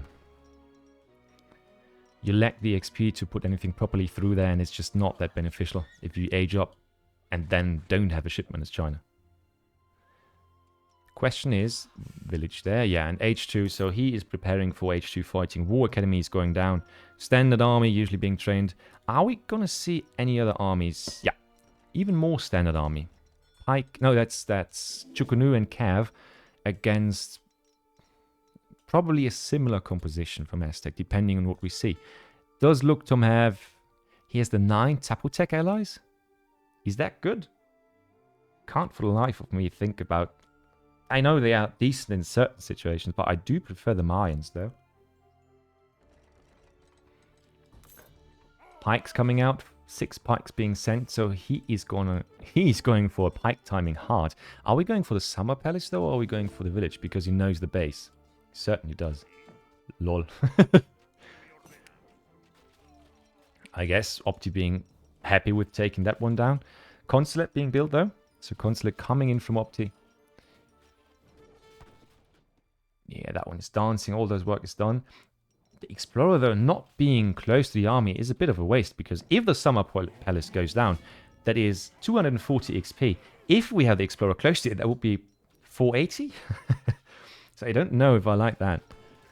The Bandit Rider, though, tanking hell of a damage there, and just, yeah, fully denying this fight over here and denying the Chukunus their easy kills on the Puma Strian, and also thereby enabling the Summer Palace's destruction in this case. He didn't die in the corner, he's just there. He's just in there, he's just, you know, God of the Sun, just enjoying... I don't want to sound like an idiot, but the sun, probably. Maybe it's better in that corner. And that unit composition. Step Riders. Oh, that's a great pop there. That could actually be a quite considerable cleanup right here and then. I mean, the pikes should kill everything they touch here. The snares there and the coyotes, and they're not much worse than Step Riders. Actually, I think almost the same. And pikes and Tontins beyond. More in Tontins behind that. This fight is great for Looktom. Did Opti just throw the damn game? I'm asking this very carefully, but did Opti just yeet everything to die simple death here? This time at least, he got it all with the Explorer, so almost a shipment and another one ready here. But ouch, that hurts. Big button coming through as well. Now the Jaguar Prowlers are on the prowl, on the hunt. The question is, what will they find once they go deep into Optimus's base? And Opti, the Retin enjoyer that he is, going for the Retin shields, but against this army composition with so many spears and the Jaguar Prowlers in there, I don't know if that's... Ooh. Although, now that I see it, I think Opti has carefully been focusing the heavy infantry. And now that I say it, he doesn't anymore, but you get the point. More skirms over here, or more Chukanus being picked up. The pikes doing their piking. Oh, but do you guys see what I see? If those Retins pop down there, for whatever reason, stupid mistake, but if they pop from that village, this will be the single greatest slaughter. Right after the game, Loki versus Lukas, where the Cav of Lakota just slaughtered everything that was British on the map. Those slingers are all dead, aren't they? If Opti does it right here. Sadly, I can't... Yeah, yeah, look at that. That is exactly the spot where it's about to go down. Full HD, slaughtering glory, Retin shields taking down a few hundred resources worth of slingers. With the one little fight. Meanwhile, Ville's tanking, denying the pike siege down here. Everything done there. Stereo. Oh, I'll never regret doing that last minute. Yeah, well, sorry, boy. That's your point. Oh, but yeah, everything being pulled back now. But still, the Retins coming in clutch. 24 villages to 28. So economy should, theoretically, be better for Aztec, I reckon. Gimmick. Imagine betting 1.8k on Opti for 10 points to win. But look at the score. I mean, somebody had a pausing game here, I guess. I guess that Looktom score-wise still had, yes. Oh, please don't yeet those guys into, into their certain suicidal death over there. Army is still there. Slingers are going back for whatever reason. But Opti needs to pull out a win here still. And Opti is behind economy-wise. We see 600 coin being sent through, so maybe the next shipment is going to be 9 Sapotec allies. I don't know. Let's take a quick look. Brit Consul is coming in, so some anti-cav or even units to just fight the pikes in this next one. And the next fight is going to be essential. If those get caught out here, but ooh, close. That is a little sweat. I can hear the sweat on Opti's face at the second. Because if those guys would have been caught this game, I think it's still close, but it might have been unsavable here for him. Now, the pikes being picked up here. Slinger's a bit too far in the back. Cav coming from the side, picking up more anti-cav. And now this spot, or this fight, is not going to be pretty. Especially because, the Explorer Wang Lang is standing there. Should be building disciples any second now.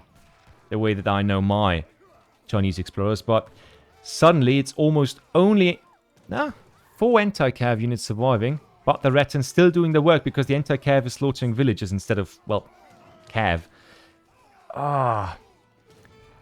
Terrible fight there. Looktom losing his score advantage. Not quite yet, but has to pull back quickly. Ruttons are hot. The Retin shields are hot on the defense, on the pursuit. And the villagers, for some reason, being pulled with them. Because now it's people's matter or something. Yeah, but the warhead probably going down. Depends on the reinforcements. Chukanus coming in clutch. Important. Super important even. But the damage being done on the pikes. More pikes to reinforce. No real counter unit, but the pikes are all focusing Wang Lang. And the old guy can take it. He can take it all day long, and that's how they die without killing a single Retin shield. That's what happens if you leave an Opti game, or if you leave a game like that alone for, what, 2 minutes? From a complete cleanup, you jump into villagers sieging the war huts with retina shields and your canoe supporting them. Really weird situation, but I love it. How much siege do they have? 8. 8 siege. A bit extra siege, though, against all resource-denying buildings like torps or shrines, for example. Yeah, not even half bad, but let's say it's usually not your main sieging force, except this time they were, and they were happy to do it, it seems like. Opti taking the game back, score-wise as well. Now the Zappo takes, and those guys, don't forget, they are heavy infantry? Hand infantry? Heavy infantry, yeah. They are a weird native variant of the Jaguar Prowler Knight. They counter everything and skirms. Skirms just due to them being melee. But the Mars alone, yeah, that is not a fight an Opti can lose here. Because he is protecting his heavy infantry that kills the Cav with the Zapotec Lightning Warriors. That awesome. This. I understand the frustration there from Looktom though. Because the game was in his claw, and having a win against Optimus is something not a lot of players can. I do. See? Optimus predicting the future here, apparently. Or knowing because I told Ezard and others. But yeah, getting slaughtered. Completely slaughtered out there with his army picked up. And now the Chinese Death Ball. H2. Maybe a bit of an uncommon sight, but still. The H2 Death Ball is rolling right into the base of Aztec. And the GG is called. That's it. Isn't the elo gap between Opti and Tom very big? It indeed is. But the first, well, that's what you fucking get for not playing China. True. This one was 1 though. I would argue so as well. But the split, the army split. Now, that one did not work out too well for Looktom. It was a very well positioned pop. And the fact that those damn villages act as shipment points didn't help either. If that was not the case, the fight might have been a bit better. Just without so many of them surviving, which is the main factor here, I think. Killing all those slingers for basically free was the thing that won this. And I'm sorry for Antaya. It did kind of spoil the game, didn't it? I didn't know, but at this point, well, looks like it did. It is indeed the last one. And 21:30, so perfect starting time for Soldier versus Rohbrot. Did I time that perfectly, or did I time that perfectly? But yeah, for now, guys, we will head back into the transition screen. And let me quickly think about this. I'm going to set up the new overlay for Soldier and Rohbrot, so it's perfectly clean and not confusing at all. And we will see each other in, say, 3 minutes. So don't get confused. Don't go away. We'll be right back with the main attraction tonight. Soldier versus Rohbrot. Best of 5. ESOC Winter Championship. Group stages.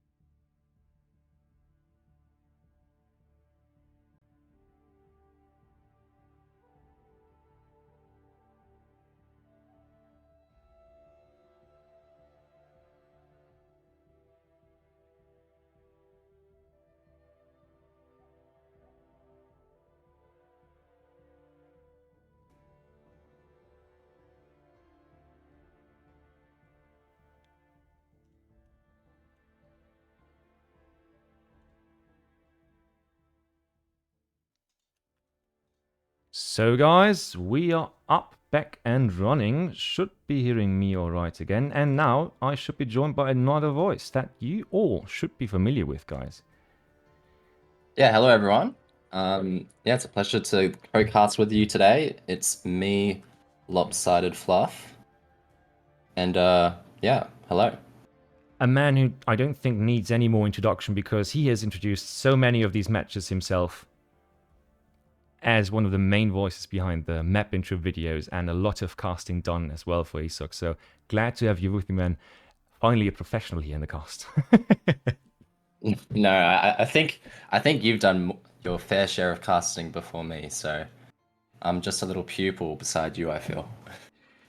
Let's stop the humble attitude on both sides, I guess, and let's get into the game because that is what everybody is here for, aren't they? Yes, And let's do it. man, we both already said we are looking forward to this one. Again, Rohbrot, one of the staple German players out there. Spain feared and hated and already banned. So much I can say. Banned by Soldier here. And on the other side, yeah, we have a France ban for Soldier. So Soldier not being allowed to play France here. Playing Germany instead on the first map. And Rohbrot is playing France. Interesting matchup already. But yeah, that's one of the issues we talked about with the banning system right now. Rohbrot probably is never going to get to play Spain. As well as others are not going to play their civs. I mean, that's going to be throughout the whole tournament. Like, people aren't going to be able to play their main civs. Which I think's nice. It forces you to kind of expand your civ pool. Oh, it certainly does. That's true as well. But on the other side, my issue personally with it, or the thing I'm thinking about, is actually that they might... Most of the top players that are going to end up in the higher brackets, probably, of this tournament, do have a rather wide civ pool at the end of the day. And taking away their main civ does take away a bit of performance for us as casters, and you guys out there as audience maybe as well. But let's see how it goes, of course, because it's more of a measure aimed towards the player satisfaction than the caster. Yeah, that's true. Also, at the same time, Moonshine versus Frontline is being played, but I'm sorry, guys, I don't think I have the stamina for that one. Lop, if you want to keep going afterwards, you can take over the stream entirely. Oh, they're actually playing their series, are they? They are playing it right now because Moonshine had to short-term cancel. That would be an entertaining one, but I'm not sure if I can do that just before my series as well. So that's right, guys, because the madman right here next to me, at least audio visually, I guess, at least from a listening perspective, right next to me, has his own series in this tournament against none other than Maito at 2 a.m. for my time, I think, something like that. It's actually a perfect time for me, and I think it's a decent time for Maito as well. So it's like one of my first series I'm actually playing at a good time for me. Which sounds exciting and sad at the same time.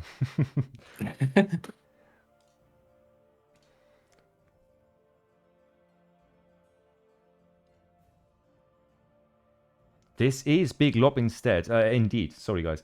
I do think... Do I have the... Because I... For the love of God, I can never remember by heart the command to actually change the caster's name. Gigs just did it just earlier. Maybe I can... No, the issue is Gigs did it... I'm pretty sure Gigs did it on casters, but there's the cast... No. Yeah, he changed it for me, but I want to put you in there as well because you deserve the credit that you are owed here. Thank you, Risotto, very much. Oh, thanks, Risotto. And there go my eardrums.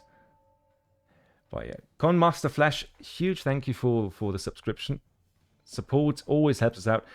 Jim Guerra with Castris, you're not going to find anything, I'm sorry. But MFD and Lop, that's perfect. That's the dream team we've all been waiting for tonight.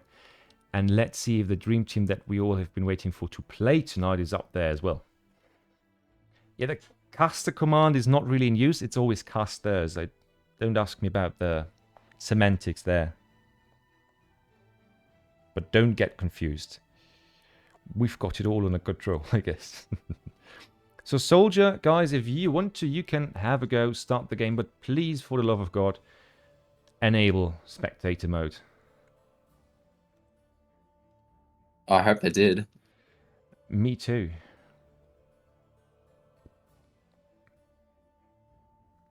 But I'm optimistic. Let's say, yeah, I'm optimistic, guys. We have a delay, of course, that is required. But at the same time, sometimes these things do happen, and I do fear it has come to happen this time, maybe. Oh, Jesus. Let me just message them. Yeah, please. If you can take over that part, that would be huge support right now. And I'm quickly just going to try out the link or the code they sent me, the lobby code.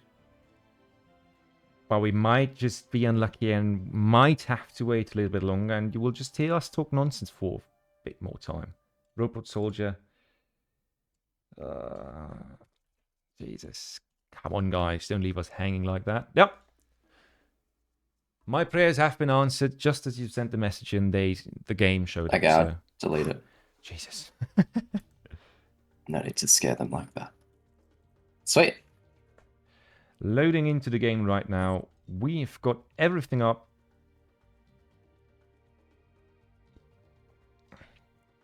Egg fried rice. There we go as well. Loading into the game. And just one point I want to add here. We have had a lot of issues with lagging and things like that. But you guys in chat haven't seen anything. I haven't any. And we have been casting straight without a single game restart for 4 hours. Almost 5. So luck's on our side, it seems. Are you guys ready for a cast? I hope so. Lop, are you ready for a cast? I certainly am. I'm so excited for this series. Then let's not wait any longer and get this goddamn thing started, shall we? Please, mods in the chat. Risotto in that case, because you seem like a trustworthy person. No, if you could do us the favor and run predictions for us, it would greatly help here. And we're going to run a casting, shall we? First map, Fertile Crescent. We don't have to do that one. Even, another time. You know the map. It's not crisscross, so vividly playing another point on your card there. But this time we have straight lines, actually. And that might, with this matchup, be quite interesting, because both France and Germany can go for the full TP line here if they want to. Yeah, it makes Stagecoach a lot easier as well when they're straight instead of the crisscross. Yeah. Fully agree there. And it's also not just easier to put down, but easier to hold. And much simpler to play around that in general, in my opinion. The last time we saw this matchup, it was Loki, LukasL, the first game, I think. Exactly that matchup, exactly the same positioning, and so on and so forth. So we will see if there's another French aggression coming in here, or if it's going to be played a bit differently. Yeah, I wonder how this matchup will play out. Like, it's a legacy matchup, obviously. And I haven't seen either player play too much of these civs, although I'm not too familiar with Soldier. He was more before my time. So... we might just see like standard semi-FF stuff out of both, which is just kind of usual for these civs. What do you think? KF semi against Germany's always a bit scary sometimes, because if you start and you don't get a good batch of Huss, and the other one gets a full batch of Uhlans and has 2 extra Uhlans, you might get overwhelmed there. But the same can be said on the other side. If France ships 3 Huss to get the greater numbers than you are effed, and that is a pretty big loss you're taking there already. Yeah, and like France can even like probably do like a rack start and maybe even a forward base and put a lot of pressure on Germany. Yeah. And if he stable starts, he's in for a real tough time. So yeah, we'll see. Soldier already. Oh no, wait, that's not. I'm forgetting that Soldier is specifically not allowed to play France. So, but I saw him play yesterday, namely, and. That didn't... I mean, it did work out well, I think, with France, but he played mostly France, so not being able to play that civ right now, bit of a bummer for him, probably. But yeah, Rohbrot with France taking up 100 food treasure, which is going to go towards a pretty decent age up time, I reckon. If he can hit it right, that is. Yeah, 236, decent if you ask me. And now on the other side, Do we have decks yet? Yo, we certainly have. I'm just too lazy to look them up. I just wanted to say pretty standard German deck, but no way in hell. That's almost an FI deck, if you ask me, or something that aims there at least. Because not a lot of upgrades in H2. No wills. Yeah, well, there are no wills there, but still, deck-wise, it looks like someone that is prepared to take it to H4. I don't know if he wants that, but if he can play it through, might be interesting to see against France. France, on the other side, has a deck that's called Anfänger, which I love because that's literally the beginner's deck that you get at the start, and he just kept the name, and that's the right attitude. Yeah, I mean, France's deck looks like it can do anything. It's got 4 calls in H4, so yeah, definitely the potential there. Yeah, pretty standard. I think Soldier's deck looks like it can potentially play H2 as well, because he's got the 2 settler wagons, so if it goes for like a long H2, he might even get a bit of an eco advantage there. But no upgrade cards, as you mentioned, which is an interesting choice, except for like Cav Combat. Yeah. And if you go back to Rohbrot, I have to disagree there, I think, because we have no 3 Hus, and that is... Oh, Chet is mentioning already. Okay. We have no 3 Hus there, and I think we have the... Yeah, usually you swap one of those out. So either attack or infantry hit points goes for the 3 Hus, because you need certain timings. You need to be able to hit certain timings in H2 to get a snare with those 3 Hus if you're defending. Also against Germany if they played in a weird way. But I don't like the 3 Hus not being there. At the same time, not a great or not a full deck in H2 for Germany, so you might be able to predict that there's not a lot going to happen in H2 here. Yeah, but we are seeing a stable start here for Rohbrot. Yeah, what is Germany up to? Nothing yet, no. Ah, there we go. Soldier coming down with a stable of himself on his own side. A lot of wood being chopped, though. I think that's a bit of an overgathering issue here. Oh, and the scout from Rohbrot scouting it all, making sure, yeah, it is Cav, and we are safe if we go for Cav ourselves.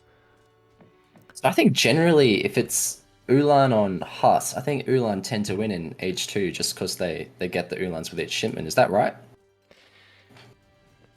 The issue is, I think the big issue here is if you see, for example, Hus Musk in H2 from against Germany. Germany often has a defensive Doppelsöldner timing they can pull off if they have a Rex in base.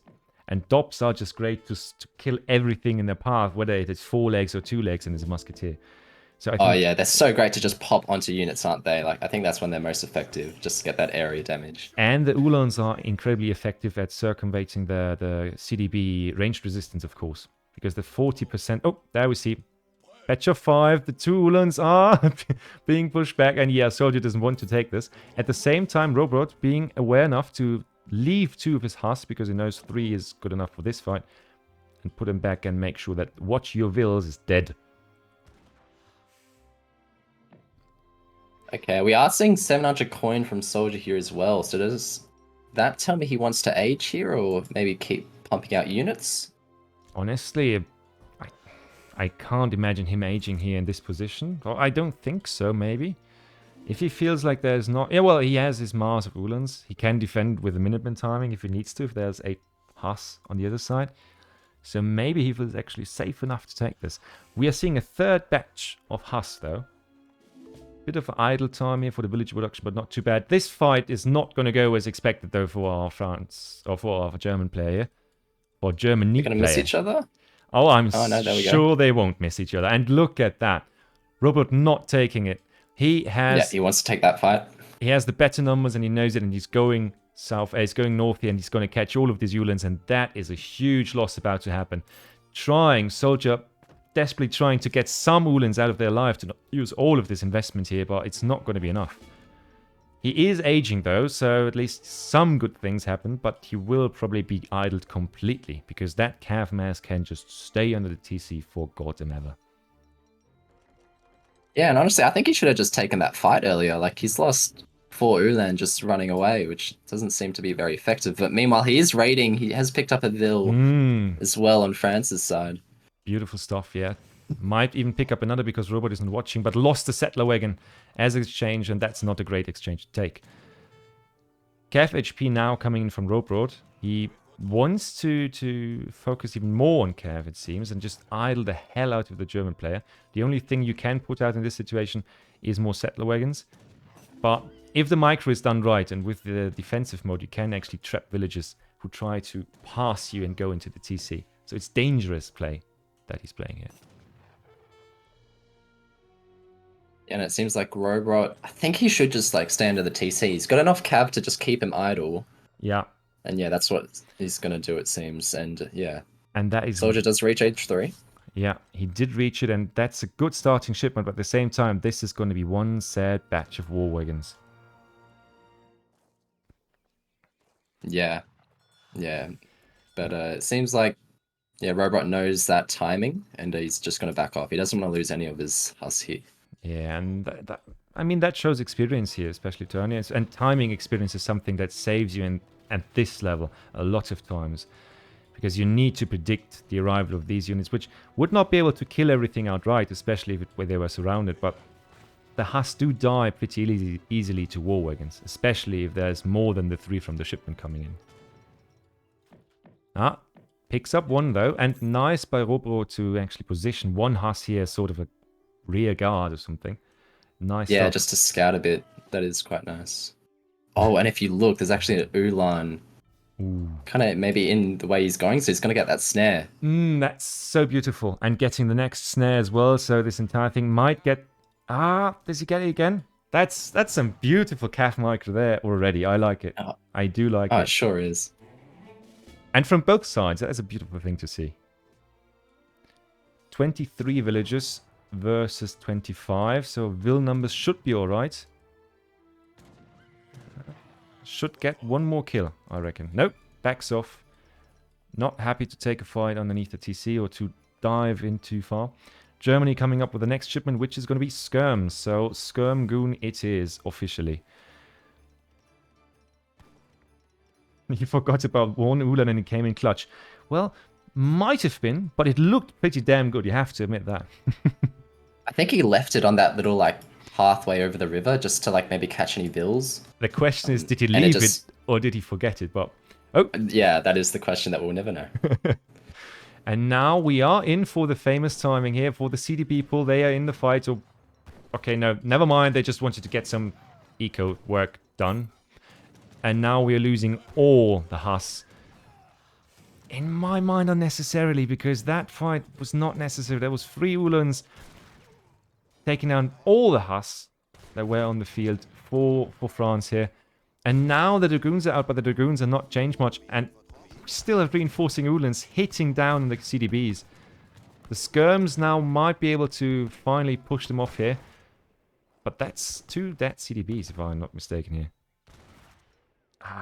Yeah, and I think that could have been a good fight for Rohbrot if he just Vill pulled a bit earlier. I was actually thinking it was going to be a great fight for him, but yeah, it seems like he didn't decide to do that. So both players making a cooperative effort to keeping each other in the game, if that makes sense. But I love it because this back and forth is... They want a series. Yeah. They want a series here. Yeah, they want me to go to bed tomorrow. That's what they want, it seems. Now, Skirmgoon from both sides. Obviously, Germany has this famous Ulan as a 3rd composition. Upgrades are coming in as well, and we are soon... Is this the 9 Ulan shipment? No. 9 and 8 Ulans are still free for grabs if Germany ever has the next shipment up. And that's a dangerous, dangerous shipment if France can't protect from it, right? Yeah, I mean, France will have to keep that in mind here. That those big shipments are still yet to come. But for the moment, it seems like it's just going to be Skirmgoon with a few Ulan added in. Yeah. And the question that is... Yeah, sorry.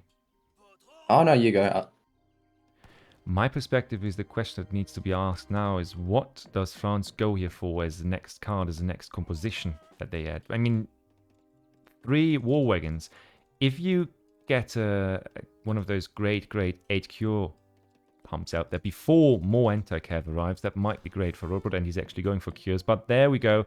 The appropriate counter. 5 war wagons, which with those 3 is enough to one-shot accuracy, and then it's just a kiting game. So this is going to be a close one.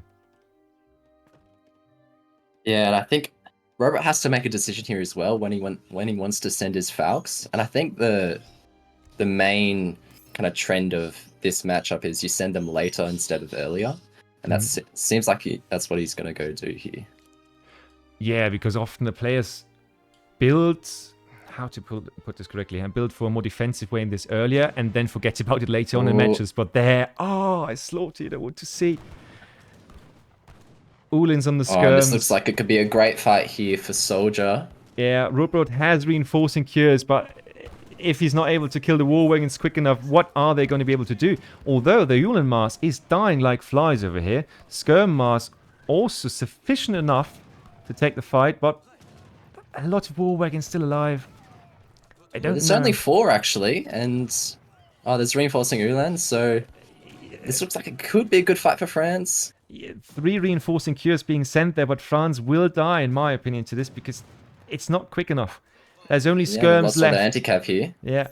And now the last thing he's going to see is those approaching Ulans. He doesn't even need the skirms or the goons behind it. It's just going to be a slaughter again. Just got to wait for these Kerr to pop. Maybe a Vilpool as well that could save him. It's a bit slow. Vilpool to the clutch. Only 2 war wagons still. Not enough to one-shot those cures. So actually a lot of damage happening here. And yeah, the Vil's coming in clutch. You predicted it right, man. And, it just seems a bit sloppy from France. There's a lot of idle time here, but I think it's what he has to do. Yeah. As you would say in the German language, he has to bite into the sour apple because that's just what he needs to do in this situation. But it's still, it won't be enough. I think he defended us well enough. Lost not too much villager-wise, that is. But what's the follow-up here? I mean, the Ulan Mars is still there and still goddamn healthy. And the next Ulan shipment is only on the way. I think Soldier knew how he wanted to play this, and he was like, right, we're going to send Ulans later once I kind of get a feel for what Rohbrot's going to play. And I think he's played it very well. Yeah, and the next thing that we have on this map is something... It took some time to work here in this match, but we saw it a lot of times before. The hunts on the sides, dangerously exposed, but at the same time also forcing the different forces into really difficult positions to fight in. Because do you really want to push this? Do you really want to push a bunch of angry French dudes with hats and long rifles? I don't know. But yeah, the score is looking quite healthy for Germany here, and France does not underscore, so look at that Ulan Remar. Soldier is surely quite confident right now. He was not in the chat before, but he should be now, because that is just a scouting party. That is an army over here. Yeah, and I think France can't take this fight at all. Nope. He's going to back off, and he's going to lose a lot of vills here as well. Yeah, he can't even back off, because even with all the Vilpools of his life, he is not going to get out of this one. He's not going to get out of that one. Look. Oh. Look at the villager numbers, please, and we're going to look at the villager graph after this, but... Oh, this fight surely happened before the Geneva Convention, because that is not right. Vil's dying. Yeah, there are some Kerr here. They're gonna try to do their best, but yeah, that's it. GG. I think that describes this fight here. You know, you did your best. And guys, I'm just saying it, but this was the first match, right? Back and forth, and here we go. I'm all for it. Quickly look at the numbers, though. That's something almost dead equal in resources. But, and that is where the whole thing is changed up by the matchup. 3 units. The worth of the extra units and of the shipments that Germany got through, so much higher than Rohbrot, and I'm pretty sure that is what won it in the end. Soldier woke up and chose violence. I love that. That should be the slogan for this first game, please. I mean, it's so good because I think Soldier's more of an underdog in this series. And yeah, taking the first game like that is good to see. Yeah. And it's putting us up, it's setting us up for a great series to begin here and to hopefully end as great as it started. But the villager population here as well.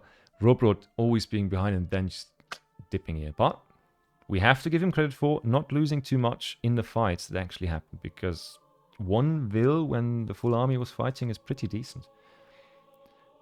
But yeah, that was where it should, or not where it should have been over, but where it was really in a good position for Soldier, for Rohbrot here. And then he Yeah, lost and it it. makes you beg the question: should it be just like stayed under the TC and idled, or caught any like first shipments coming out? Yeah. But Jesus goddamn Christ, that is a good start to the series, and I'm hyped again. And I have been casting for 5 hours now, and if I can say I'm hyped, then you guys in chat better be. All right. Let's quickly hop back into the pre-match screen, get everything set up nicely and smoothly, and give Soldier the win he deserves. Ah, there we go.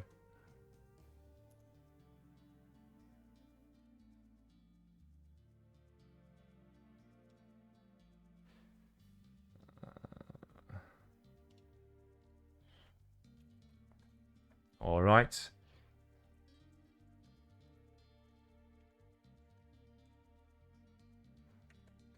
It seems like there's lots of hype for Soldier in the chat.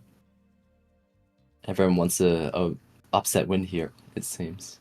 Yeah, I mean, if you look at Elo alone, is also something that, of course, puts the underdog position on Soldier, because we have rank 12 against rank 132. No, we didn't just slip a 3 in there. That's something that gets sorted out itself. That's a stat. That's not me just writing a wrong number in there. Don't forget about that. Am I correct in saying Soldier was the lowest seed in this tournament? I think he might have been. I don't think so, because Oh Robert no, surely that was doesn't not make the sense. highest. Yeah. Yeah, because then, yeah, it must have been around like 26th or something. Because rank 1 would play rank 32. Yeah. Yeah. Oh, exciting to see they start off that well. Wonderful.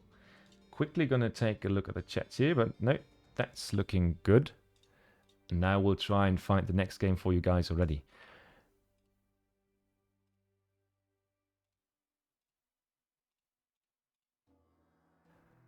By the way, thanks again to Lionheart in the chat, who also offered up to cast with me.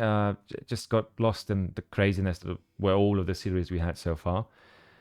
And who took one for the team, for the entire community, by doing a great stream on Shadow Raid lately. And thereby providing us much needed funds for this entire setup here. So huge thank you from all of us. You are the man, Lionheart. Really took one for the team in this scenario. Next map, by the way, for everybody who forgot during the last 4 series is what map number 2 is, I'm going to refresh your memory. It's Saguenay. Right? Thank me later for reminding you. It's one of my favorite maps. It's the different spawns that can happen, and it's just such a beautiful map as well. Yeah, and it's one of those maps, for example, like Malaysia or Manchuria, where you have all those different aspects that it can utilize. You have the natives, you have... Yeah, you have water, you can take stagecoach, it's just so dynamic. Yeah. So I'm really looking forward to seeing what they come up with in this game. Especially because there are a lot of players, as we saw earlier with Opti, who played a bit non-meta, non-standard probably. But at the same time, I think that Soldier and Rohbrot both are very, very... how to put it? Not legacy players, but old school, very focused on the core dynamics of the gameplay and not too fancy when it comes to these out-of-the-box thinking strategies. The meta. Yeah, that puts it in the right words. So I'm really interested in seeing how a smoothly played game in this matchup of players will be played out on this specific map. But I'm pretty sure we are going to see ports from either of them, because ports, I don't think either is really a native enjoyer, as you and me both are, if I remember correctly about your Civ choice. Yep. There we go. Next one is up. So let's see what comes up. Any predictions from chat before I go in there? Anyone? Just write it in the chat right now. We will see what civs come up, but I do think we are going to see ports at some point.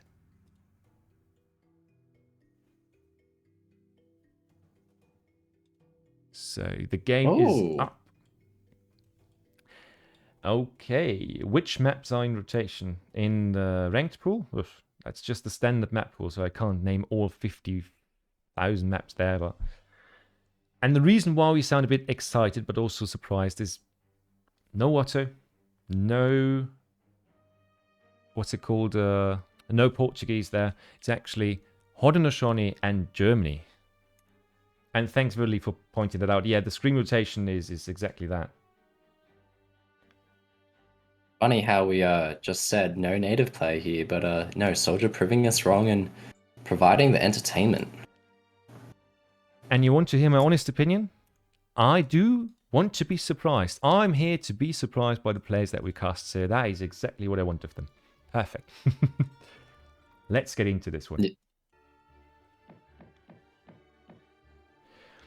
So, eastern side, Haudenosaunee being played by Soldier. On the other side, in the west, we've got Rohbrot on Germany. Do we see a decent... No, Rohbrot, don't do that. Buddy, come on. What? Jesus, guys. We've seen so many weird Germans. There we go. Now it's back. You don't need to hurt with that one. I'm getting picky about this. I know I sound like an idiot criticizing a player 400 elo above myself, but it's just... Man, that's... The one thing I can actually do with Germany is that start. Oh yeah, please. You know, every player has their unique way of opening. Yeah. We don't have to hate on them. Yeah, true. I'm just getting a bit emotional seeing that, I guess. But now we are there, getting the coin to get enough to buy wood for a house, as we do in Germany. Or as they do in Germany. And on the other side, Haudenosaunee taking... Oh, Cherokee Rifleman. The matchup itself is one we haven't seen too often so far, but we have seen it today actually before. And it was... Jesus. Was it LukasL versus Germany or LukasL versus Brits? I'm not... Doesn't matter too much here. The point is, Haudenosaunee with great unit composition in H3, but they do, in my opinion, need to make something happen in H2 already, so Germany can't just go to H3 unpunished. But what's your point on that, or your perspective? Yeah, I completely agree. Like, as a Howd player myself, in this matchup, I think you need to play H2, and you need to get some damage in. So either picking off a Vil, sieging down the TP, or getting some infrastructure down. I think that's how you play it. I also would have liked to see a water start here for Howd, but it seems like he's just made the house with the starting Travois. So, yeah, no water play here, it seems. Deck is also called Len, so that is a through and through admission to that strategy. We have water. We have actually Team House of Hohenzollern. That's the defense card. So probably Rohbrot thinking that he might be rushed here. Could be true. We will see. But I fully agree with your perspective on the water start. I do like that one the most, although the macro is sometimes a bit extensive. But it's just so damn good if you can pull it off and just continue pumping out boats that Germany can hardly contest really against Haudenosaunee. Yeah, and I think Rohbrot needs to scout if he's on water, because he doesn't want to just blindly send those two caravels. So he'll need to scout if he can see a dock or not. Yeah, that's going to be huge. You have to scout against Haudenosaunee. You have to scout the water line, because if he sends those two caravels with Germany, that's an insane investment. Sunk, literally, in the water. Yeah.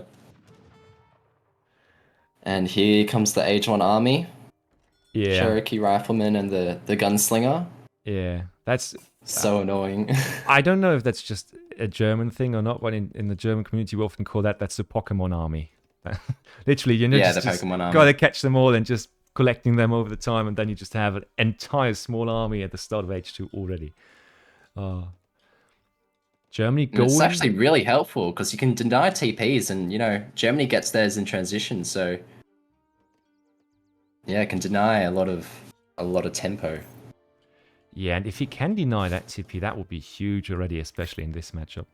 And I saw what you did there, Pago Play, and I would have said anything negative about it if I wouldn't just find it goddamn hilarious. Because you're absolutely right, that's the way that I play my matches. Oh, interesting treasure here, 133 HP, and surely this was a fast stage up, so we are going to see the fast forward aggression here. Thanks for the follow, guys. What is it? Yeah. Yep. That is huge. Shipment is not even through, and he is going to get another shipment with the next pass. So 2 shipments back to back with a fast age up. What elo are the players? Well, Mavsay, interesting that you're asking. So Rohbrot is number 12, spot number 12 of the world right now, I think with 2,100 elo or something like that. And Soldier is place 132 with 1,700 elo. Don't mind the fact that he won the first game, though. That was just... Like, Soldier's got so much experience behind him. Like, he's played a lot in the past. So that's all coming back to him right now. Sure. And it's also not that his mechanics, like the hand-eye coordination or anything like that, is rusty. It's more his game knowledge, probably, and his game routine. But he has been playing Age of Empires 4 extensively, so he's not out of the RTS scene in any of those. So I hope that helps you. Yeah, Stereo sums it up in a way that I won't comment on because I don't want to devalue Rohbrot's other civs here that much, but you get the image, right? Germany being put under pressure outside of the base, but still that thing is goddamn valuable. The trading post for Germany, as Toby put it earlier, in earlier days, Germany without the trading post is an entirely different civ. Yeah, for sure. And I think Rohbrot should have put that TP maybe in the furthest away socket instead of right kind of where the war hut would be. Yeah, because it's just in the way of carnage, quite literally. And it was always going to get sieged down. Yep. So, yeah, that's going to go down, and yeah, Germany's going to lose a bit of tempo here. Ooh, Let's see what he does to deal with it. We do see some Doppelsöldner action. 18 villagers versus 24, by the way, so I love that. Haudenosaunee being able to ship 5 villagers right after that. Somebody studied the Kevin guide, like I did, and I did that religiously almost. Yeah, I mean, this is exactly how I played as well. And he's got the TP as well, so he's going to get those shipments kind of quite quickly. Yeah.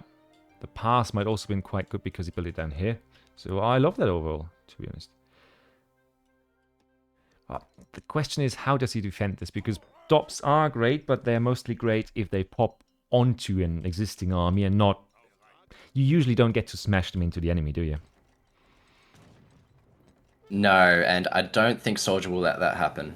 Yeah, but look, he doesn't want those Dops touching his precious Aina and Tomahawks. Soldier not going for 600 wood as I often do to get another building out. He is actually hell-bent on breaking the German resistance right now, sending in more unit shipments after that. 6 Tomahawks after the 5 vills. I love that. I love the build. I love the treasures that he picked up for the build because it makes it all so much more impactful. And I don't think there's any raiding happening from Germany right now because everything that is in base... You see that some emergency houses being thrown down here. And we know that the Dops are there. Soldier knows it. Rohbrot knows it. They all know it. The question is, will there be one of those devastating pops combined with Minutemen, combined with almost everything? Oh, and we do see the Dops on the way. So if Germany can keep Howard in his base long enough without taking too much damage, we could see a really good fight here. Now it's a question of overcommitting or not overcommitting, but the wood problems, the wood damage here alone is insane already, because that's what, 3 houses and the TP? 400 resources down the drain, tempo denied, no church up for Germany either, so a lot of things gone wrong here already. Yeah, and like his house as well, so more like build seconds spent just chopping wood, which is not really what they want to be doing. Absolutely. I guess if you go bow pike, it's alright. And now the fun fight is about to happen because, or is it or not? Because the Hyenas are... Yeah, they are here to... 3 Dops are in, they're going to try to do something? Oh, I don't think... I mean, they are tanking, but that's not their job, man. They have to go in there, they have to do the dicey work, they have to cut down everything and everyone. But with all those Hyenas behind it, we both know what kind of DPS those guys have against heavy infantry, and Jesus Christ, it's not even close. Yeah, I mean, Rohbrot likes to use the cover mode, and it was a bit effective, but all the Dops are gone down now, and there's still some Kanya on the field, and they're just going to clean up the remaining crossbows. I mean, for the fact how, I don't want to say humble, but how non-enthusiastic Soldier sounded in chat earlier, he is putting on one hell of a show here against Rohbrot's Germany. Oh, Minutemen come out. Is it going to be enough, though, for anything to happen here? Because the Hyenas we have the HP sponge. There's the Tomahawks. We have the Aenas with their attack, with their higher DPS. Damage is being done. Shipments are being sent. The army is surely being cleaned up. But who is there's a good fight for in the end? How much resource value was already killed here by the Haudenosaunee army? And especially... I think Rohbrot's okay, actually. Like, he's managed to clean up the whole mass here. And he's got crossbows left over. He didn't really lose any vills that fight. Actually, it might not be too bad. I mean, the score lead is somewhat concerning, though. The issue is vills. Oh, yeah. Harrison is already... Yeah, Harrison is faster in seeing these things than me. 20 vills, and I'm pretty sure we lost settler wagons. No, we did not. Or did we just send the second ones? Nope. So 28 villagers with what I hope is steel traps. Nope. No. Oh my god. No steel traps yet. That is bad for Germany. Yeah. I think he's been cutting out like vill production to make up for, I guess, military. And now soldier is ahead. That's lovely. 120 food being taken by soldier this very second.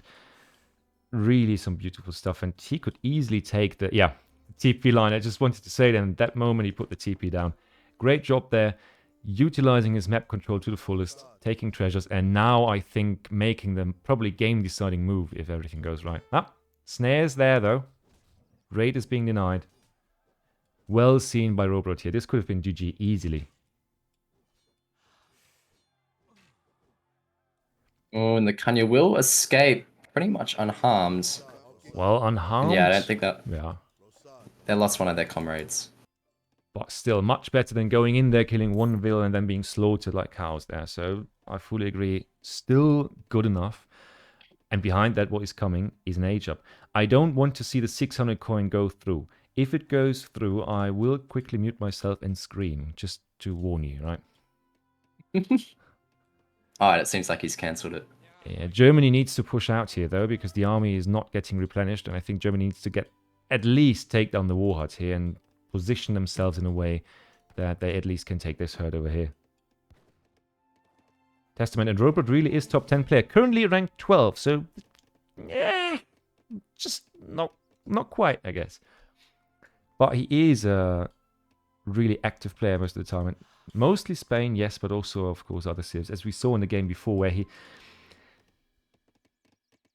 did a great job at the start and then had one big throw that more or less cost him the entire game, I'd argue. But I will let you guys argue about that. 231 of you crazy maniacs being in here with me and with Lopsided Fluff.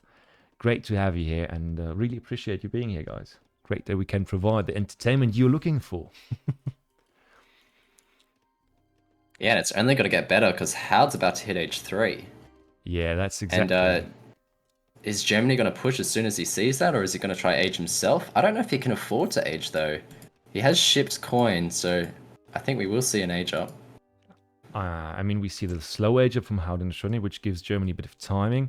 But honestly, I don't think that Germany has any business aging up right now. I don't think they're even close to it. Look at that. 600 coin has been gathered up, and that's all they have. So, that is not going to go well for him. Or not. I think the tempo is just all out. There's no XP curve that's good now at this point. There's shipments have been sent. There's no church, as was pointed out, and churches are a must-have if you don't have a TP. If you don't have that, you need a goddamn church. Otherwise, you're not going to put through here. Or not push through here. But yeah, he's going to see the age up. He's going to push. Soldier might lose the forward base, but if he doesn't commit there and get slaughtered, he has another one. And he has more units behind that. And look at that. Germany doesn't even care. Germany is just going all out age 2. Because he knows he can't just age behind that. Yeah, I think that's the right play. And Soldier, he doesn't need to take a fight. He's just going to let his 2 shipments come in. Probably 6 Kanya, maybe 8 Skirm would be the way. 6 Kanya, such a staple for the Civ. One simple shipment that has such a huge impact on the way that the Civ is played, because 6 Cav is, and that sentence will sound dumb, is the 4 Cav of H3, if that makes sense. Because all the Civs with 4 Cav, right. yeah, all Civs with 4 Cav in H2 know how much different that makes that you actually have 4 of them. And it's the same with 6 in H3, if I might say that. The second big button is 500 food, or 475 food and 475 coin. So Soldier is mismacroed as hell, I will say. But he could sell resources to get there if he wanted to. A huge big button pop could be absolutely insane if he pulled that off. Yeah, and I think he's going to try go for a timing here with his skirms on the way. Yeah, but he was kind of found out, wasn't he? He has been seen. I mean, that TP is not going to mean much, but Germany needs to do more. They can't just pull back now, because one TP denied is not what turns this game over back into the favor of Germany. Yeah, it's an interesting one. Yeah, I don't think Germany can really take a fight now. But I think it's Howard's time to push. He's just got his shipments in, and he's just got his upgrades as well, so in theory, let's make something happen. I like those preventive walls, by the way, in the north. The only issue I'm having with it that he's walling off this part, and there's literally a bridge over there where you can just walk through with any raids if you want to. But just can still save you if you are lucky. But now it's Howard's time to push in there. And now we don't want to be the Germany player in this scenario. Heavy discussions about Spain being broken or not in chat, by the way, but that's not what we are concerned about, as they have been banned. So let's see what Germany can do here. And Jesus, it really feels like the only thing they can do right now is suffer. Or what would you say? Yeah, I mean, he's just had to kind of move out onto the map, get more res, and he doesn't feel like he can push out at all. So I think he's just going to wait for Howard to push in and just watch his demise slowly dwindle. But we could be surprised. I'm not going to count out Rohbrot. Oh, me neither. Certainly not. The only question is, how good can the next fight that Germany takes be? Especially with a fight that is up against one of the best skirmisher units in the entire game on the one side and filthy crossbows on the other. But there we go, the fight is up to begin. Just not too much anti-cav, except, well, Elite Kanya Horseman as a sort of body block there. Reinforcements being drawn in, the big drag box attack there from all sides, and now the question is whose meat shield dies first. Ulan's H2, no upgrade sent so far, and that might be a huge issue here in this fight, because now the HP pool of those H3 Kanyas is just too great to be dwindled down, even with so many reinforcing numbers. And while Germany pushes into this massacre, all the anti-cav units are being picked off, and more reinforcing Kanyas are there, and that is the GG. Yeah, great game. I mean, Soldier did such a good job of just like pulling his cav back, not losing them, and just pulling out those pikes so the skims can pick them off. But yeah, I think it was tough for Germany in H2. Great game as well. Absolutely great game here, yeah, and well done by Soldier.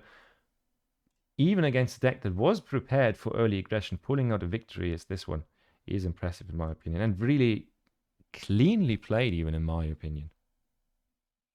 Yeah, I mean, don't know if I can like critique Soldier's Hound at all. I think he did a great job. Yeah, just like that, we're 2-0. Yeah, Soldier. Let's go. That's what puts Rohbrot on the spot, doesn't it? Because he needs to make something happen here fast. He needs to take it all or lose it. There's no other chance. There are back-to-back 3 victories, right? Nothing else to be done here. Yeah, I mean, his reputation's on the line almost. You don't want to get 3-0'd, especially being like the higher rank. On the one side, sure, yeah. But we have to admit that the ELO ranking that Soldier has right now is something of peculiarity, or just an odd mistake from the ranking system, because he obviously plays better than that. But there is this weird effect that when really good players that are fluent in the meta of 1900 plus ELO and so on drop to 1600, 1700, they lose games there that they shouldn't lose, because the meta is just so messed up down there. It's like arguing with an idiot, and then he pulls you down to his level and beats you there. That's what it is. And lower levels of ELO are really dirty. So that might excuse his ELO levels there. Can we see the ranked stats in scene 2? Yeah, sure, Joshua, sure. Oh, sorry, just taking a breather right now because that was an enticing series so far. But let's put you guys where you want to go in the pre-match screen, shall we?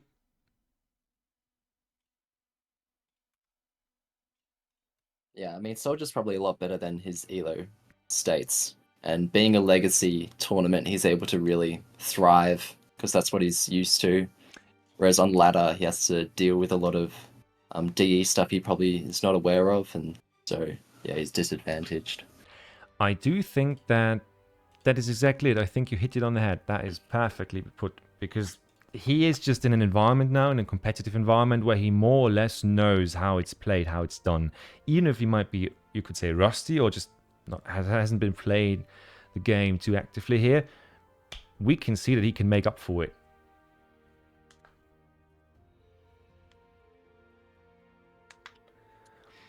All right, guys. I wonder if Soldier will go Aztec in the next one. I mean, we have the feared map, the it all goes crazy or it all goes down south map of all the series as we had so far. Painted Desert is up next.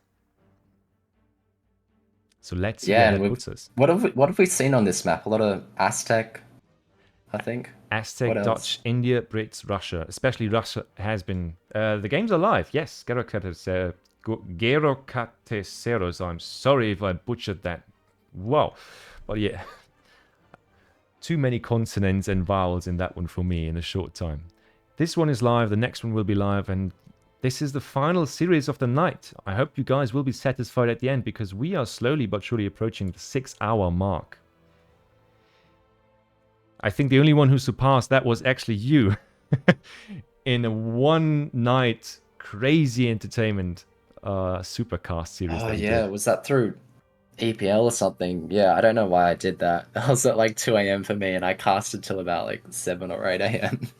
That was a fun night. I just wanted to point it out because you guys out there might not always see the sophistication that is being put in here from the casters, but that is something I'm talking about. That man in Australia casting for people all over the world at 2 a.m. all the way till the sun is back up for him. That is impressive, hey, man. We love it. We love it. That's true. So let's see if we can get the next one going immediately, or we'll have to wait for a second more. But they would have... I mean, there's a short pause would also be deserved to them, to be honest. So I will... Yeah, the map is there, the game is there. I will quickly load into it, and then I will let you guys know. And we are both right. The flag looks almost the same. If you're colorblind, you might be a miss for this one. We actually got Dutch versus Russia. And guess who's Dutch? Oh, I don't know. I would say we have seen one of the two players being not more aggressive, at least not in the first game, but overall, yeah, more aggressive. And that player might be playing Russia for some reason. Yeah, right. It's only, sorry, to clearly state that one more time. Thanks, Maito. And nice to have you here, man. To point that out, the bans are not global at this stage. So if one bans Germany, he is still allowed to play it himself, but the opponent can't do that. I hope that makes sense to spell it out like that. But less talking, more gameplay, watching, reviewing, commenting, I guess. And, oh yeah, let's not forget the most important thing here. Rohbrot on Dutch and Soldier on Russia. And Russia is a civ that has not seen too much success on this map, I have to add. I think only against Ezad, Tabben versus Ezad, Tabben was able to pull out a win there. Because Russia, on a map that has so many hunts, struggles to actually deny people from hunts, if that makes any sense. I'm so keen to see this matchup. I feel like it's it's such a common matchup, Dutch versus Russia. And I feel like Russia often has the upper hand in this matchup, but yeah, we'll see how Rohbrot plays it. I would agree with that, to be fair. I would agree with Russia having the upper hand, but mostly in the sense that they can more easily do what most civs have to do against Dutch, namely idle, force them to commit a bit to H2, just keep them, slow them down while their own economy scales really, really well, as we know the Russian economy does. in this game. And I think that's what has this effect on the matchup.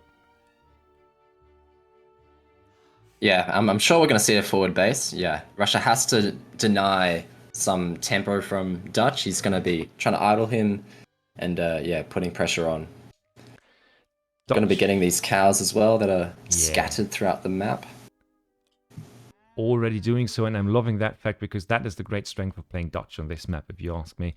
That you have the extra explorer who is going to guarantee you, or should guarantee you, a bigger yield when it comes to cow steals and get general cow gathering. Yeah, the envoy does well for that. And I think it's probably better for Dutch to get all the cows, because then he doesn't have to venture onto the map as much.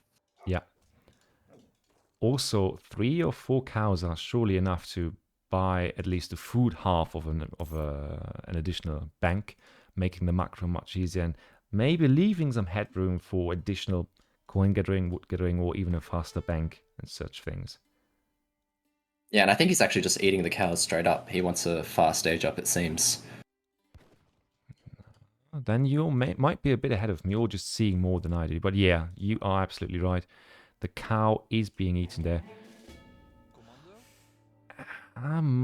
If it does that, how good is the age up going to be, though? I think I love that. We do have the pikes in here. Against Russia, I don't know if I'm too confident in that H2 shipment, though. I do like the 700 food on a map and a matchup like this. I do. Yeah. This is like an old Dutch deck, right? Like with the 700 food. I know it's not the best shipment, but it's something you see in like older legacy style decks, isn't it? It surely is, but can somebody explain the sustainable agriculture here? I don't want to just... I'm confused, that's most of it. The point is that this card is so late game-ish in a scenario where you don't really get there normally as Russia versus Dutch, because either one of the two always overwhelms the other, in my opinion. You don't see this late game wallish game style that you often have with other civs and other matchups. So I'm wondering what that card does in a 1v1 match in a tournament situation. But maybe Soldier will surprise us again. Yeah, he definitely could. And Russia has both of the upgrade cards in Age 2 as well, which is interesting to see. Because that card kind of got split recently. Yeah, the boys card. Good point to point that out, actually. The new order regiments, the infantry upgrade and the cav upgrade for cav archers and Cossacks, which is a really weird card in H2 because in H2, well, it only buffs the Cossacks. You have nothing else there.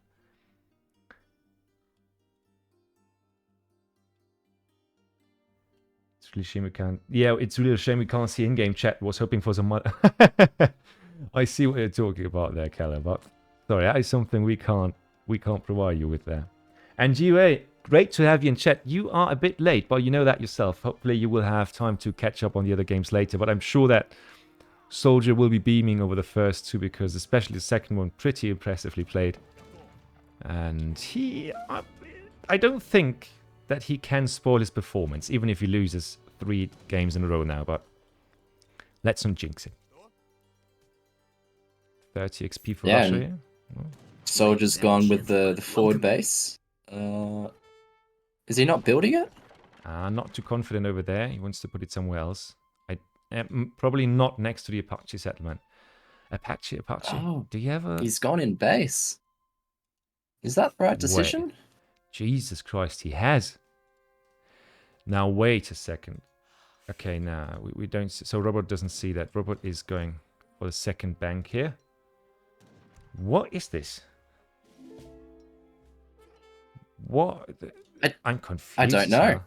Did we just... We did see well. The age up is 500 food, not the quartermaster. He is... Is he gonna age? It's... No, he's sending Cossacks. He is sending Cossacks, so he will... He might be trying to put some... to fake aggression, probably, because obviously, as Dutch, you would expect aggression here, but... I mean, if Rohbrot is not seeing anything, he's not going for the 600 wood, which would be the greedier option instead of the bank, though. But at the same time, I mean, just letting Dutch boom does not seem like a valid option. And Now at the latest, Dutch knows that there's an in-base blockhouse. So what the hell is Russia doing here? Yeah, has Rohbrot actually scouted that there's a... Yeah, he has scouted that there's in base. So he has more time, and he's happy with that. He just ran there, yeah. And people saying he's just going to make lots and lots of Strelets. In theory, could do that. Oh, Bankwagon. Being hindered there by the Bison in base. Something that I'm pretty sure the Sunbros are responsible for. My heart jumps for a second then when the bandwagon didn't go, but yeah, he's got it down. It's all good. That was a bit of a scary moment, at least a jump scare for me. But it's really weird. Soldier being aggressive without the forward base, Dutch being defensive without a military building. It's all a bit off meta here, and I don't know if I like that.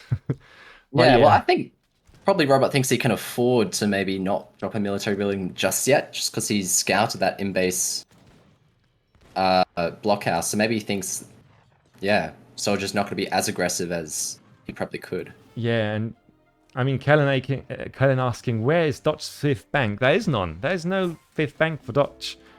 We don't have CM, we have nothing. We have 3 Huss there to come and save the day. And 3 Huss is probably all he needs to fight all those 20 Strelets, to be honest. The Cav is dead. Oh, Soldier, that might be a bit too experimental here. CM is not there. Yeah, I mean, bit too greedy to just send Strelets and Cossack into Dutch. You know that 3 Huss is probably going to be on the way. He is adding a stable as well, so he wants to play H2. Mm-hmm. Losing a Vil, though, that hurts a lot. And the issue is with Strelets, they are great to fight against skirms, but if your enemy starts with Cav, which is pretty common in this matchup as far as I'm informed, that's just not the way to go, and the slaughter here is the payback for that. Yeah, they're so bad against Cav. Like, you need Musk here or Cossack to just, like, tank some damage. Certainly do. Against skirms, yeah. Against TC5 even, yeah, that's more or less resource efficient, I guess, but not 3 Huss. How many of these guys just died to 3 goddamn Huss? And look at the greed on Rohbrot. He's got a 5th bank, as Callum was asking. Does he? And is he just going to age now? Yeah, it looks like it. Oh yeah, I just saw that. Are you watching my stream or are you watching it yourself? I've got my own, but I like to have yours open because sometimes my recs just like stop.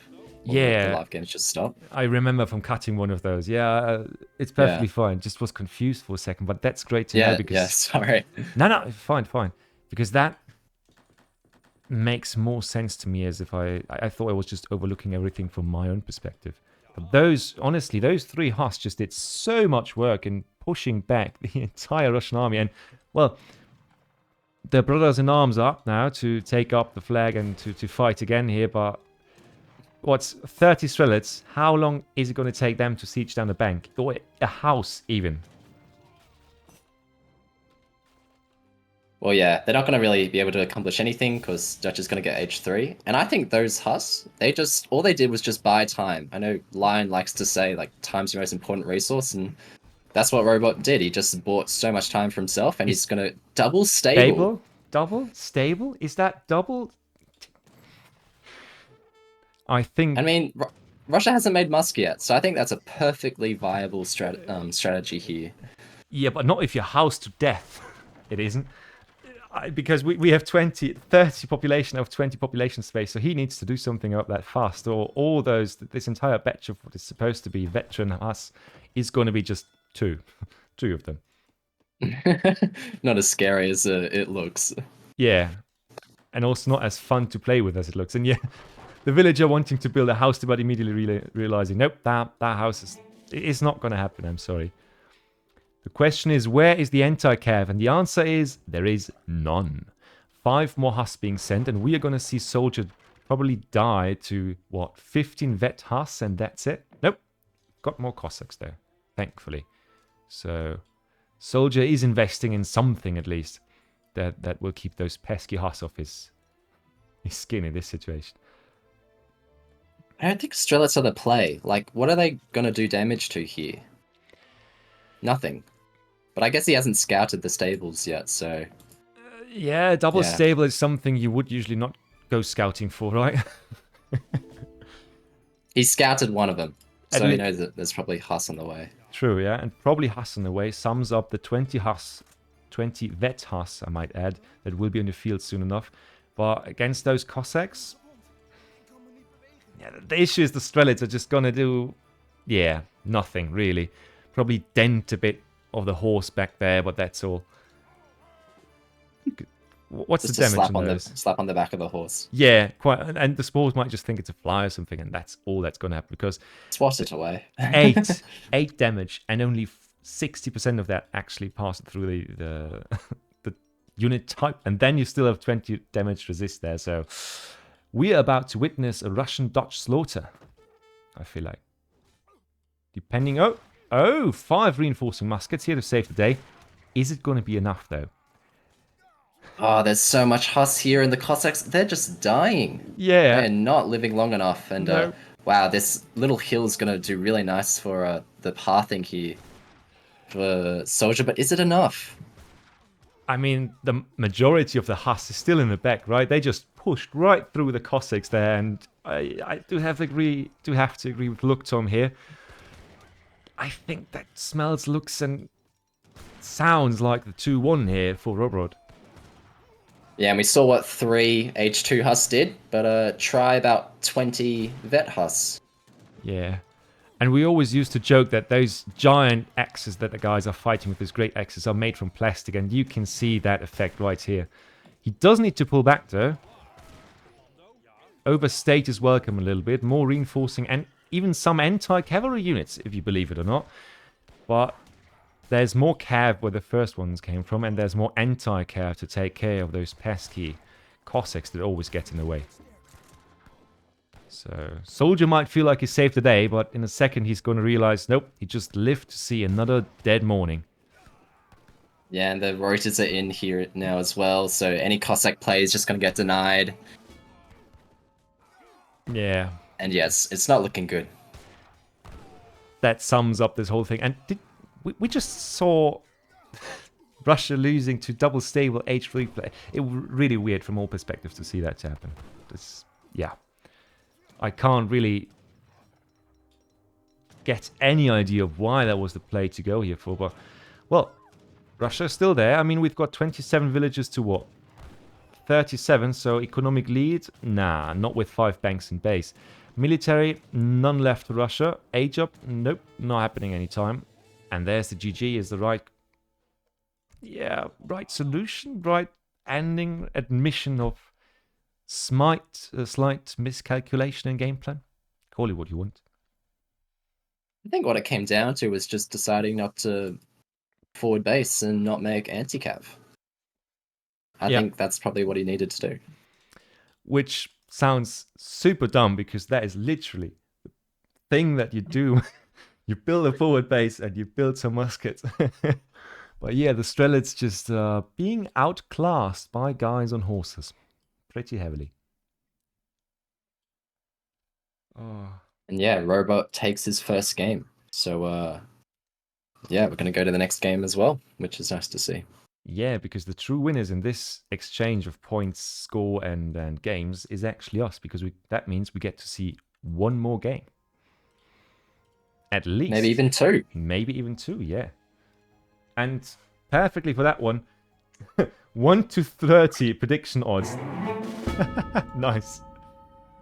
Look, Tom, thanks. Huge thanks for the subscription, man. And also, especially for playing your games today. Because we casted those as well. You can watch back if you want to later on. Really interesting series for most part. And close ones as well, especially the last one.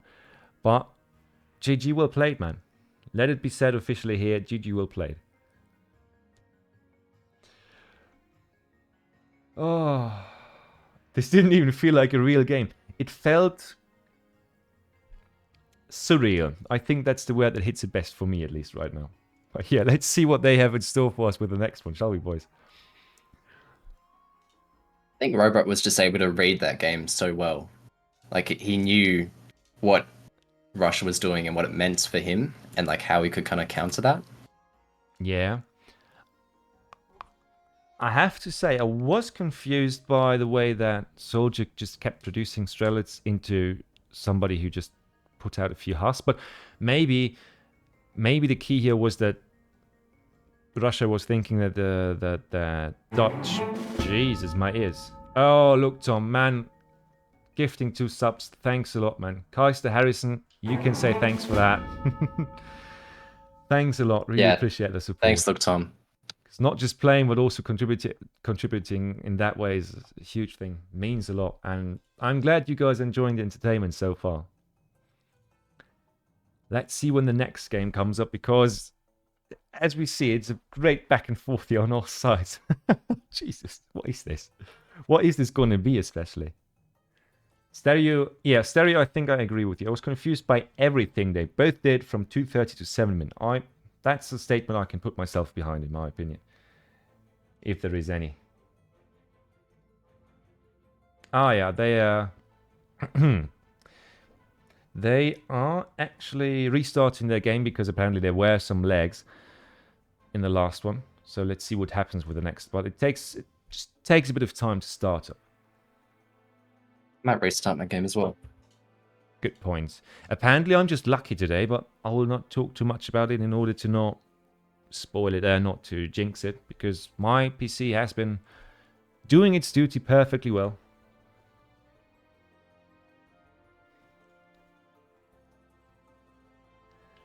Dantona, did Soldier expect to play H3 against Dutch? I didn't get it. I don't think any in the chat got it. Oh, Jesus, Tom, come on. Look, Tom, spoiling us, and Dark Knight, GK, Kevin, All-Star, and Matthew Scott. My ears are bleeding. You probably can't hear that with the overlay, because that's the only sound I haven't fixed, apparently. But although my ears may hate you, my mind and heart say thank you. Thanks for the support. That's great stuff. Yeah, Big Tom, this is huge. Does Yeah. so much for ESOC.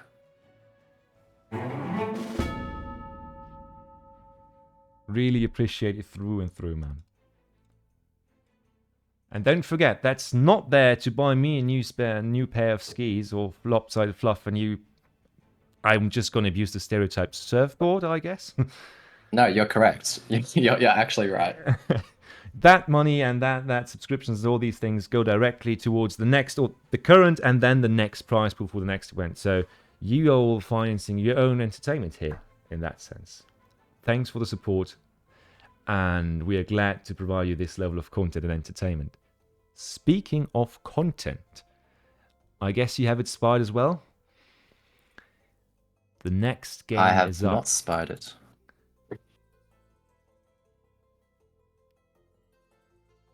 So let's... Oh, yes. Yeah.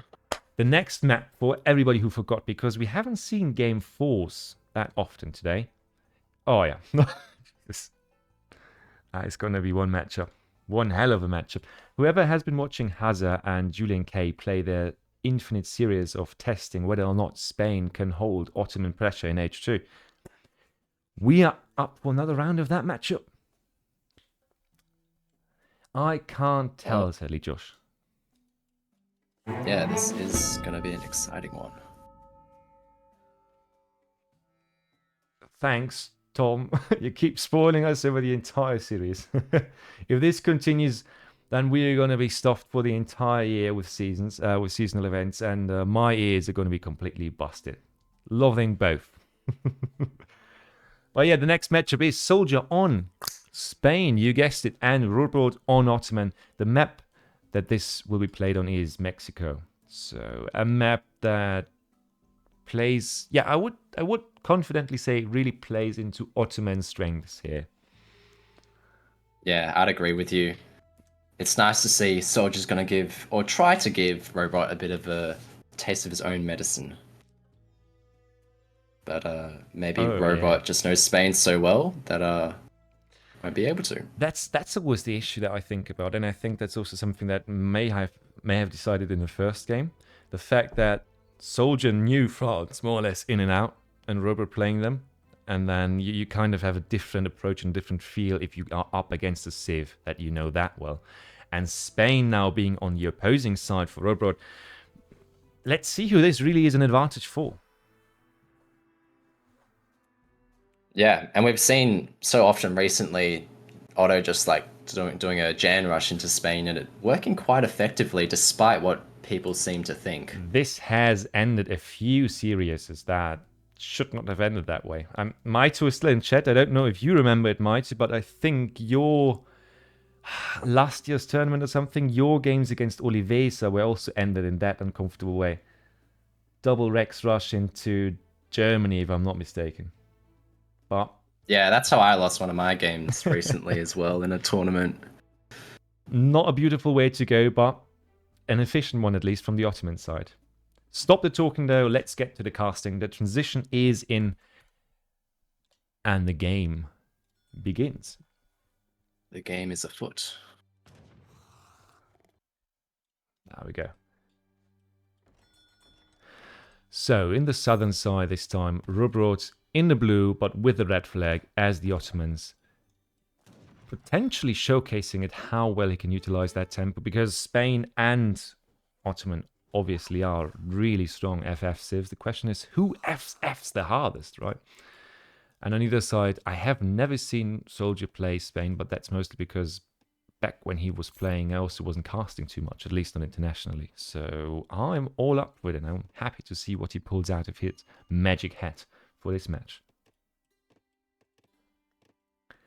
If I can... It's nice to know Soldier... Oh, yeah, you go. If I can bother the mods, I would really love to have another prediction of just for the sake of it, but that's all I wanted to ask. Oh. That's all. I was just going to say, I think Soldier seems like he knows the map really well because he's gone for that furthest TP, ensuring he gets the first pass. However, Rohbrot will be a pass behind. Yeah.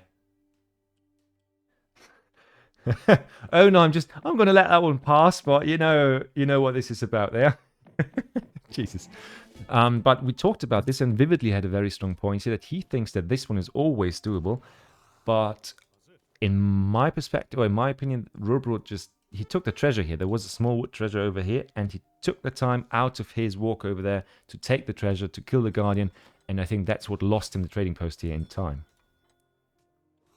Because I know you can get the one on the left, yeah, the furthest left. I think you can get that up in time. Certainly, because we saw that. But I do think that it would have been able to get that one as well. But we will have to cast another series to find out. Maybe Moonshine and Frontline can provide if that one goes to the fourth game. But that's not of my concern because I'm too tired when that one happens to cast it. Yeah, no, fair enough. Let's check decks. It seems like Otto might actually be going for another Jan Rush. Yeah, the only thing... Yeah, the suspicious thing for the Jan Rush is the 700 food, isn't it? Because that's the telling one. That kind of tells you. But yeah, the land... But map... if it does go... Ooh. Yeah, you go. Yeah, you saw it, right? ATP in Spain's deck. That's a weird one. Does that mean age 2? I have not even close of a clue about that. There are 2 spawns. If the TP spawns on your side, and your Explorer spawns closer to the third... okay, so Minimoult schooling us there, probably more or less according to, or in accordance to what Vividly also said. If it spawns in the right way, then you can actually get it, which would have been the case here for Rohbrot, but still missed it because of the treasure, probably. Yeah, okay. That's good to know. I mean, the question is how... Yeah, Rohbrot has a decent age of timing in base, mosque, house, nothing new there, nothing fancy, nothing spectacularly new. Not going for capitalism though. Soldier on the other side also has no capitalism with him, not going for ATP. Maybe a fake out card or maybe just a card that was prepared for this map and he just doesn't want to play it here. We do see 2 forward vills from Otto though, so we are going to see H2 pressure. Absolutely right. Thank you for spotting that one. And they're doing a bit of a dance. This strategy this choice here that Rohbrot made is, I think, a good one. Might still be found out though. Yeah, depends whether or not Soldier is actively looking at his scout. He had 1 second, I would say about 1 second to scout this. But he's going to see the age up. Yeah, and, I mean... I think he's going to know what's coming. I mean, his dog died, so he's not going to have as much information as he could have. Yeah, that is huge though. That lack of scouting abilities, and the 2 wrecks are being put down on the ground as if their life depended on it by those vills. The point I wanted to make earlier was that as long as these two don't hurt, you can't see it through the fog of war, and that is just something you have to think about in this level of play. You have to calculate in the fact that your enemy can just scout a dead animal, or animals running for that matter. Oh, and as you say that, Yeah, shoots the animal. yeah, perfect timing. I know. And we see Rex in base. We see Wood coming in first from Soldier, not Coin, so he is prepared to fight and defend this. The question is, has he seen Hazard's and Julian's version of this, where they actively go back and forth on the fighting, and where Ottomans often end up actually taking the trade route and getting that extra economy up and walking in huge Janissary numbers that just demolish the Spanish base? Am I right in saying 700 food, or it went 700 coins, 700 food for Otto? Yeah. What is it? Where did he get all his houses from? It's not too many houses you think about.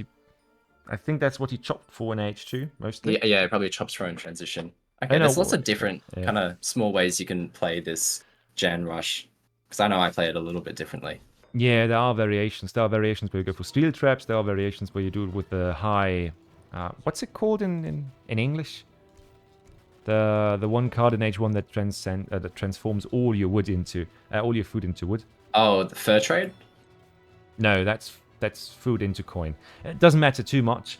We've got the right composition coming up because it's Jan, and right behind the Jans, it's 3 delis which are going to get the snare on anything that needs to be snared here. Sublime Port. Thank you very much, Risotto. It's Die Hohefalte in German, and I just can't translate that for the love of me. Well, yeah. Why Siege TP? No idea. They are both doing it, so I also don't know who you're talking about. And it looks like neither Soldier nor Rohbrot are IFFing, but that might be a mistake here from Soldier, because if I know one thing about this matchup, then that Spain does not win this in H2. Do they? No, I don't think they do, but they also struggle early H3. I think the way Spain can win is if they're able to hold the Jan Rush, and they need to pop maybe 7 rods, Minutemen, and age up with the crossbows. But we're not going to see an H3 anytime soon. He's going to be losing a lot of musk here.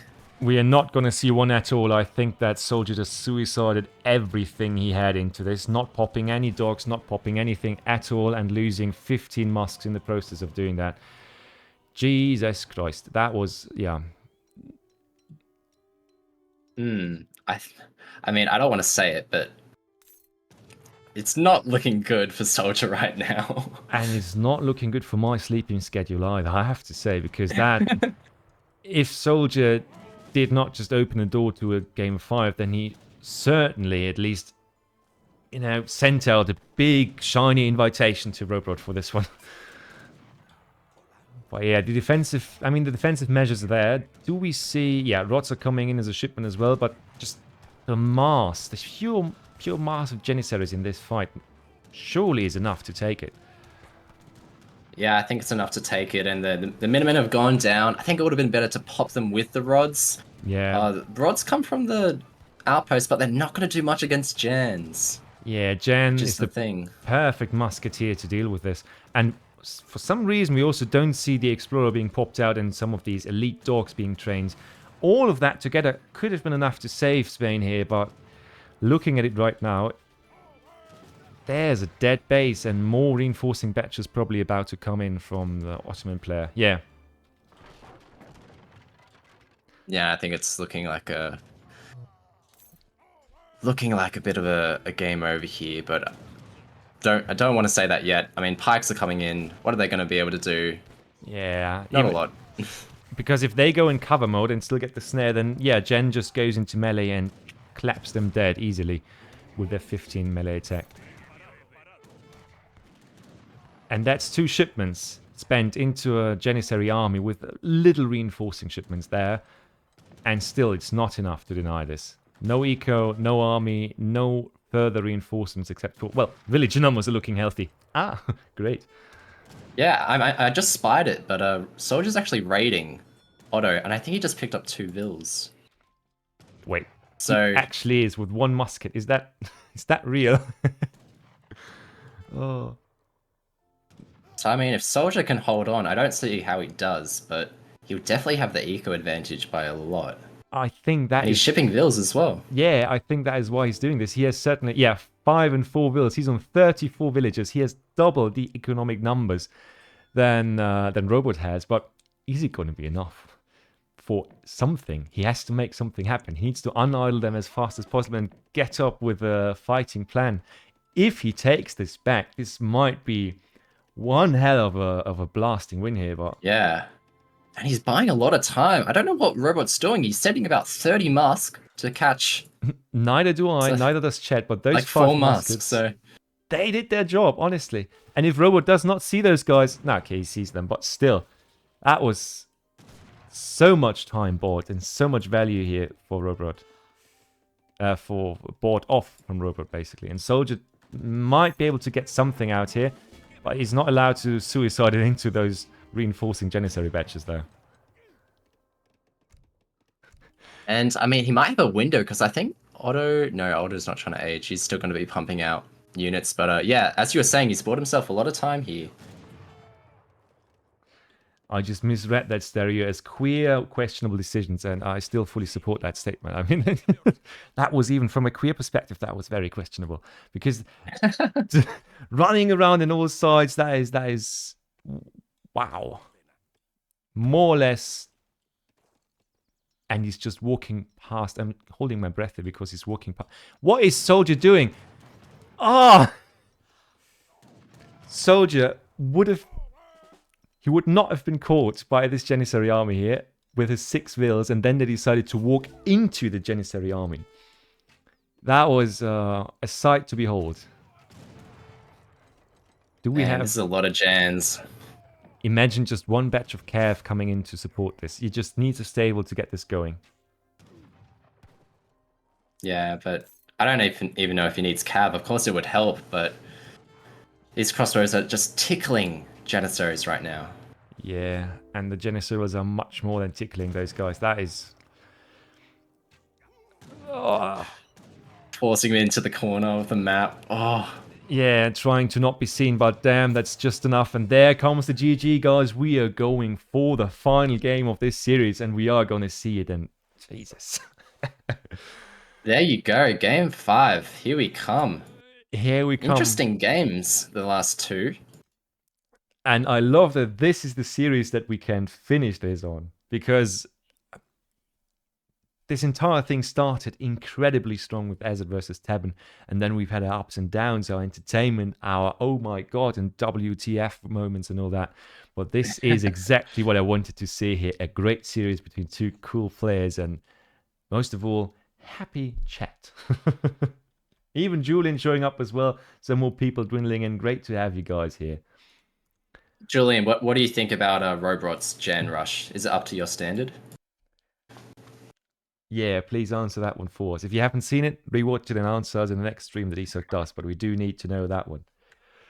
Oh, Jesus Christ. Quickly go for the stats, shall we? A solid 6 out of 10. Well, that's honest. That certainly is honest. Oh, yeah. Before let's skip the stats actually for this one, because I do think what we all want to see is the next one that comes up. Oh, so Julian said, well, Raptors need to be more forward for a timing. TP should have been taken and more Jans should be out. Yeah, I get what you're saying. The Raptors were like on the other side of the TP line, which is, they could have been a lot further forward. Certainly could. Oh, and the last game, and it's the first time today, and I've casted 5. No, wait. 1, 2, 3. How many did we have? 5? 5 series today. 5 series. And this is the first time that I actually get to announce the 5th map today, which is Kamchatka. Whew. Feels good saying that. Although I probably butchered the name again. Well, yeah. I think it's sorry, I can't. Kamchatka? Kamchatka. I was just about to tell you how to say it and then I messed it up. Yeah, just not make it any worse, hopefully. It's a map. And it's a good map. All right, then we go with that one. More gens, more party. I love that one. Animus. I mean, the auto mod killed it. I would allow it. Any other mod, feel free to allow that one. Well, I do see that one. That's fine with me. I'm not gonna complain about that.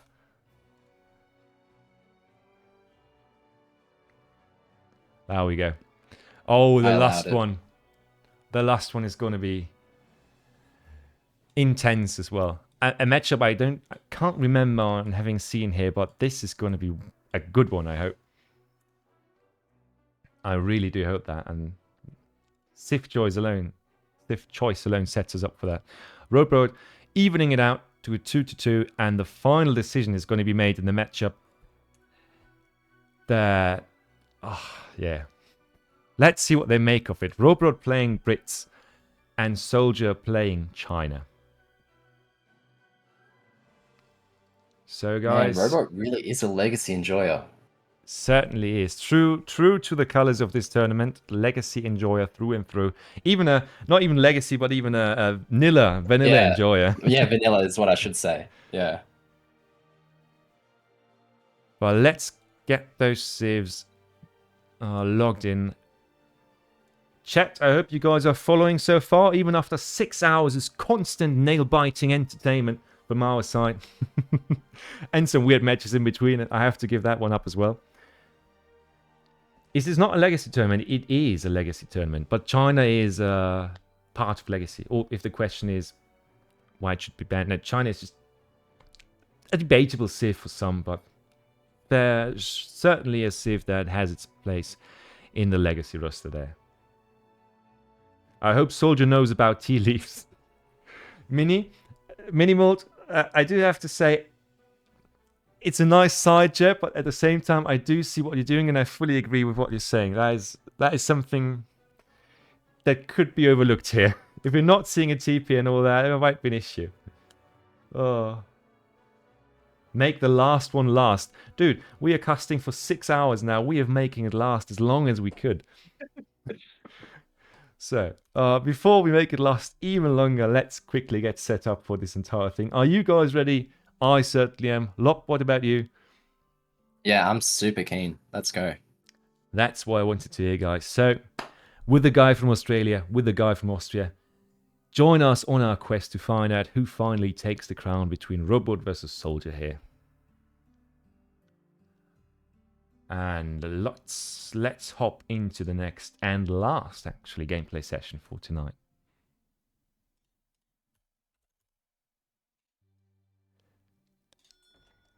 And along we go.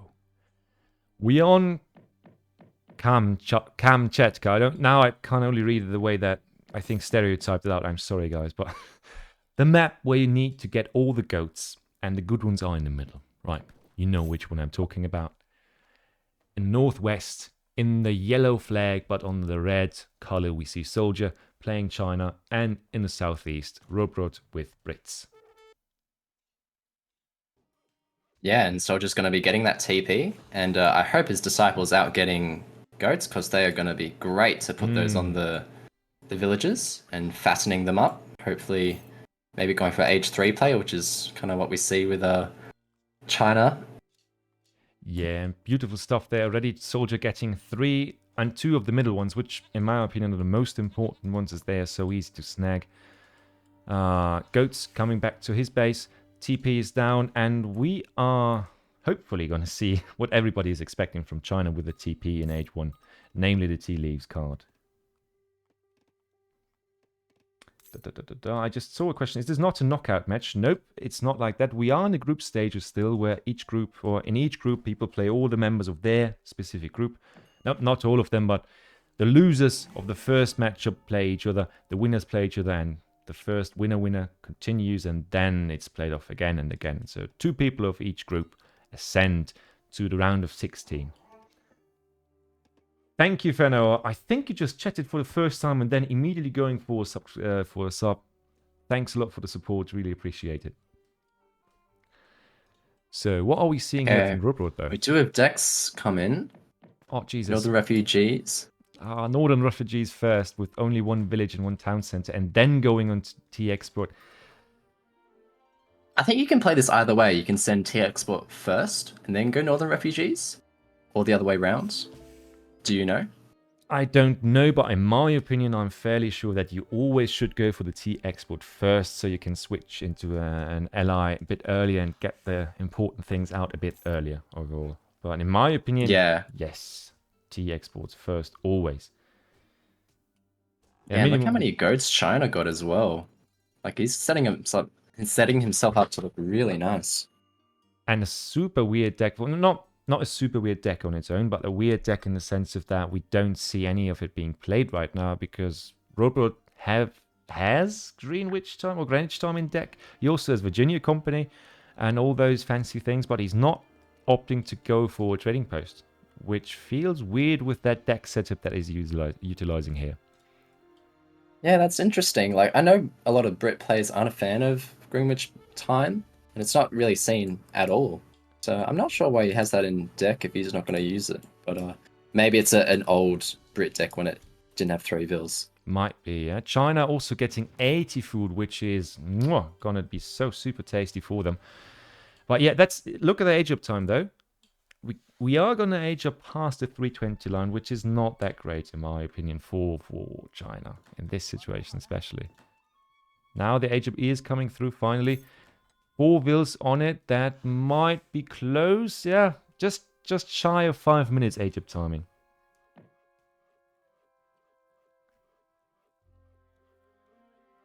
And it is the Summer Palace, so I think this spells an FF.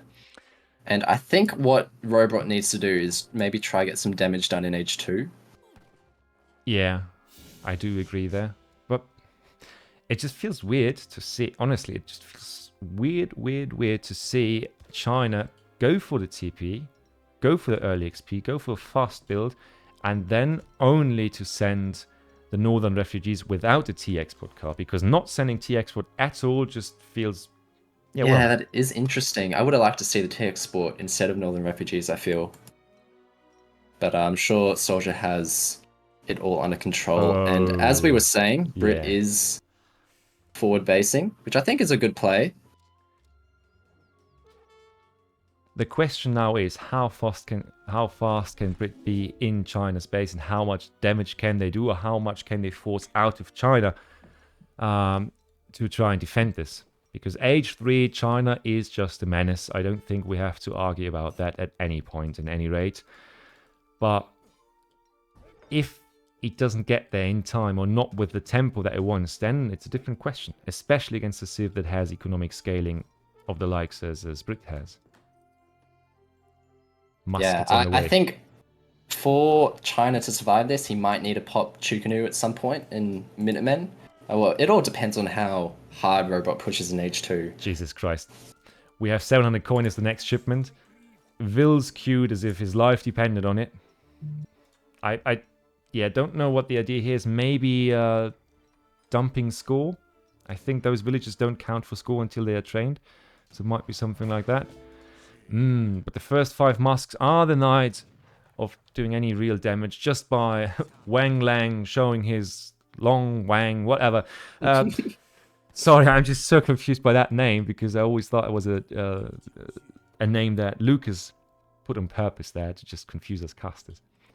But now, actually, 8 crossbows, 8 Chukanus coming in, trying to save the day against the muskets, and Rohbrot, although ahead in score, obviously, I'm not too confident in his position because he has done nothing to really dwindle down. Yeah, it seems like China is going to get a bit of a free age up. He has pops Chukanu, so is a win for Rohbrot without him even knowing it. But it might deny the sieging of the TP here, which is good for China. Yeah, now he's going to get caught. The snare's there. The crossbows can do their thing. And don't forget, Chukanus, in comparison to other crossbow units, actually have a 2x multiplier against musketeers. So they do excel if you don't put them in direct fighting range, that is. And yeah, those musks are going to get cleaned up. And I think China's going to have a pretty easy age up to age 3. Aging up at 645 after sending a shipment, after beating back early aggression. I mean, there's a stable as well, which can prove, if the timing is right, that could be an issue. But the Vil numbers are just not where they should be for Brits here. Did he scout? That's a good point. Quickly going to check. Did Soldier scout? He did scout the stable. Impressive stuff there in the sense of that he just timed it well.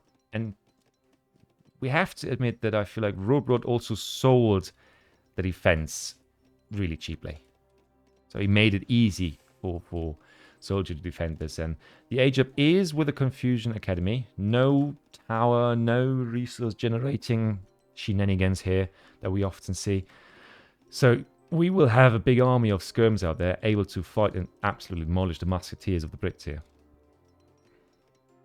Yeah, I mean, China's looking really good. They're going to get pretty much a free age up. They're going to get some skirms to ward off any musk. There are going to be cav, which he's going to have to worry about.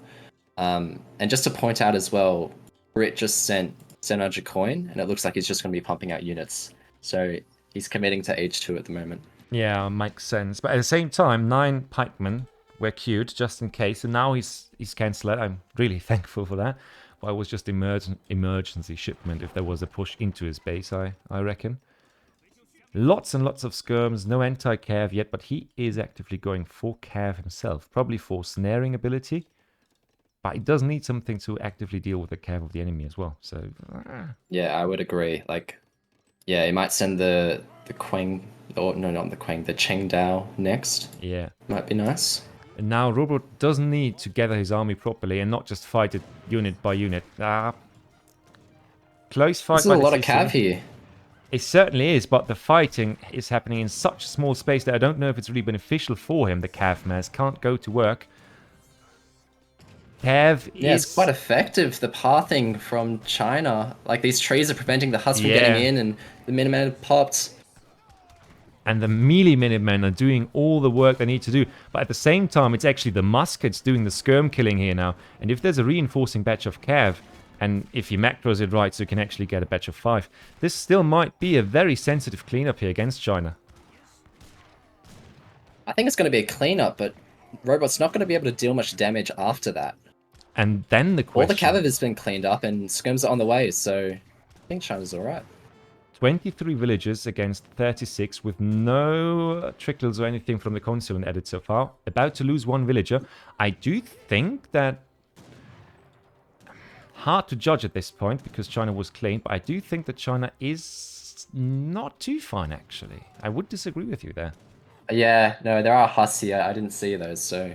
Yeah, he might be in a little bit of trouble. Also being idled quite considerably. Popping his Minutemen, so not a chance that he's going to get those back. How is he right? He's dead. Yeah, tea leaves would have come in clutch, probably, if he had that card, because then there would be an outpost, probably, or just Russian huts, or even the trickles themselves. You went for the German consulate. A lot of things could have gone on if that was the starting point of his strategy here. Now the anti-cav's there, but there's nobody to protect, so... Ooh, and the finally getting the consulate down at 10 minutes. And the next Brit push is there. And the consulate gets deleted again, just in case of, well, impractical unit placement. But now it's China's time to just run around and make sure that he's not getting caught without his second part of the army. I love that, because we're going to see 10 arquebusiers, and the combination, if microed right, might actually be enough to fight this. Huge issue here, though. Skirm's there. Skirms will continue to fight here. And now, if he micros it properly, this might still be a game for Soldier. This is the fight. Yeah. If Brit can take this fight, I think it's probably going to be over, honestly, because there's no racks or anything for China. Yeah, I'm going to switch to Rohbrot for the reinforcing batches. I mean, the cav goes down rather easily, but he needs to focus the muskets now so his anti-cav doesn't die too fast. Because there's still 3 huts on the field, and there's more reinforcing cavalry and infantry coming in. Oh, man. This is so freaking close. I think Brit's looking pretty good. I think he's probably going to take this fight quite well. His skirm's going to get cleaned up. Yeah, that's just the problem here. He has those 10 Chengdaos, but they're just not enough. And now with the reinforcing batches and even some longbowmen, there's not a lot that China can do here to defend. I mean, we're seeing Brit consulate units coming in.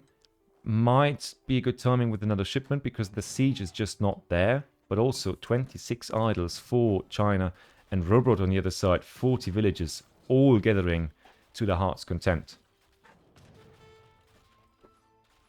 Yeah, Flying Crow's just gonna get picked off here. Intervention on the way. That hurts. He could have gotten at least one shot off and, you know, taking out some longbowmen or something at least. But this way, he just dies hard.